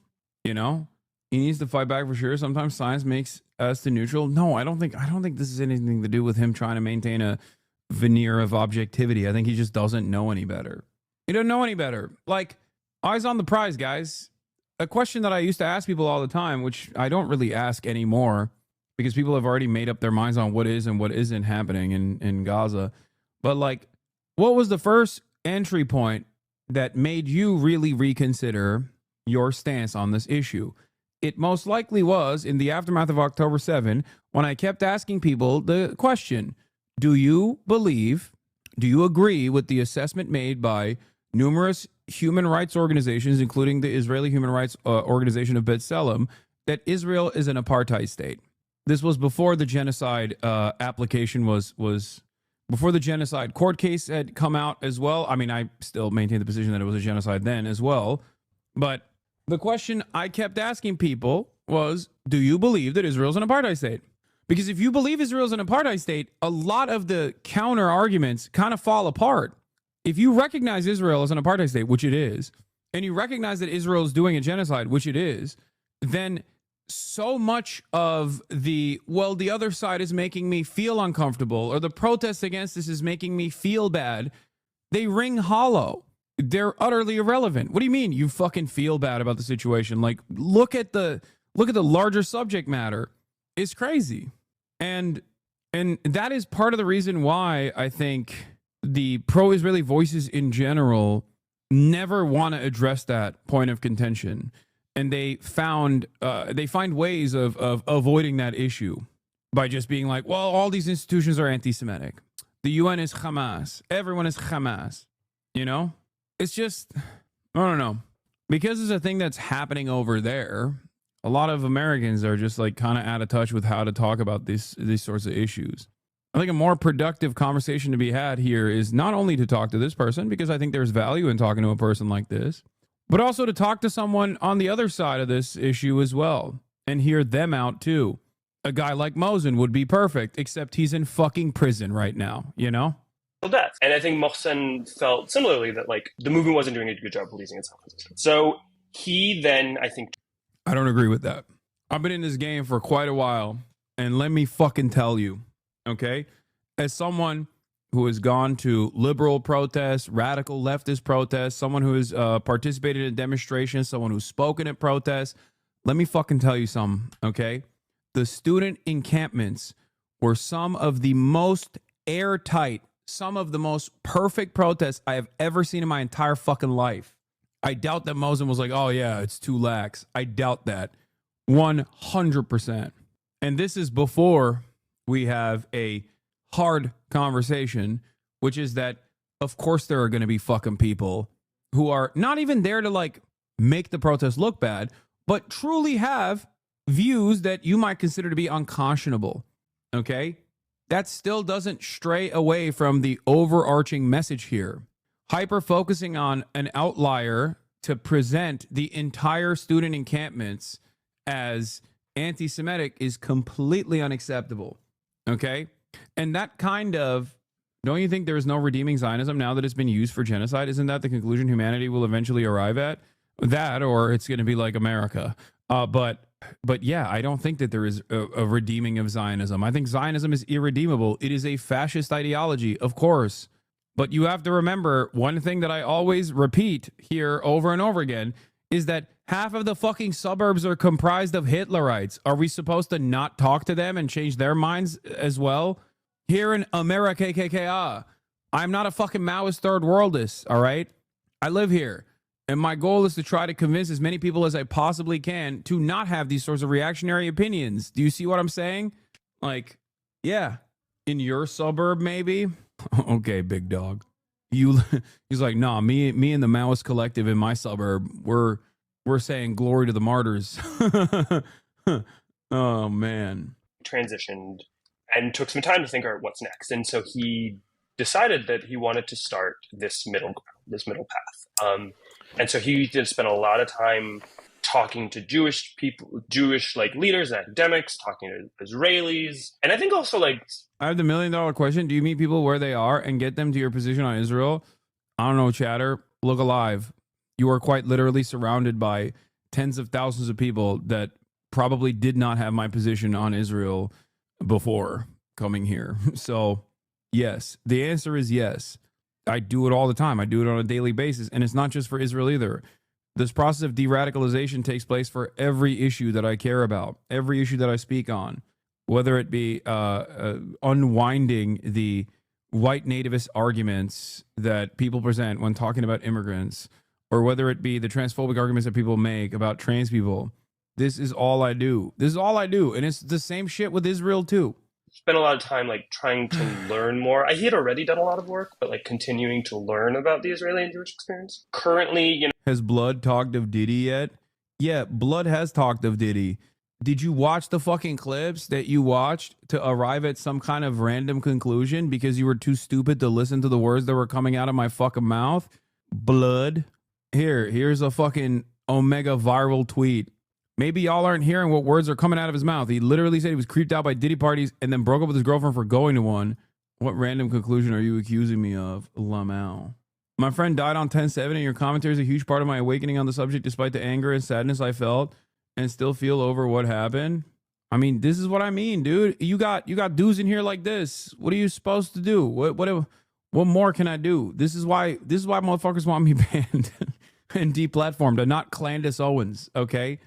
Just an FYI, I came back to you like right after October 7th to get some direction. I know many people left, but I came back into the fold. Thank you for giving me direction and redoubling my efforts.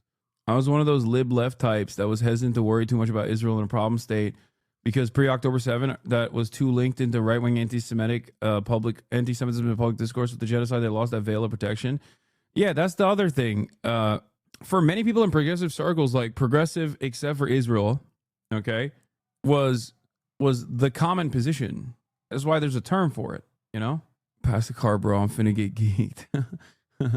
Have a singular fun day on this broadcast. Fucking impossible challenge. Isn't supporting Candace pragmatic to stop Israel even if you don't support her anti-Semitic stance? No. The fuck? She doesn't give a fuck about Palestinians, dude. What are you talking about? She's just using Palestinians as a talking point to advance her nefarious agenda of anti-Semitism. So no, it don't work that way.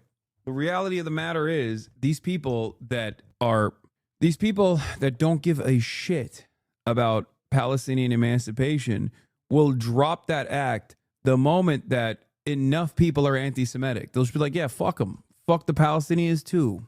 It's not a pragmatic stance that you're taking in this regard. It is actually a very dangerous thing that is taking place. Ironic because you know who else thinks that it is pragmatic to allow Candace Owens to continue doing what she's doing? Fucking Israel. If the only voices in the United States of America that get a lot of mileage on the issue of Palestine are Dan Bilzerian, Candace Owens, Andrew Tate, Fresh and Fit, like guys and ladies who are overtly anti-Semitic, then that plays a major role in the Hasbara efforts for Jews living in the Western world, for the record. It also happens to be, ironically enough, a short-term gamble that will blow up in the face of many people who are pro-Israel, both of Jewish background and not. You know, the people on the left are using Palestine as a way to make more money. It's just funny to... Why do you label any conservative as pro-Palestine anti-Semitic? I don't think Dave Smith is anti-Semitic. I don't think every conservative that is pro-Palestinian across the board is anti-Semitic. I think Dan Bilzerian is. That's different. And it's not because of the fact that they're conservative and pro-Palestine. It's because of what they've said. I care about what they say. Like, the example I will use is the shit that they say about, like, the Talmud or whatever. You know what I mean? Like, the moment that someone talks about, like, a Talmudic thought or whatever, Dave Smith is barely conservative, to be honest, but yeah, what the fuck he's a libertarian. What?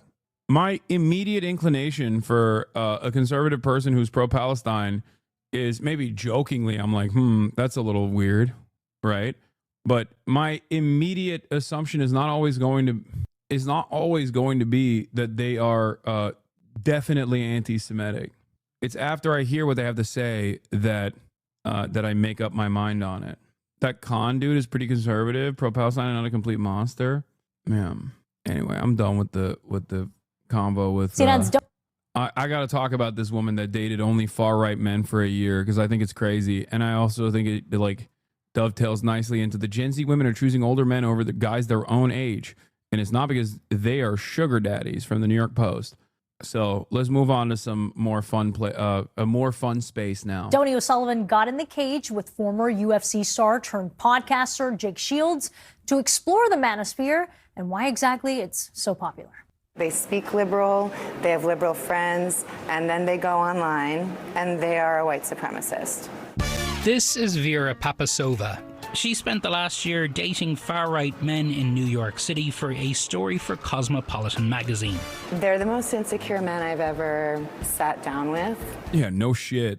It was really difficult to have some of these dates because they were so insecure, because they don't really know who they are and they don't know how to figure that out. She said the men she dated got all their news and information from the so-called manosphere. They did not listen to anything else. They're only listening to independent. Bro, I'm going to be honest. This is also a part of the vibe shift that I've been talking about. Okay. This is also a part of the vibe shift that I've been signaling, that I've been talking about as well. I see a lot of fucking TikTok posts nowadays absolutely fucking ripping apart these ugly ass manosphere podcasters that get their rocks off being horrible to women in general. They're like, you just gotta be fucking ruthless. You gotta tell a hoe she's a whore. Yeah, like that kind of shit. Scaring the hoes. Media, and they're only listening to men talking to men. The manosphere is made up of macho podcasters and influencers. There's no such thing as an independent female. Most women have zero concept of like money. Females don't have independent thought. It's a space where UFC fighters are among those who reign supreme. They love the UFC guys. They love the MMA guys because those guys do what they can. They're modern gladiators. They're badass. Badass like Jake Shields, a former UFC star turned podcaster. All right. Now I'm starting to feel nervous. Thanks for having us. Yeah, of course. Who I met at an MMA gym in Las Vegas. Like all great MMA pros, I've never hit anyone in my life. I'm not punching back. Hit me. No, I sit right here. KO, KO, KO. This is CNN. Do you miss being full-time pro, like in terms yeah, of? You know, of course I miss it. To go from professional athlete, which is the highest of highs, to retirement. And I guess the podcast has helped. You could fall into depression if you just go from the most amazing career where you're famous and spotlights to all of a sudden you're a nobody. Sure. Like other podcasters in the manosphere, Jake Shield, by the way, is 100% an anti-Semite. Like, this is another one of these guys that I'm talking about, just so you know. Regularly hosts controversial guests. And I named the podcast Fighting Back. I feel like we have to fight back what we're told we're allowed to do. I just don't like to be told you're not allowed to talk to this person. Like, why can't I talk to him? I'm not saying I agree with his ideology, but I should hear what he has to say. He's hosted the former Grand Wizard of the Ku Klux Klan. Today I have a very, very special guest, Dr. David Duke. I know you're controversial, but I know you. Yo, what the fuck? Oh my God. Oh, that's awesome. That's so funny. He's like, oh yeah, controversial guy, Jake Shields. Very special guest today, Adolf Hitler. That's right. What's up, guys? I have a very special guest today, Dr. Mengele.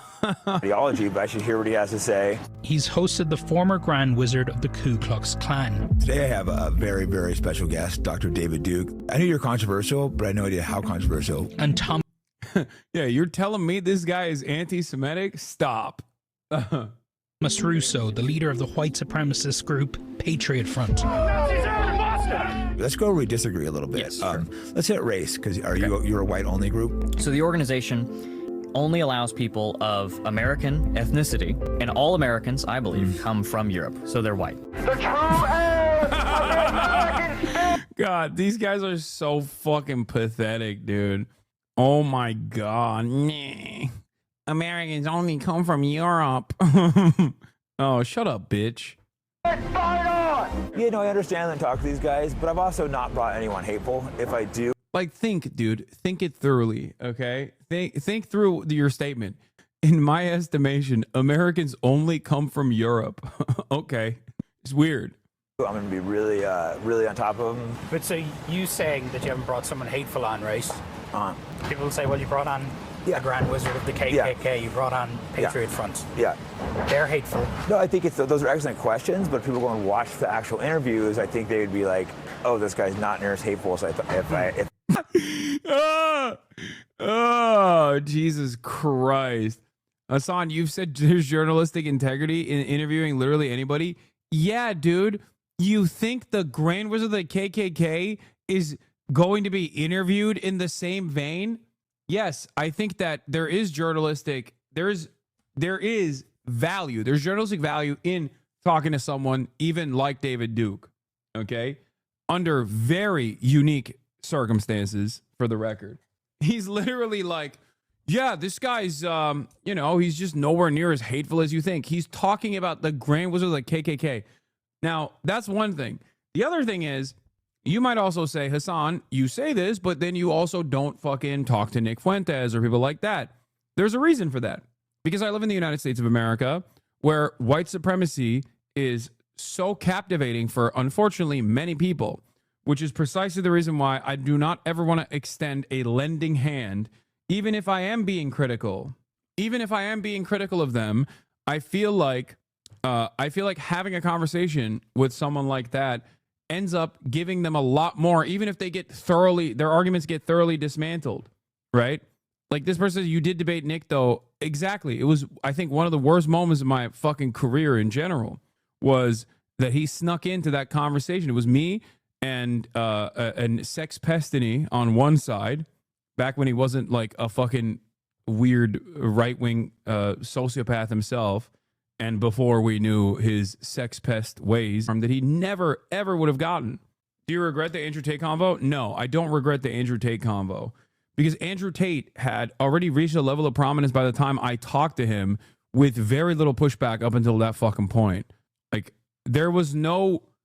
Like, do you understand the difference? Like, of a guy who is, first of all, straightforwardly a neo-Nazi. Andrew Tate has said a lot of anti-Semitic Holocaust denial shit too. Now, he hadn't back then, but it doesn't even matter. Andrew Tate already had reached maximum level of popularity and had not gotten a single fucking ounce of pushback up until that very moment.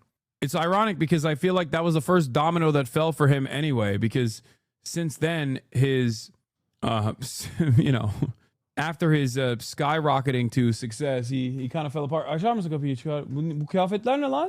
Oh my God. Even down to the fucking shoes. That's crazy. Come show your Easter fit to the chat. Murad is wearing an Easter ass fit, dude. Show your shoes too. I don't know how this works. Oh, you touched dude, that's crazy. Oh, you touched the door. It's gonna, never mind. It's fine. It stayed. All right. What are you watching? Don't worry about it.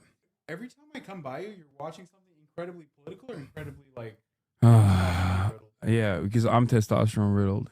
If I expect it. But Vera says hate isn't what the men she dated were really looking for. One of these guys brought me to a political meeting. And did they talk about politics? Barely. They talked about, it was a bunch of men complaining about girlfriends and wives, regurgitating Andrew Tate type of advice about how to train your girlfriend, how to train your wife to be submissive. And so this group was supposed to be a political group, but they're talking about relationship problems. And the fact that that's what most of the time was spent on, you don't need to be a neo-Nazi. You need therapy. The appeal of Jake's podcast speaks. Also, Andrew Tate is kind of a dumbass when met with real pushback like you gave, whereas Nick is especially sinister because he's fairly eloquent and makes Groyper converts from his appearances. Nick's just a cancer. You just need to just attention starve. Yeah. To a need among young men in this country that Vera is evidenced by the fact that regardless of being a fucking horrible monster, a genocide defender, and an overall sex pest and a huge Zionist, Destiny is a decent debater. And all of his back and forth with Nick Fuentes only benefited Nick Fuentes' career. And he knew that too, by the way. He talked about how he elevated Nick Fuentes' career famously, if you guys recall. Remember when he complained about how Nick was giving him too much pushback, despite the fact that he had actually put him on the map? His own words, by the way. Sex Pestini's own words, not mine. All of this, like all the way from Andrew Tate or any number of different like light right-wing accounts, all the way down to like the worst of the worst, the Jake Shields and the fucking Nick Fuentes of the world. Like they all are on the same pipeline. Why are you so cruel towards broken men? I'm not. A broken man has the opportunity to fix himself and become a better person. I'm cruel to those who make it everybody else's problem. I'm cruel to broken men who, in their broken male status, turn around and attack everybody viciously. Vera says can't be ignored. You have to incentivize someone to want to be better. You can't just say, let's make men better. The thing about these guys is their biggest support system is online, but that also is very isolating, and isolation is what breeds hatred. Groups like Patriot Front offer community, but community based on racism and hate. People have to really think about, do you have the capacity to talk to people that you don't agree with? Because that one nice conversation you might have might change someone's day enough to not have to seek out help in an online support group, which is actually a bunch of white supremacists using political beliefs as an excuse for how they feel. Tony O'Sullivan is here. Asman is pretty isolated. Brother, I've tried to reach out to him many times, as you know. Don't act like, I mean, people yelled at me so much. You'd be like, why are you so charitable to Asman Gold? With us now, Donnie, I'm so glad you've done this special. There's so much intrigue around this issue of the manosphere. And in fact, Trump is going to the UFC tonight. How big of a role does the sport play in the manosphere? Hey, Isabel, yeah, and look, we should point out at the start here, there's tons of guys who are fans, and some women as well, who are fans of the UFC. I have many friends who are fans of the UFC. It certainly does not mean, you know, that if you are a fan of the UFC, you are falling sort of down this rabbit hole of hate and white supremacy and everything else. But what we are seeing is that there is this sort of, there is this crossover. The UFC is playing a greater and bigger role, really, in American life. Joe Rogan, who's the world's biggest podcaster, other is a UFC commentator. Dana White, who is the founder of the UFC, is a prominent Trump supporter and was recently appointed to the board of Meta by Mark Zuckerberg himself, another big MMA and UFC fan. And actually fighting tonight in Miami, Trump is going to the event. We're not sure if he'll be there for the earlier fights, but fighting tonight in Miami at the UFC event is a fighter by the name of Bryce Mitchell, who recently set up a podcast of his own, and on his debut episode a few months ago, he said that Hitler was a quote-unquote good guy or a great guy. Dana White, the head of the UFC, was quick to condemn that, but you can just kind of see there where folks who might be coming into this sport for one reason are a fan of fighting, and then they're getting exposed to views like Bryce Mitchell's. Andrew Tate is currently living on borrowed time. The once self-proclaimed top G is looking more and more desperate with each passing day, scrambling to hold on to whatever influence he has left. From pump and dump crypto schemes to literal pyramid schemes, over the past few years he's used every scummy tactic he could think of to maintain his image of a successful man. Unfortunately for Andrew, the walls are closing in faster than he can react. Hi, I'm the Internet Anarchist. I create weekly YouTube documentaries and Gen Z boys like the idea of being an appearing mask. The UFC MMA got some of the most yoked guys whose entire job is to appear hyper masculine. That's why it's so easy for them to just make a career saying the craziest shit. They have the excuse that they're only the true mask guys. Yeah, I had this conversation with fucking Steiny, ironically enough.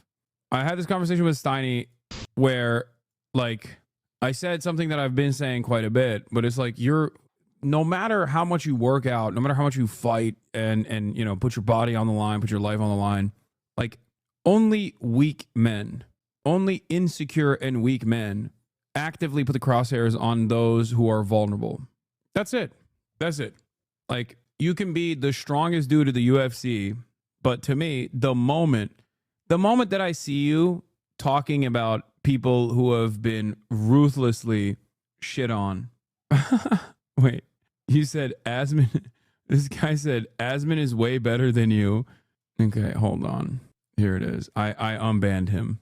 And the response from Sonny Adriano was this tweet. Is dried blood from when my teeth would bleed overnight. I just wipe it on the wall when I woke up so I didn't have to get out of bed. Hassan unbanned a triggered Asman Tate fan. If anything, the more physically strong you are, the more you need to show that you are gentle and be aware of how you are. You have that natural intimidation and physical advantage. True masculinity is being a gentle, giant protector type. Yeah, that's why I think it's so funny whenever motherfuckers will like stress the fact that I dressed up in a maid outfit. Like whenever they're like, dude, I can't believe you did that. It's like, yeah. Did it change my stature? No. You know what I mean? I'm not afraid of doing shit like that because I'm not a baby.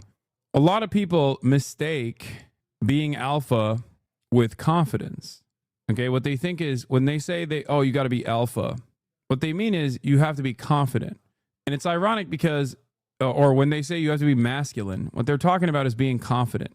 And it's funny because these guys are the most insecure people. That's why they put on a farce. They put on a show.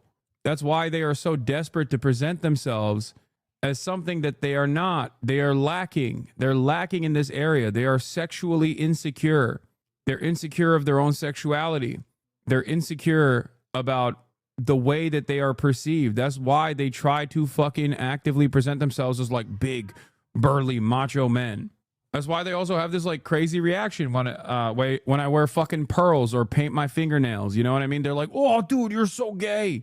My Gen Alpha kids say Sigma all the time. What does that mean? It's more so a meme in Gen Alpha at this point. What the Sigma? That's it. How can I be more confident? I'm extremely insecure and it shows all the time and I'm so tired. Well, first of all, it's because you're insecure that you think it shows that you're insecure to other people. It most likely doesn't. You're talking to someone who is too insecure to wear fucking glasses, both sunglasses and just regular glasses for most of his life. Okay. When I was in high school, I literally couldn't even wear a hat or glasses. I've talked about this before. And the reason why I couldn't wear a hat or glasses was because I thought people would fucking look at me whenever I wore glasses outside, sunglasses. People would look at me and go, look at this fucking loser. Why is he wearing sunglasses? That's how fucking insecure I was. That's how insecure I was. I couldn't even wear sunglasses, dude. I couldn't even wear a hat. I was worried that people would fucking say, why is this guy wearing a hat? Now, what helped me get over that was, I guess I basically trained myself when I went outside. I looked at my own interaction with other people around the world, okay? Because you weren't making money and it affected you more. What are you talking about? I'm talking about in high school, man. The fuck? What money making are we talking about? Some of y'all are so lost in the goddamn sauce. I can't even talk about fucking insecurities that I experienced growing up without people being like, nah, it's the money that saved you. No, I was a very confident person when I was dead fucking broke. It's just I grew up, and I'm going to explain to you how I worked through this. Okay? Let me tell you how. And you can take this home with you. Take it to the bank. When you go outside, do you notice other people wearing glasses? Do you notice other people wearing sunglasses? No, of course not. You don't. Because everyone's worried about their own shit. Why the fuck? It would be really weird if when you went outside, if you were looking at people and like what kind of glasses they were wearing and going, why is that guy wearing sunglasses? No, you immediately go, I don't give a shit. You don't even think about it. I trained myself into realizing that like it's in my mind. It's me. I think everyone is looking at me. No one is looking at me, just like I'm not looking at them. Everyone's worried about their own shit. Even if I notice someone wearing glasses, I don't care. That's how it works. And as far as like gaining confidence goes, that's one way that you can figure out whether or not your insecurities are just like completely fucking your insecurities are just in your own mind, and that constant fear that other people are noticing your insecurities is unironically clouding your judgment and also shaping your interactions with other people, which is why those interactions are nowhere near as positive as they could be. That's number one. And also, the way that you develop confidence is by setting goals for yourself and achieving said goals. That's why I always talked about in every Chad Vice, the importance of setting long-term goals, midterm goals, and short-term goals. Midterm goals that help you achieve those long-term goals, and short-term goals that help you achieve those midterm goals. It takes time. It doesn't happen overnight. But the more you achieve goals that you set for yourself, long-standing goals that you set for yourself, the more confidence you build, because you recognize that you do have the power to change, to shape certain things that you have control over. That's it. That's what helped me become the person I am now. That's why I care so much about working out and training and always urge others to do so. Hassan Abi, you hurt my feelings. At least admit that. What is going on here? Why do you treat chatters like children? Why do you hurt me? It's not super important, but you did hurt my feelings. I know this is besides the point, but you made me feel poorly. I don't want to derail your train of thought, but you, sir, have slighted me, and I demand you say sorry. Say sorry for your transgressions. How bloody dare you? Why are you so mean to your chatters? Why do you treat chatters like children? Repent your transgressions towards your normal, lovely, dinky chatters. What the fuck are you saying? Why are you capitalizing every word? Wait, I want to see this. Dante goes off on XC on a stream. Hey, white boy. Hey, white boy. Hey, white boy. You got something to say? Say it then, bruh. On my dead homies on the streets that I was raised from, my nigga. Okay, he's fucking memeing. Oh, my God. You not gonna say nothing to me ever. So what's good? I really lived that life. You know what this means? You probably don't even know what this means because this is really hood shit from niggas that really came from struggle. So don't speak on shit that you don't know about, my nigga. We're repeating a cycle. You did it again. We're repeating a cycle. This shit here mean I'm a real demon. So watch who you talk to. Niggas die for this. Niggas die for this. So watch your mouth. Stick to reacting to videos and all that shit. Keep the culture out your mouth. Cause on me, nigga, it's up. It get like that. Real shit, nigga. Real shit. Look. Bro, you can't do that in this administration, low key. You can't. Bro, you cannot do that in this administration. Okay. We are living in different times now. Okay. We are living in, I know he's memeing, but god damn, this is dangerous waters. Okay. I know he's not living that life. He's a fucking joke. Chatter, calm down. I know. I'm also making a joke. Yeah. Majin Buu. They tell me Majin Buu sounds Salvadoran. Sounds Salvadoran. Probably a gang, they said. Meanest criminal in MS-13. This guy is on Twitch. Nobody's ever heard of this website. It's on Twitch. talking about how he is a part of MS-13. Majin Bukele. Shit, nigga. Real shit. Look me up, nigga. Look up Majin. See what really come up, nigga. Stop fucking talking about me. On God, nigga. Twitch is everything's computer. Everything's computer.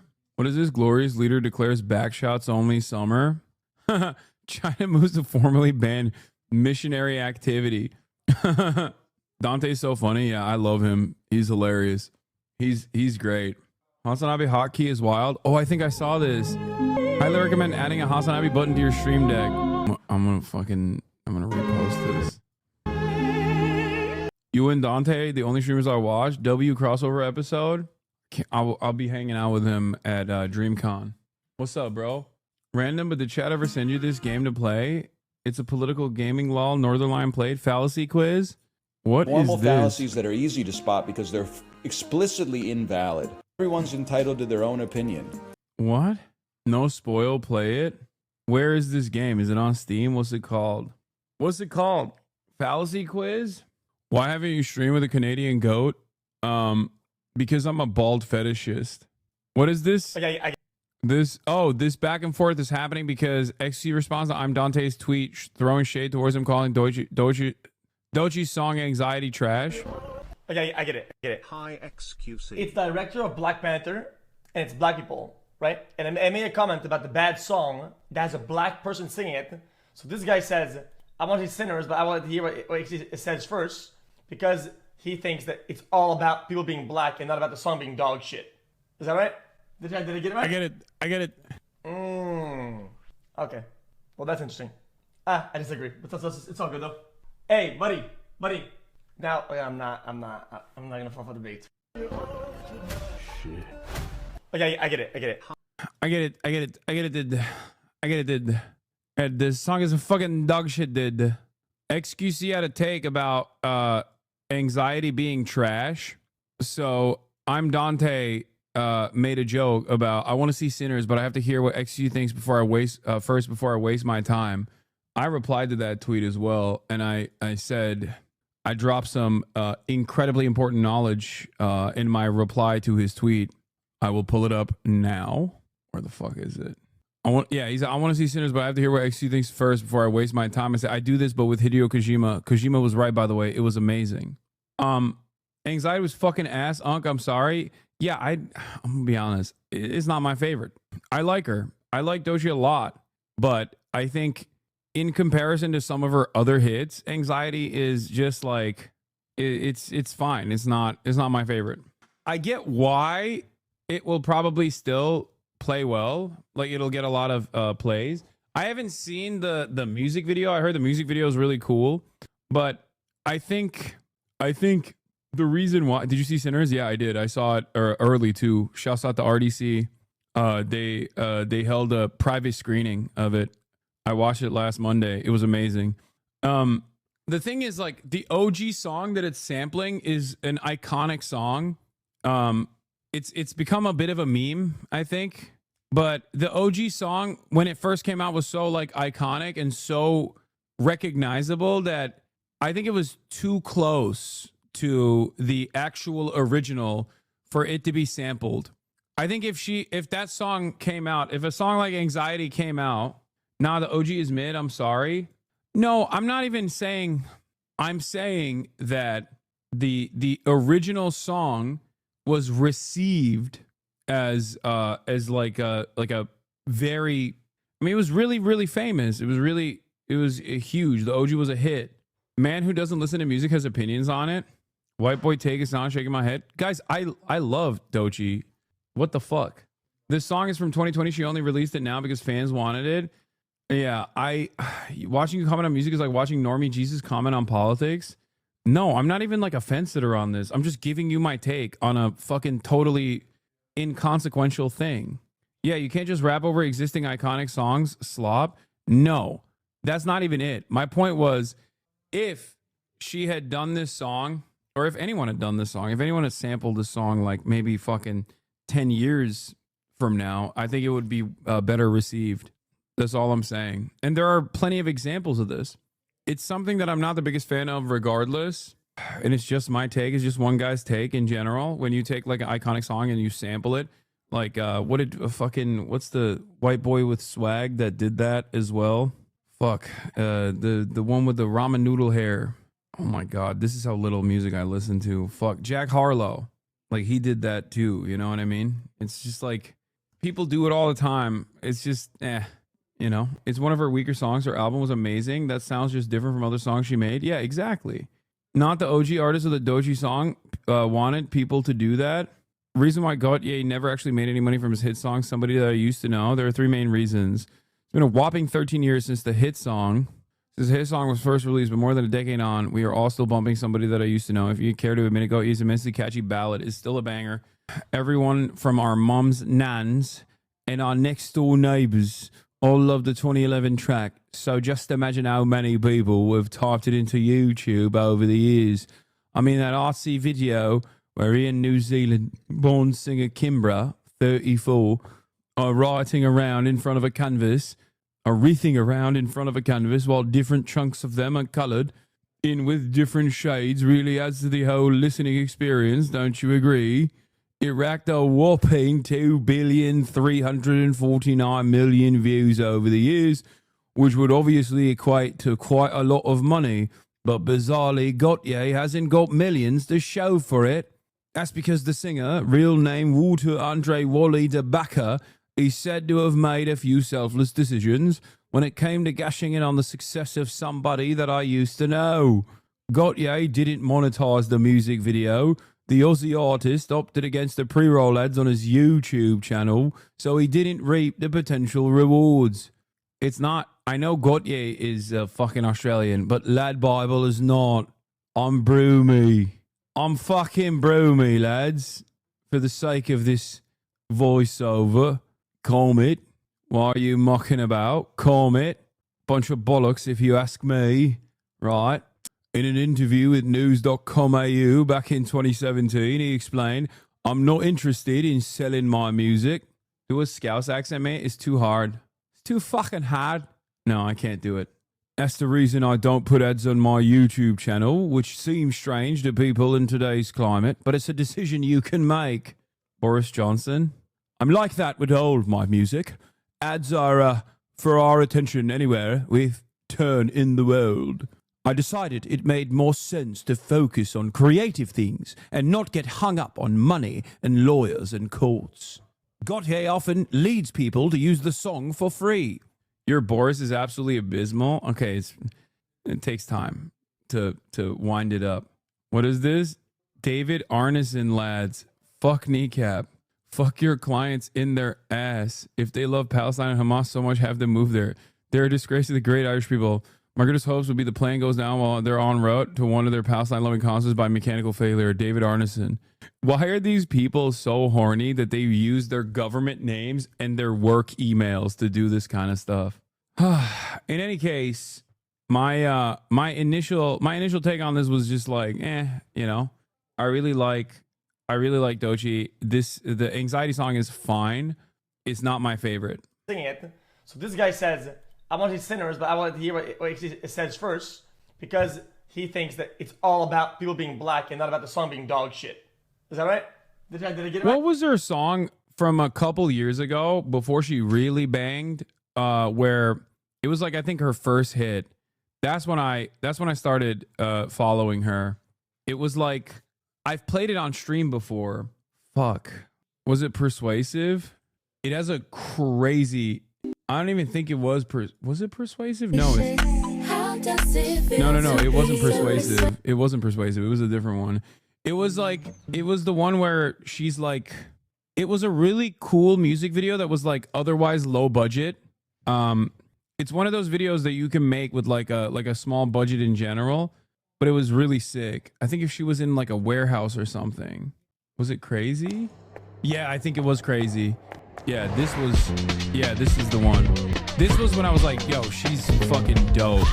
It's so good. Calling me crazy when a bitch been ballin' all day like Brady. Long hair this wavy and a bitch been shopping all day. No. I also love the music video as well. Like I thought this was fucking sick. It's not TOS, chatters. What the fuck are you talking about? Hot about first lady. You niggas can't date me. Look at your savings. You niggas still waiting. Still blowing out daisies. Counting on daydreams. Crazy, gotta go crazy. All of these hating ass bitches go crazy. Like crazy, crazy, gotta go crazy. All of these hating ass bitches go crazy. No crazy. None of y'all bitches go crazy. Bitch, y'all got them all crazy. Then I ball like Spalding. Can't call my bluff when the shit is my calling. Won't duck, bitch, I'm all in. It's a brand new day, new pace like jogging. Straight facts, no jargon. It's a whole lot of big blue checks, no login. Low stress, no. I'm banning you for that. That's insane. It's giving This Is America. Yeah, like the fucking music video, maybe. Listen to the song, dude. What do you mean? It's giving the opposite of This Is America. Dude, I know I don't listen to music, but god damn. What a fucking statement, chatter. Holy shit. Oh, you see black people in a warehouse and you're like, this is giving This Is America. Niggas can't date me, yeah. Look at your savings, yeah. Got 'em going crazy, yeah. Look at your savings. Niggas can't date me. Got 'em going crazy, yeah. Niggas can't date me, yeah. Look at your savings, yeah. Got 'em going crazy, yeah. Look at your savings. Niggas can't date me. Bitch, yeah, like a text, like a trust, like a trust, I can let you. There was another one. There was another one as well. This might not. Was this the song? I think this was. I think this was the song, but maybe there was another song I'm thinking of as well. Bitches go fucking crazy. None of y'all bitches go crazy. Bitch, y'all got 'em all crazy. Have you guys ever looked at her older videos? We're officially running this shit. So I think like this is maybe I don't know enough about music in general, but I feel like she's trying something here. You know what I mean? She's doing something very different. It's the exact opposite of Anxiety.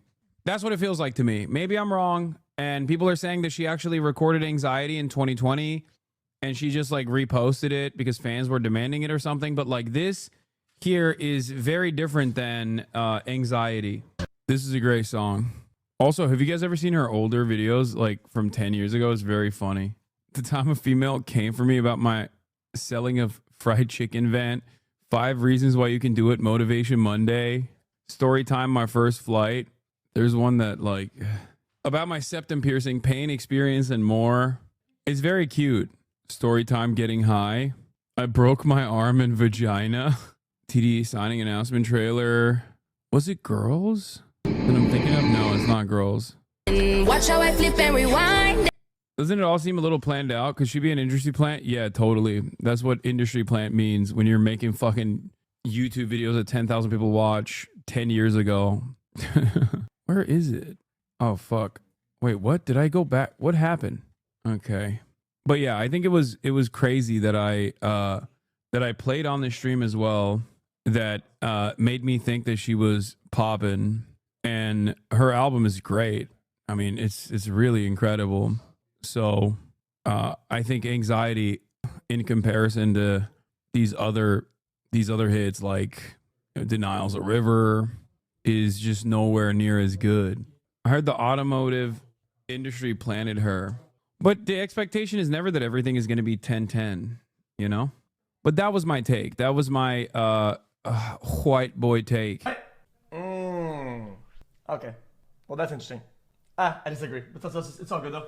Also, I think I'm Dante is saying this not only because of XQC's take on Anxiety, but it's just in general. He does have he does sometimes pop off with these sorts of takes, you know, quite frequently. And it makes people feel some type of way. And it ultimately doesn't matter because a lot of these kinds of accounts will fucking hype up this shit, you know? XQC loves to chirp like the least racist Frenchman. Yeah. He just chirps. I said this as someone who's like, I don't know. I really like Sinners. It was great. And I don't even know if XQC has a take on Sinners at all. Why are you ignoring chat telling you the song? No, that was the song. It was crazy. I live right across the bridge into Laval. I get why he's like that now. Okay, we have that on lock, the fallacy quiz. Don't worry, fear not. Kind of random, but did you see the Variety's trying to concern troll Sinners' performance? Sinners has massed 61 million in his global debut. It's a great result for an original R-rated horror film, yet the Warner Bros. Release has 90 million price tag before global marketing expenses, so profitability remains a ways away. Why are y'all doing this? I mean, you know why, Van. Why are you sending me on this emotional roller coaster? What, by clicking on Northern Lion's face over and over again? Siz nereye gidiyorsunuz? Oh, you brought back my suit. Yeah, benim. Oh my god, dude. I know I haven't seen it in my closet, and I was wondering where it went the other day when I was gonna wear it. Ya bırak ben botla giyerim. Quentin Tarantino's Once Upon a Time in Hollywood had the same budget as Ryan Coogler's Sinners, 90 million. Sinners made 45 million in its first weekend, while Once Upon a Time made 41 million. Can you spot the difference?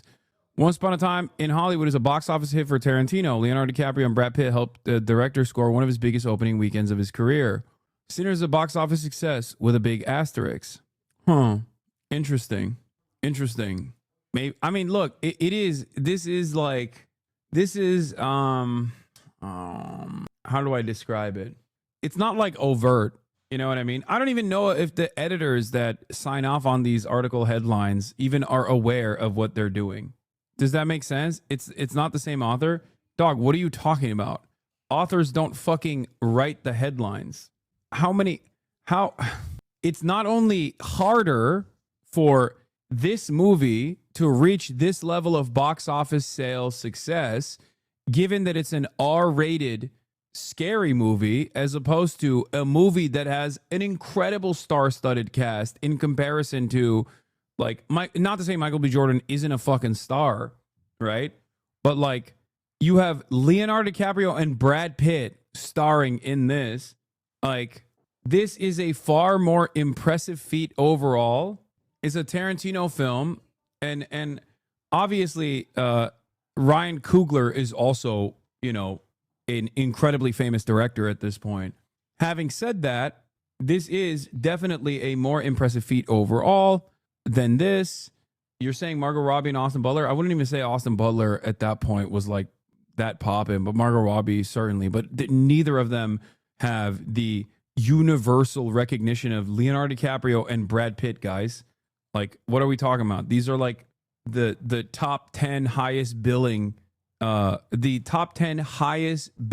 fucking celebrities in Hollywood. Also, I say this as someone who reluctantly must admit I love Quentin Tarantino despite his incredibly gross ways. Original tweet about that one. Yeah, this is the tweet. Quentin Tarantino, Once Upon a Time in Hollywood, had the same budget as Ryan Coogler's Sinners, 90 million. Sinners made 45 million in his first weekend, while Once Upon a Time in Hollywood made 41 million. Can you spot the difference? Yeah, the difference is not the articles were written by different people, because articles are written by different people all the time. It's the editors and editorial direction that is dictated by the paper and the editors in general. Rare Nephew L. What is wrong with Quentin Tarantino? Okay, I feel like a lot of you don't know anything about Quentin Tarantino for asking such a silly question. Quentin Tarantino is Mr. Support the art, not the artist. Mr. Separate the art from the artist, okay? Not only is he obviously a fan of Israel, okay? Massive foot fetishist, fan of Israel, and possibly kind of racist too. Not even because, like, he makes white people say the N-word or whatever. That's not what I'm talking about at all. But there's one video that lives in the back of my mind permanently, and it's not even the foot fetish. It's the one where he fucking does, he code switches. I'm sure there's someone in the chat that has seen this fucking video. It is one of the, I'm telling you right now, this is a warning. You will never see him as the same person ever again. When he does the black scent, but it's not even, it's like, it's so bad. We have to listen to it. Oh, here, is this it? I want to please my fans, and I want to please the critics that are my fans. The critics ain't my fans. I don't give a damn. Now, I'm not that computer savvy, so if he had sent me something that I plug into my computer, I don't know if I would have ever heard it. All right, hey, download this. I don't know how to do that. All right, you know. I want to point something out here. You see Samuel Jackson's face here. Okay, Samuel Jackson is unironically, and he plays in, he's a massive Quentin Tarantino artist. Like, he's in a lot of his iconic movies, and he's iconic himself. I want to mention something here. while this is happening, okay, in the backdrop of this, I want you to remember Samuel L. Jackson was a Black Panther. Not only was Samuel L. Jackson a Black Panther, but as a radical revolutionary, Samuel L. Jackson engaged in direct action at Morehouse College as a Black Panther, where in protest, Samuel L. Jackson, alongside other revolutionary Black Panther Party militants, ended up taking hostages at Morehouse College. And one of the hostages was literally Martin Luther King Jr.'s father. Okay? So that's who this man is. Just something to remember, just something to consider when you watch him have to go through this process. This, I don't know how to do that. All right, you know, so he put it on a cassette tape. Then Jamie, my man here, all right, goes to the BET Awards, comes back with Rick Ross. Rick Ross and the whole posse. We all got contact high on. But he made Kill Bill, man. Come on. No. Quentin Tarantino, as an auteur, stands alone. I'm not speaking on that. Look, I think you got to be a little bit of a weird, creepy guy to be a really good director. Okay? That's you have to have a God complex like an architect. Architects and directors have God complexes famously and are weird little creepy guys. Okay? That's just what it is. It is what it is. There's something in the water. It has to be. You have to be a little bit weird. You have to be, you just have to be a weird little creepy guy. That's it. That's all I'm saying. Yeah. When Samuel L. Jackson took Martin Luther King Sr. hostage in college, yeah, he's the man. Samuel L. Jackson is the fucking man. On the set that day. Go over to Carrie with my little tape recorder, play it. Bam, bam, bam. Okay, that's in the movie. And Anthony Hamilton brought in a joint that was just fantastic. And I took it home and I played it and I go, this is the bomb. I want to please my family. Yeah, he just keeps going. It's really fucked up. It's not even like white people saying the N-word in his movies or whatever the fuck people talk about. It's this. This is what made me go, oh God, he is so fucking, ugh. He is so yuck. What is wrong with liking women's feet? I mean, to each their own, I guess. I don't understand it. Tyler Perry isn't a creep. You're joking, right? That's a joke, right? Okay, you are joking. Okay, got it. Samuel L. Jackson isn't a good person though. I don't know why you're saying that. Anyway, what I was talking about here is obviously it's because this is a black movie. That's why they have this kind of attitude towards it, where they gotta find a way to disparage it. It's because of that clip of him during No Other Land's Oscar. What do you mean? He was stoked that No Other Land won. Samuel L. Jackson fucking freaked out. He was super stoked. Am I misremembering? Anyway, speaking of, since we have opened up the door to black people's business by talking about Quentin Tarantino, let's continue with what I found online and had to bookmark the other day. As soon as I saw this, I, of course, immediately sent it to friends of the show, Brace Belden and Felix Biederman. We are not closing this door. We are continuing alongside this door. This is from African history lover, marine engineer, typical African, Joe__Bassi. He says, the original Chinese people were certainly dark-skinned. Only few exist today.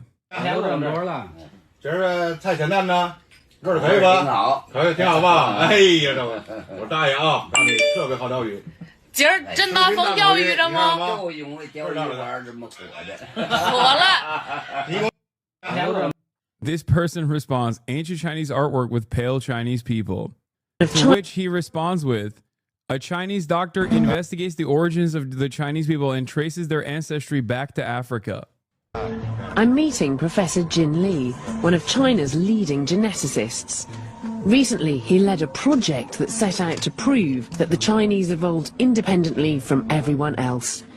Before the project started, I was hoping that I could identify or could be able to find the evidence that support independent origin of Chinese. In China, everybody was a descendant of our ancestors from Africa. Yeah, that's just all humans. Like, how far back are we talking about? Because I feel like if we're talking... Wait, why did they put this photo up? I just realized, oh my God. Dude, I thought, yeah, depending on how far back you go, yes, yes, that's what the origin is. This is pretty funny. The result couldn't have been any clearer. How did that make you feel as a Chinese person? That's crazy. I don't think that this was in the documentary. Who makes these documentaries? I guess it's at I Love Africa _media that made the compy. After I saw the evidences that we generate in my laboratory, I think we should all be happy with that, because after all, modern humans from different part of the world are not so different from each other, and we are very close relatives. Support the channel by liking. Bro, thanks for the Blasian glaze, but please close the door. No. We already opened up the door. Why is this such a big revelation? All humans are descended from African stock. Studies in genealogy have determined have determined that all humans living today descended from African woman, mitochondrial Eve, who lived between 150 to 200,000 years ago. This seems like something Kyrie Irving would teach me. Okay, first of all, this is the kind of video my mom will force me to watch on Facebook to prove she does like my K-pop boys. The real meta is actually tracing the origin of Dr. Yakub, that obviously famously, goddamn him, invented white people. Okay, that's the real story. No, let's scroll down and click the next image. What is this? Scientist tries to prove that certain humans didn't descend from the first tetrapod to crawl on land. Yeah, Dr. Yakub, his tragic mistake has led to so much death and destruction. White people. What is this? Respectfully close the door. The Hoteps are going to come for your ass. A black and native Hasanabi head. Fiona, stop. Oh my God. You're so annoying. Here. Okay, come. That's crazy. She's like pawing at the gate to come inside. I am a strong proponent of the alternative, the Turkish evolution theory. Who the fuck is Dr. Yakub? He's responsible for all of you being alive. Many of you are white. Yes, the Turks failed. The Turks failed the world under NOI theory, which I am firmly committed to, of course. Dr. Yakub invented white people, and then the white slaves were initially shipped off to Turkey, what is known as Turkey, Anatolia.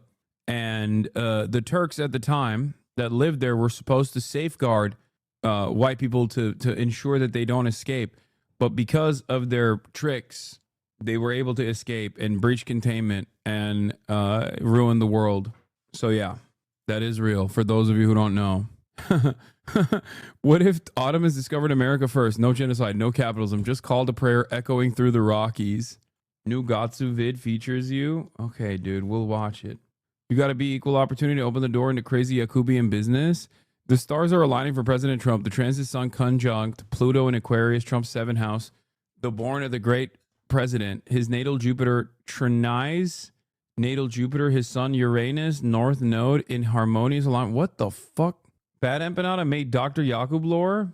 Western Europe is where artists go when they say they're going on a Europe tour. And the line is strictly defined like this. On the west of Czechia, there is civilization, businessmen in suits, and Mercedes. And on the east, there are construction workers, plumbers, and Mercedes, but old. Western Europeans look at Eastern Europeans as a source of cheap immigrant labor who are also sort of white. Polish and Ukrainian people might look white to you, but Western European race science can get complicated at times. These are the big boys, the colonizers, the bike lane people. The real big boy here, and which many of you know from history, is Germany, better known to Eastern Europeans as, oh yeah, my cousin lives there. Everyone says Berlin is not a good representation of Germany, and this might be true. However, I've only been to Berlin and I fucking loved it. Germany usually looks like this, but Berlin is just gray because of the Soviet occupation. And whenever you're in Berlin, it literally feels like Stalin's ghost is looking at you from above. And you can literally see the Soviet divide because after a certain point, commie blocks just spawn in. Also, Berlin is the most lit place ever. I went there with 3 of my friends and we had so much fun. It was amazing. There were Diddy parties everywhere. I also went into a gay store, which we don't have in Georgia, because it will get shut shelled by artillery and saw a bunch of interesting things and also got to talk with Elon Musk in there. And the Berlin Döner, oh my God, bro, What? it's so good. I swear they put crack in Berlin Döner. Okay, it is good, but you know, this man better not step out of line here. Bro, I would not be surprised because there's certainly not a lack of drugs in Berlin, but it's so good. Going to Berlin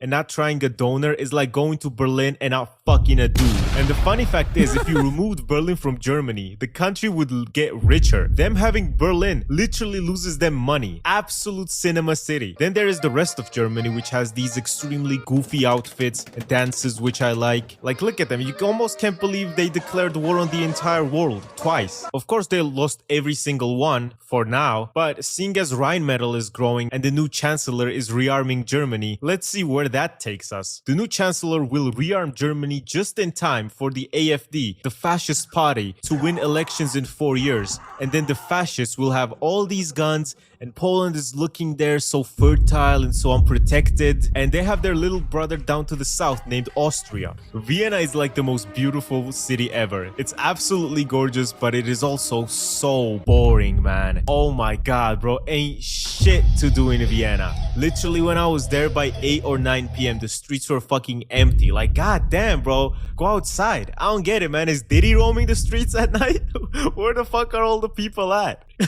And the thing is, the route I went was from Berlin, the latest place in Europe, to fucking Vienna, which is the most boring city probably in Europe for partying or something. But if you're into history and art, they have so much of that. First of all, every street in Vienna looks like it was crafted by an artist. I was looking down some random Vienna is beautiful.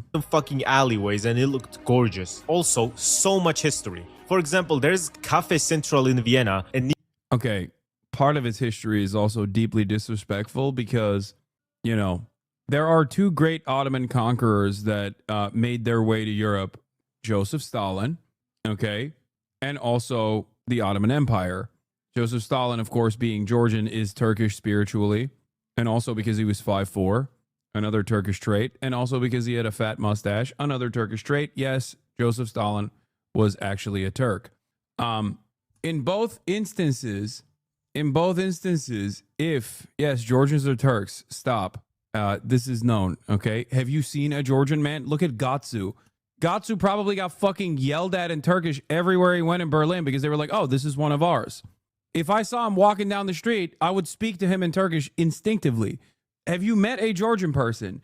It's so funny that Georgians are Christian, so they literally think that they're a part of the European Union, except if they were to go to the European Union, or if they were ever to somehow be magically invited into the European Union, they would get hate crimed because everyone would assume they're Turkish. They would constantly hate crime them as Turks. They'd be like, no, you don't understand. I am Christian. They'd be like, shut the fuck up, Turk. We know who you are. Anyway, having said that, Austria is the reason why you couldn't have the glorious Ottoman Caliphate rule over the entirety of Europe all the way to fucking the UK and basically liberate these Christians from their backwards ways, okay?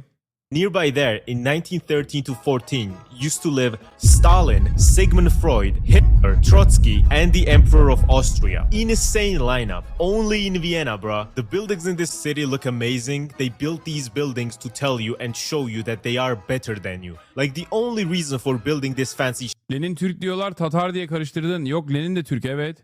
Oh, also, yes, Lenin also Turkish. Like, yeah, classic. Yes, chatters, both Stalin and Lenin were Turkish. This is known. shit is just to flex on you. Like, yeah, we're better than you. What are you gonna do about it? But the thing is, Turks finally made it to Vienna, which is how you get Ferhat Döner, which is famous for being so good. And when I checked it out, there was literally a fucking line of Austrians waiting to get in, and it's so good, bro. I nearly busted under that table. But the Austrians are clearly not appreciating these nice Turkish men making this food, because why the fuck? Yeah, look at this shit, bro. You Clearly okay, here, not hold on. appreciating these nice You think motherfuckers are gonna think? I mean, everyone here is Turkish, okay? Armenians too, by the way. That's another fucking take. You could take that home to bank with you. Greeks, Armenians, they go to fucking Europe and everybody goes, "Oh, you must be Turkish." I'm serious. They literally think Europeans think everyone is fucking everyone that looks even a little dark, okay? Just a little bit, like dark hair. The left guy on the guy on the left literally looks like you. Dog, that is me. That's me. He put me in the video. That's so funny. Turkish men making this food because why the fuck are they voting for a Nazi party? Oh, just because they don't want immigrants, they're not Nazis. Motherfucker, the party was founded by an SS lieutenant. Look at this shit, bro. What are you on about? And the thing you will notice after being in Vienna is that Austrians like to follow rules and orders. Me and Leo literally had a security guard of a bar coming up to us when we were smoking outside to shush and not be too loud because those are the rules. He was telling this to literally other people that were speaking in normal voices, not being loud. And he had that look. I'm just following orders. But I knew he was secretly enjoying it, which is a metaphor. And me personally, I don't like a German or an Austrian guy telling me to do something, telling me to follow orders, you know? I think they learned in World War II about talking to Georgians that way, you know? And Austria is generally very gorgeous because they have Vienna, which is probably the best looking city in Europe. And when you go outside, it's these beautiful mountains with nice water, just absolute cinema. This looks cartoonishly good. And a lot of famous people are actually from Austria, like Arnold Schwarzenegger, Mozart, Sigmund Freud, and a person who has been gaining a big following lately, especially in America. But I don't care what kind of war crimes they have committed. Have you tried schnitzel? It's so good. Going to Austria and not eating schnitzel daily is like going to America and not eating a burger. Belgium is a fictional country in Europe made up by the European Union bureaucrats with the intent of smuggling all of Europe's cocaine and headquartering the European Union. This is precisely why half the country speaks French and the other half speaks Dutch. This is also why they don't really care about Belgium. It looks like shit, and Brussels is so fucking ass that there's literally a term for it called Brusselization, which means making your city look like shit. The roads suck, and the border from Belgium to the Netherlands looks like this, where you can clearly see the divide between an actual country and the fictional entity known as Belgium. Belgium is where most of Europe's evil takes place, and this has been the case throughout history as well. Not to literally, true. To forget the shit they were doing in the Congo, Belgian chocolate, my fucking ass. Not a single cacao tree grows in Belgium. Man, I wonder how they became so famous for Belgian chocolate if they don't have cocoa in Belgium. And because the EU is headquartered there, the whole country got some of the most ruthless monsters in general. Used to hypocrisy. They say we are sanctioning. This is why a lot of people. This is why a lot of people in like developing nations will be like, we'll talk about or not even developing nations, like academics have talked about this as well, in terms of like the otherization of the Holocaust in comparison to like prior Holocaust style ethnic cleansing campaigns that do not get the same level of attention, or people don't even know about it. Russia and then keep buying gas and oil and everything from them, and of course exporting products as well. More things as well, such as when they honored the Congolese leader they helped overthrow. I hate to agree with Nigel Farage on something, but I do consider Belgium a fake country. Their colony of the Congo was fake. They didn't even colonize it themselves. It's a massive EU headquarters with cocaine and bad roads. They made Baldur's Gate 3 though. You know, they get very big points for that. Now, despite the UK's kind of democratic decision to fucking nuke its economic and political ties to the EU 9 years ago, it's still an important player in Western Europe. I swear, bro. The UK has Europe's second largest economy, and assuming you're not counting Russia. It's just London, by the way. This is so funny, where they're like, the UK has Europe's second largest economy, and it's just London. Just London. Or Turkey. Great Britain also has Europe's second largest population, which is kind of insane because we don't even rank top 10 in Europe by actual size. Fucking Finland is bigger than the UK by area, which is why this country can feel like such a compacted cluster of fuckery sometimes. You could drive 1 hour down the motorway, or alternatively sit on a 50 quid significantly delayed, crammed, sweaty train full of angry geezers just like yourself, and you'll end up in a completely different world from where you started your journey. The accents, the scenery, the slang, the buildings, the people's looks. You can literally switch biomes in like half an hour in this country. I've never been anywhere quite like it. For example, let's say you started off in Wolverhampton, yeah, Wolvo, the far west of the West Midlands. We call this region of our county the Black Country, because from the Industrial Revolution until about 1970, there was enough coal being burned in these parts to cover everyone and everything in soot. It's industrial, it's rough, it's not very aesthetically pleasing, but at least the people sound funny. This is a quick video message here to Donald Trump's Vladimir Putin, Vladimir Zelensky, and to Israel. Let me know you. Well, you all invade him everywhere. Israel's after Gaza, apparently. Russia's after Ukraine. Donald Trump wants Canada and Iceland. Well, look, we'll come to a compromise, because none of us want to see World War IV happen. None of us want that. I ain't getting involved with it unless I can do it remotely on the PlayStation with the drone. Okay, first of all, this is the true thinker of our time. Give this guy a fucking New York Times column, dude. Why is it always, what does he know that we don't know? Did 3 happen? He's like, whoa, 3 is happening already. I'm not getting involved with it. Not with my back, right? Not with my back. So I've got a solution for you. You can all share this and we can call it peace. I'm willing to compromise and say to you all, you can all have London. Yeah, you can all have London, the capital of England. I tell you why you can have it, because it's full of total cunts like yourself. Then about an hour down the road, you'll have driven through 3 different English counties: Hereford, Staffordshire, Shropshire. Then you'll cross the border and arrive in Wrexham proper.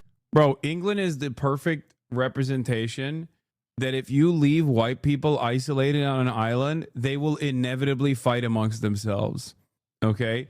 They love sectarianism. Like from zip code to zip code, the accent changes. It's like, yo, you're one country. Like how did this happen?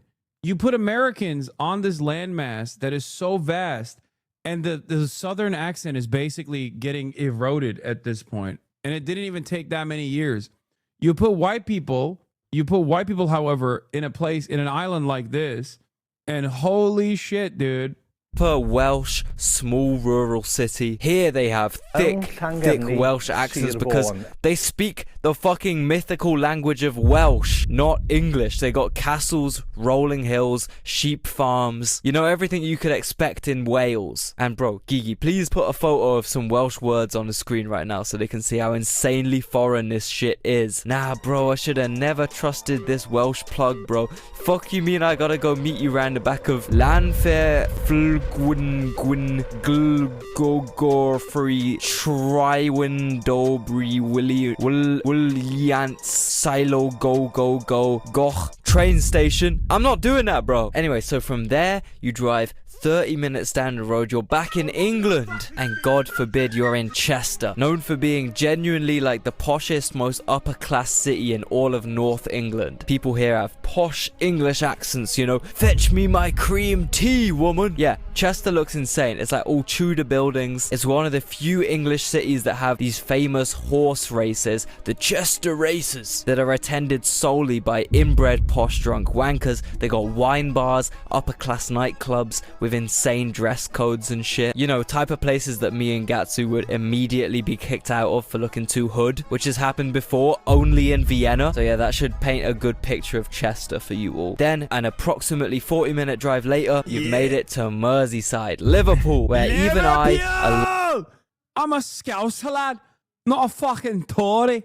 Lifelong Brummy struggles to earn in the top 10 UK cities on the crime index. So yeah, hopefully aside from absolutely making the day of anyone who's a relevant British city I just mentioned, that has given you a good example of how condensed this damn island is. We're really fitting the entire population of France into the land area of Kyrgyzstan, or like 2 Guatemalas, okay? All I'm saying. I mean, if you have a look at the metro areas of like Manchester or Birmingham or Glasgow or obviously London, you can kind of see how the word city is just an abstract concept on this island. We live more like splatters of baked beans on a long toasty soldier.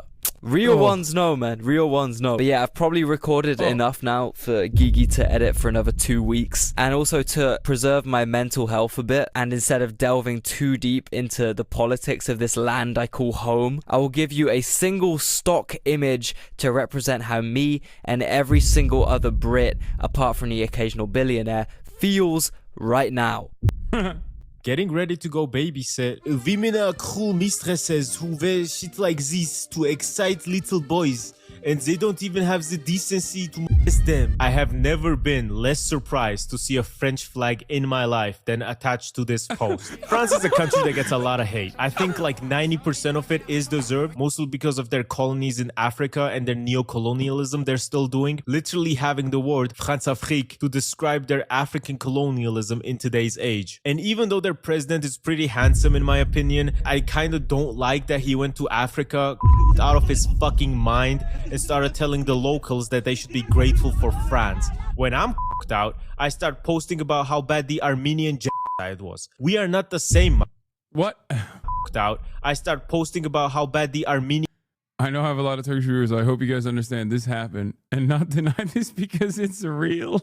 Genocide was. We are not the same, Macron. You should be grateful we give you diapers even though we take away gold. Get a load of this cracker. I hate to say it, man, but I still kinda like France. No, don't unsubscribe. No, I fuck with their policies and their work laws and how much they love to protest. Game recognizes game, you know. Every worker can unionize and they are protected by the state. Employers can't fire you on some bullshit. They have a 35-hour work week compared to the standard of... Yeah, look.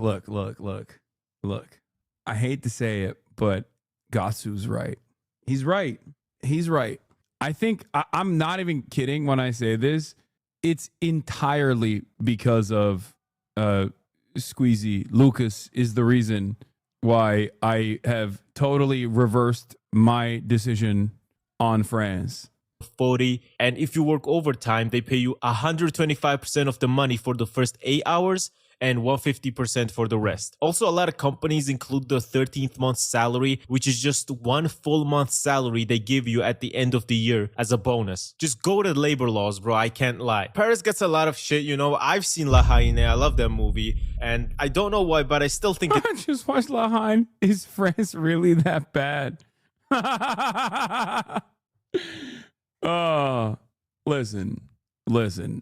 As an American, it would be really, really hypocritical of me to criticize France for policies that we implement here on a daily basis.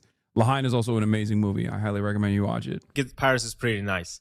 I can't believe that other parts of France are much nicer and look better, but come on, man. Paris is really not that bad. Y'all are just hating. Go to Prague, bro, and tell me Paris is worse. Get the fuck out of here. Also, the fact that they got 70% of their power from nuclear power, what do you want me to say, man? They're a rich first world European country with good labor laws. It's pretty good. But in my opinion, they need to stop voting for parties that are named things like La Pédophile Raciste, you know? Are you ever planning to go to Switzerland? I googled and saw Georgians get 90 days visa free. Trust me, it's worth it. Bro, I don't know how much money you think I make off YouTube, but it isn't that much. Switzerland is I've been to Zurich. It's crazy. A fictional country in Europe invented by Germans, French, and the Italians in order to have a place where they can put all of their looted gold.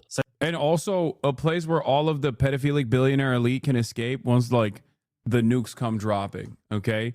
Switzerland, what do they know? A question I ask myself all the time. Number one, lots of gold there. Very strange. Where did that gold come from? Oh, that's right. It might be Nazi gold.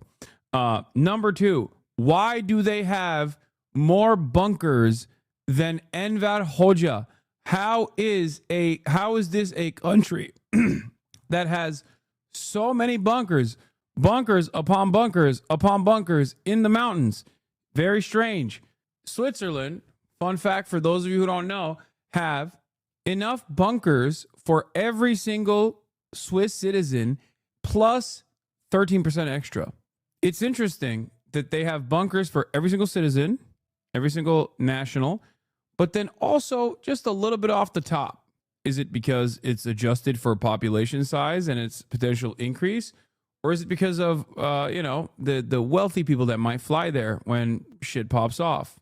such as when Switzerland helped launder 91 tons of Nazi gold, and when the war ended, they only returned 3 tons. What happened to the rest? They don't know where it went, because, you know, you can easily lose 90 tons of gold. It's just like... Yeah, highest gun ownership in Europe, on the European continent as well. Highest per capita gun ownership in the European continent. Every Swiss learns how to fucking shoot guns. If you've ever seen like any gun ownership in Europe videos or whatever, they'll talk about how like children at an early age learn how to shoot guns and things like that. Interesting stuff. I don't know. What do they know?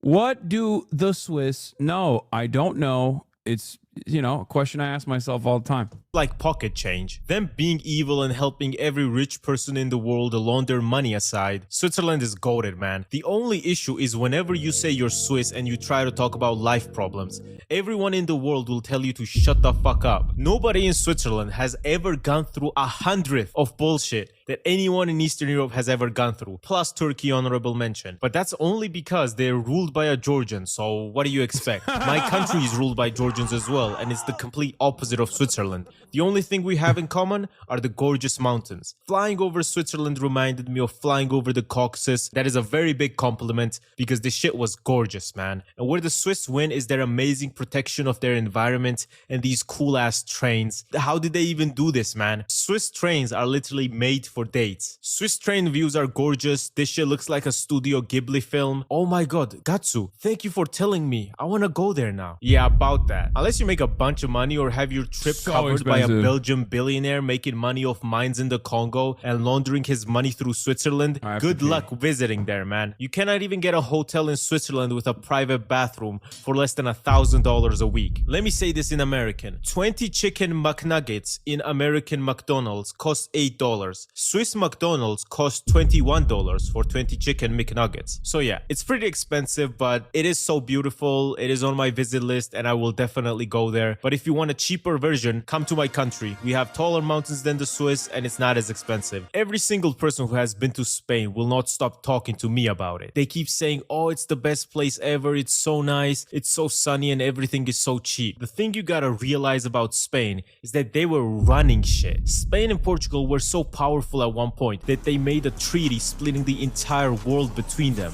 Some people might call this treaty a little too ambitious, but aim for the stars, so if you fall, you end up serving British tourists. But their ambition failed them because they were simply too lazy to do all this. They discovered native pussy and getting free gold from South America and never wanted to go back to grinding. So when all their colonies eventually fell apart, they became much poorer than they used to be. Spain is absolutely gorgeous. Barcelona looks like it was designed by good artists, and for the most part it was. And the south of Spain is probably one of the most beautiful places on earth. Canary Islands look insane, and everyone who goes there says it's the most beautiful place ever, aside from when they see old British tourists walking with their dicks out. I'm not trying to see that, man. Got the whole fish and chips dangling. Andalusia looks amazing because it was also heavily influenced by Moroccan architecture, who were ruling for 800 years. Also, by kicking the Moroccans out during Reconquista, the Spanish also... Highest gun ownership in Europe is actually Serbia. Oh shit, you're right. That is true. My mistake. I don't think it's highest gun ownership per capita. Highest number of guns per capita is in Serbia. Learned how to kick balls straight into their enemy's goalpost. They've been so dominant in winning the Euros, it just makes me mad. We literally beat Portugal just to get defeated by Spain, and then they won the World Cup. They harvest souls. These people are cracked at football. If your country has to play against Spain, good luck, because you'd have to be a moron to even bet on your team against Spain. Just like you would have to be a moron to bet against Ilia Topuria. That's right, this Georgian man who lives in Spain is a UFC champion and the best fighter in the UFC. Some people would like you to think that Islam is better, but just you wait until that match. I had a taxi driver in Poland telling me, oh, I think Max Holloway is going to beat Topuria, and I'm like, brother, that is not going to happen. Boom! So Ilia Topuria is the pride of both Spain and Georgia, which I'm very happy to see. He's Georgian, lives in Spain. Either way, he's from Iberia. Literally, what can I say, man? Their economy is good. It looks gorgeous. It is widely believed by many people to be the best country in Europe just because of the weather, its beauty, and its cheapness. Literally, just go to Google Maps and look at everything. I really want to visit, but I've heard they're a bit iffy with tourists. But me being ethnically ambiguous, I think I will be fine and blend in with the Spaniards. Portugal is a fictional country created by the British to counteract the Spanish Empire, which is I don't know if the Spanish economy is good. exactly why they've had the longest alliance between two countries of all time, literally running since 1373. That's insane. Portugal is pretty famous for going literally anywhere for gold, which is why they had a bunch of colonies. They were running shit for hundreds of years until they lost Brazil and their African colonies, and they were like, what do you mean there's no free money anymore? I gotta So it's just, I mean, he's Georgian. Okay, bro. Yeah, from his perspective, if you're matching up Georgia's economy to any country, yeah, it's not going to look great for. You're going to think everything looks amazing if you're from Georgia, and adjusting your expectation to the Georgian economy. No shit. Industrialized now? Come on, man. Just ship shit from Brazil, man. I can't be asked. And then on top of that, they got a fascist in power, and he was like, no, we do not need to industrialize. I want my lazy colony money from Africa, and then proceeded to lose all of their wars in Africa, losing them 3 colonies. He spent all of Portugal's money trying to keep their colonies in Africa instead of investing in infrastructure back home, and then lost the wars. Then he had a stroke and got removed from power. But the funniest thing is, when he recovered, nobody told him they removed him from power. He literally believed he was still ruling the country until he died like a year later. By the time he left, Portugal was cooked. It was one of the poorest and least developed countries in Western Europe. But have you seen Lisbon though? It looks very nice, very gorgeous city. I've almost fell down Lisbon stairs many times, but once you go down them and go outside, it's a gorgeous city. But the thing is, Portugal does not have heating. But this is Europe. White people, how do they not have heating? I don't fucking know. That's what I was thinking when I was freezing my balls off stepping out the shower in Lisbon. With only 6.7% of homes investing in wars rather than domestic infrastructure, who does that sound like? China, right? I think. Having central heating, and with most people using electric heaters. The main issue with electric heaters is that they don't warm your home up, and a lot of times they burn it down. So why Portugal refuses to use central heating like the rest of the world remains a mystery. You can just imagine Ronaldo freezing his balls off using an electric heater. But it is a very beautiful country, also very cheap. Well, he lives in Saudi Arabia now, so I'd highly recommend a visit there. They have cool buildings, and you feel like you're in that one American city because of the cool bridge. You're in Northern Ireland. Huh? As in, like, you're not in the Republic of Ireland. What do you mean? Oh, no. What is she talking about? We're in Ireland. Yeah! My fucking goat! Let's go! You mean north of Ireland? The nation of Ireland is responsible for most of the terror attacks in Europe and most of the hardest pictures ever taken in Europe, and for paying me my salary and secretly ruling the world. A lot of anti-Semites think that the Jews run the world, which is just not true. It is merely a ploy. True! The Iberian conspiracy! By the Irish and Georgians to not realize that despite our small populations, we control the masses. Okay, bro. I don't know why you had to sneak the Georgians in there. This guy, bro. I mean, again, Georgians are Turks, so obviously he just means Turks are ruling the world secretly. But call IRA's actions terror attacks. I call it diplomacy. After diplomatically regaining their independence from Britain, they essentially became a tax haven for American companies in Europe, which is why they had a massive GDP growth, such as Apple and Google, which is why every YouTuber in Europe gets paid by Google Ireland, and why the UK declined my tourist visa application because they didn't recognize Google Ireland as an actual company. The Irish have mastered beer. I might personally find Guinness an ass beer that tastes like bad chocolate, but a lot of people love it, and Guinness is a whole separate culture of beer. Talking I mean, it's very good. What the fuck? Splitting the G and the debates on how Guinness is actually supposed to be poured. Also, for some reason, Irish pubs are literally everywhere in the world. Would you believe me if I told you I was in an Irish pub in Uzbekistan? I was, and they're found everywhere in the world, and my friend Leo is not a big fan. It's true. That's also partially why it's so funny when you hear Irish people be like, oh, I fucking hate immigrants. It's like, what are you saying, big dog? You're Irish. Like, what do you mean you fucking hate immigrants? What are you talking about? fan of them. Mostly because they play shit music usually, but I... Also, this is not...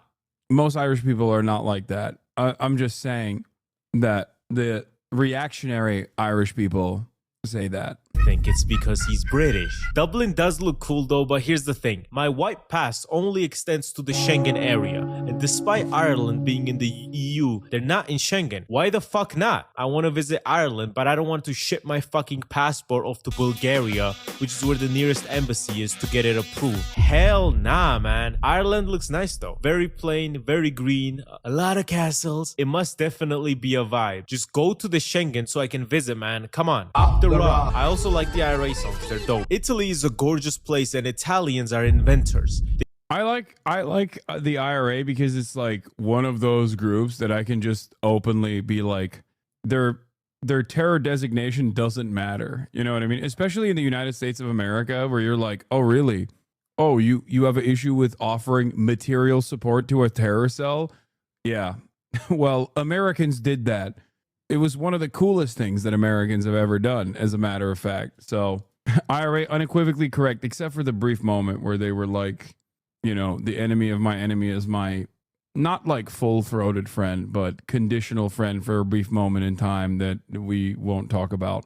Anyway, they saw Greeks having sex with men, and they realized they could also do it with women. Since then, they haven't stopped inventing things. They've got probably the best culture export in the world besides the US, such as pizza, the ultimate stoner food, clothing. Literally, France and Italy have the fashion world in a chokehold because they both make the best clothing. And it's beautiful. I can't even make many jokes about Italy because what the fuck am I gonna say? Oh, Italy looks bad. No, it doesn't. Only thing I can say is that much like many fascists, they're not white. And hanging Mussolini upside down and then turning that place into a McDonald's was pretty funny. Also, Bella Ciao, the anti-fascist Italian song, is pretty good. What am I supposed to say? The people are hot too. I just wish they were smart, because why else would Italians move from this beautiful place to fucking New Jersey? Yeah, I know the economy and whatever, but come on, bro, look at this shit. Also, Italians faced a lot of discrimination when they first started migrating to America, being on the same level in American hierarchy as black people, which is how you got the movie Green Book. And Americans discriminating against Italians is crazy to me because, bro, you guys were colonizing Africa together, bro. What are you talking about, man? Also, the British Empire was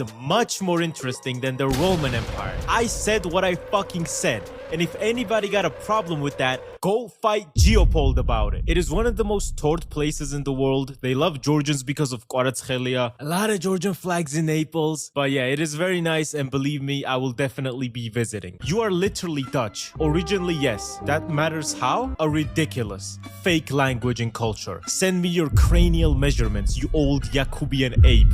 I must study you for science. Jakub, while experimenting, accidentally created the Dutch. His experimental project, which then accidentally created capitalism, which then, I mean, the Dutch are, goddamn, so much of the Western Europe. This YouTube video reveals something that obviously we all know, especially this community, but it's like so much of Western Europe is just straightforward being carried by doing unimaginable amounts of fucking violence to countries that they had the luck of progressing technologically before. So much of it is just straight up going to a place and being like, oh, we should kill all of these people and enslave them. Project got out of hand. They started building bike lanes, making land out of nothing. Not Switzerland? Okay, bro. Okay, my bad. Switzerland went and fucking stole all the Nazi gold. They stole from the Nazis who had stolen all the gold initially.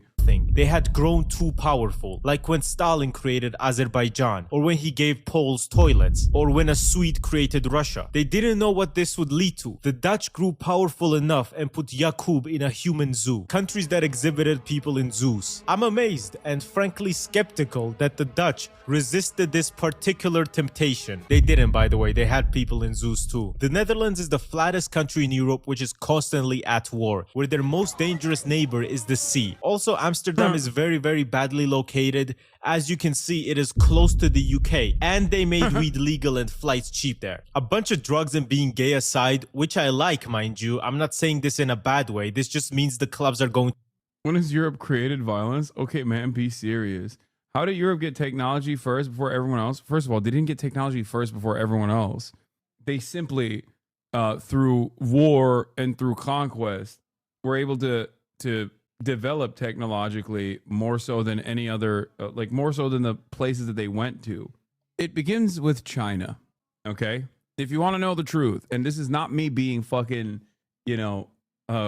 China dick rider, it begins with China, and by way of the Ottoman Empire, moves in gunpowder, and its mass utilization in the form of cannons, moves into the entirety of the European continent, which then turns warfare, or rather allows the European monarchs to consolidate power and eradicate any kind of naysayers amongst their ranks, because now you can actually destroy castles with ease.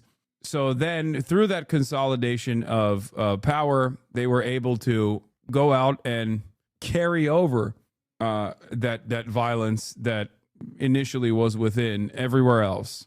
Bro thought he was going to just slip the Ottomans in there with China. Excuse me, 1453, best year of my life. The conquest of Constantinople that turned it into Istanbul. Hello, have you heard of it? That's right. It was one of the first practical applications of cannon warfare that on the European continent, okay? Excuse me. The fuck? Yeah, navies were OP. Gunpowder plus navigation equals empire. Capitalism was the jet fuel that really made it go bird. That's why Spain and Portugal were too early. Bunlar hiç karadan yürüyen gemi görmüş mü? Görmemiş oğlum bunlar işte. Bunlar Angloid ameleleri, bilmiyorlar böyle şeyleri. Load up the cannons, Mehmet. In Europe, at least Italy and Greece have a rich history. Germanic people, i.e. Dutch, Germans, English, etc., discovered how to wipe their asses like only a century ago, and they still don't know how to clean it properly. Yeah. There's an old Turkish, there's an old, like, quirky Turkish history about where the embassies are located in Istanbul, far away. The European embassies that are located in Istanbul, far away from the rest of civilized society, because apparently they just did not know how to utilize working sewage. Like, they didn't know how to wash up. It's ironic because, England was straight up carried by the infrastructure that was there. They just didn't. It's such a wild thing to consider, where you're just like standing on top of a previous empire, and it's and the skeleton that they left there in the aftermath, and you literally are just backwards now. All of a sudden, you are functionally a fucking savage. It's like putting cavemen in the middle of New York City. To be fire. They have probably the best public transport in Europe. Like, their bike lanes are famously amazing, their trains are amazing, their cities are amazing. I don't know, man, they're just winning in life. Malta is a fictional country invented by the British to keep better control of the Mediterranean Sea. This is why it is like the UK in many cases. The people all drive on the wrong side, the public transport sucks, and it is actually the first EU country I ever went to.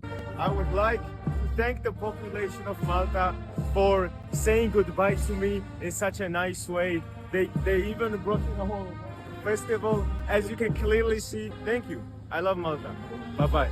And I can't lie, man, this shit looked good. Malta is very, very aesthetically pleasing, and the weather is nearly always amazing there. It genuinely looks like some cool Middle Eastern game, like Prince of Persia or something. Malta is gorgeous, and especially the views with the sea are amazing, really. One slight issue is that they have no gas, just generally. They don't have a gas distribution network, so everyone has to keep fucking gas canisters at home, and a lot of times they keep it on their balconies. I don't know how this shit just doesn't explode in the Maltese heat, because bro, this shit is nearly in Africa, you know? Also, my video game grown-up mind kept wanting to shoot these gas canisters so they would explode. But this is Europe, motherfucker. Keep those guns away. And if you make fun of Europeans for not having guns, they will surely remind you that the US is the only country where school shootings are a problem. What I also like is that they offer a very good digital nomad visa with pretty low taxes, which is why Anomaly lives there. The Swedish man strives for hot weather and low taxes. Malta is beautiful. I suggest everyone visit there. You will have an amazing time. Luxembourg is a very beautiful and a very small country with big colonial ambitions. Luxembourg has a population of the devil's number K people, but despite this, they still wanted to colonize like other European powers. Luxembourg actively helped out Belgium in their colonization of the Congo, and they barely gained anything from helping Belgium out in this.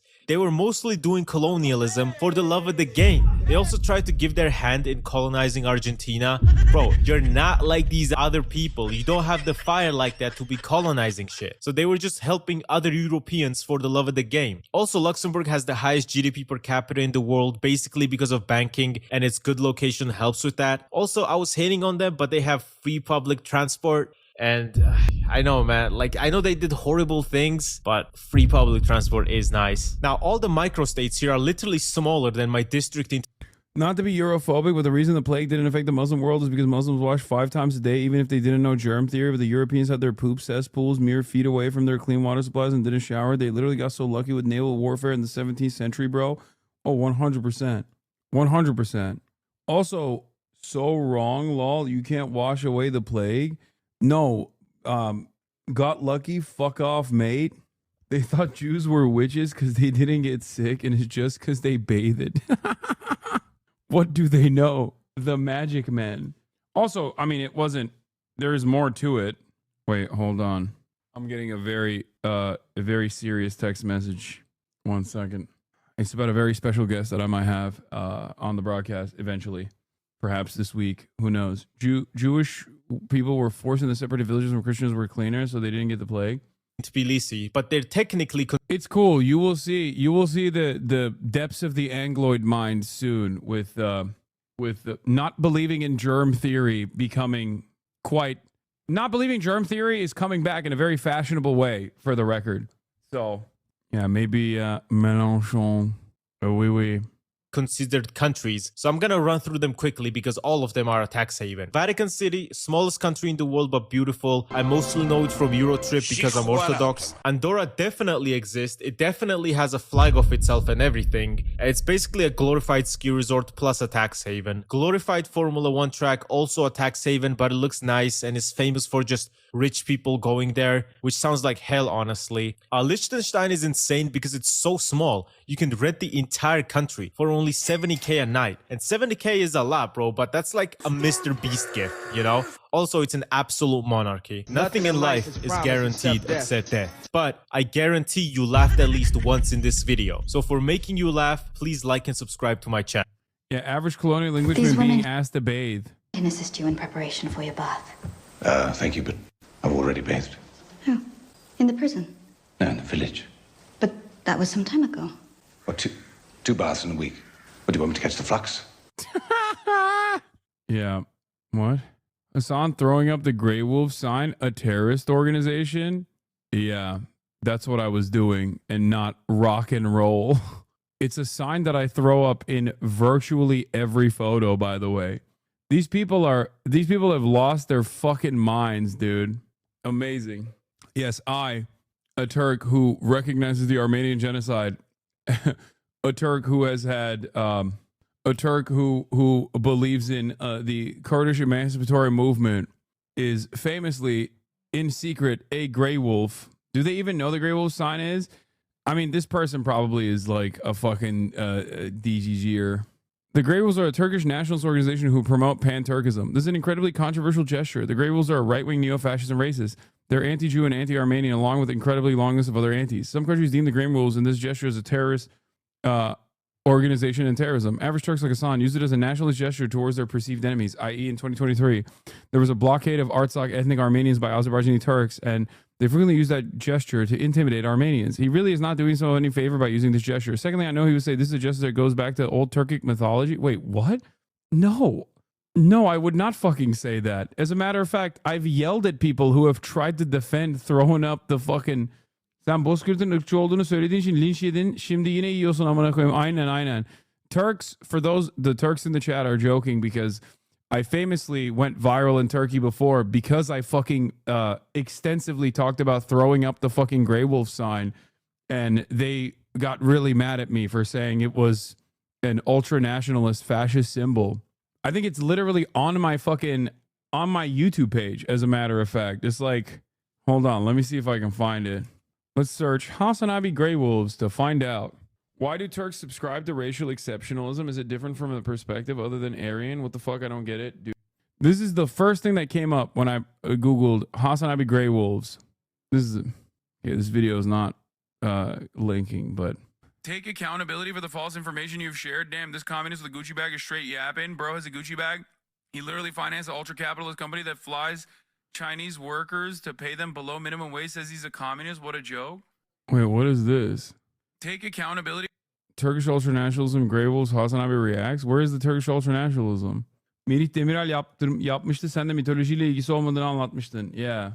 I think this was the one. If a Turkish man wearing the Turkish colors on the international stage is throwing that shit up, that is pretty significant. I can't even be proud of my country for like 2.5 days before some asshole ruins it, you know?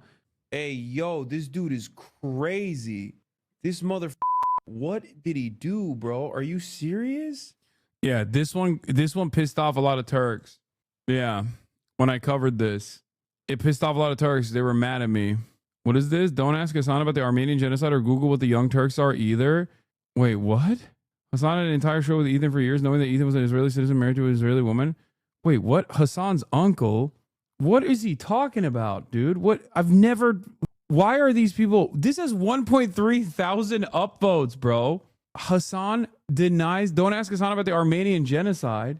Bro, what planet are these fuckers living on? I feel like it's so funny that anytime like a group decides like, fuck Hasan, we hate this guy, they run the same fucking route every time where they just like hallucinate positions that I don't have, and 0 people even fucking check if this is correct or not. And they just keep going, yep, that's right. Like how many, it's so funny. It's so fucking funny that we just gotta go through the same cycle, the same spiral over and over again. Everyone who hates you only does for things you don't believe. Yeah. And you just showed it 24K more people. Hasan is not worth it, I promise. I mean, it's just still funny to me. The comments actually reference the video, but say because you're now trying to rage bait and dog whistle. Wait, what? Didn't you talk about on Leftovers how education in Turkey downplayed the Armenian genocide? Yeah, not downplayed, deny it. Outright denial. What the fuck? It's always funny because like everything that people have developed about me over the past like couple of years is just entirely made up. Ethan learned the term crazy make from Sex Pestiny and accuses Hasan abi heads of doing crazy make, but the reality is Diddy G is literally doing it with other co-opting of HP. What? It just doesn't even make sense. Oh my god. Shangun playing right now. The Turks are not watching. Yeah. I mean, it's annoying because like they just fucking make shit up, you know? That's what's annoying. Like they just make stuff up to get mad about. But because it's been relitigated over and over again, and your first interaction with eFans was about the Armenian genocide because Alex Jones mentioned it's in the content nuke. Yeah. The same sub is blowing up because someone posted a thread asking not to post Sex Pestiny on the sub. God damn. Anyway, did you throw out your Nazi bleach sword yet? No, because it's not a fucking Nazi sword. The fuck? Anyway, we're here to remind everyone once again, I almost bought into the hate campaign, but then rewatched unclipped streams and now I'm a regular. Be free liberals. Yeah. Ian the crew are aware, don't care. That's why Ethan is still crashing out. They keep egging him all the time on that sub. The subreddit is completely brigaded with Epstein's community. No, I know. When the Bloomberg article came out about their brigading, Sex Pestiny's brigading, and active targeting campaign where they try to do like a Gamergate style harassment campaign on Twitch in general, specifically about me, they basically had to delete all this stuff, so they just migrated over to the H3HG community. It's crazy. Is the sword your Obama doesn't wear a flag pin moment? Yeah. I bought into the hate campaign because you didn't pull off the stream with Phineas. I hate you. I'm sorry. It's not my fault. Phineas is a busy dude, man. Where's the shirt from? I don't know what it's from. Over on our Gaming Tonight King, it's too late now. I'm sorry, chatters. Maybe tomorrow. The stereotypical poor bathing hygiene of Europeans started post-plague. Bathhouses were very common in pre-plague Europe. The plague was ironically often blamed on bathhouses associated with prostitution. Yalan just finished it. I know. I'm a liar. I'm a freaking liar. That's all. That's going to be all for me for today. Stunning lo-fi introduction, starting off the day. All right, everybody. All the chatters trick the Gaming did not turn out to be back. Sunny Los Angeles, California, says Hasan. The starlight to the starlight to the topic just begun.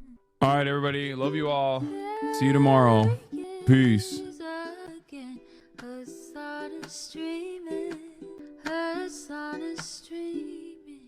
There is again.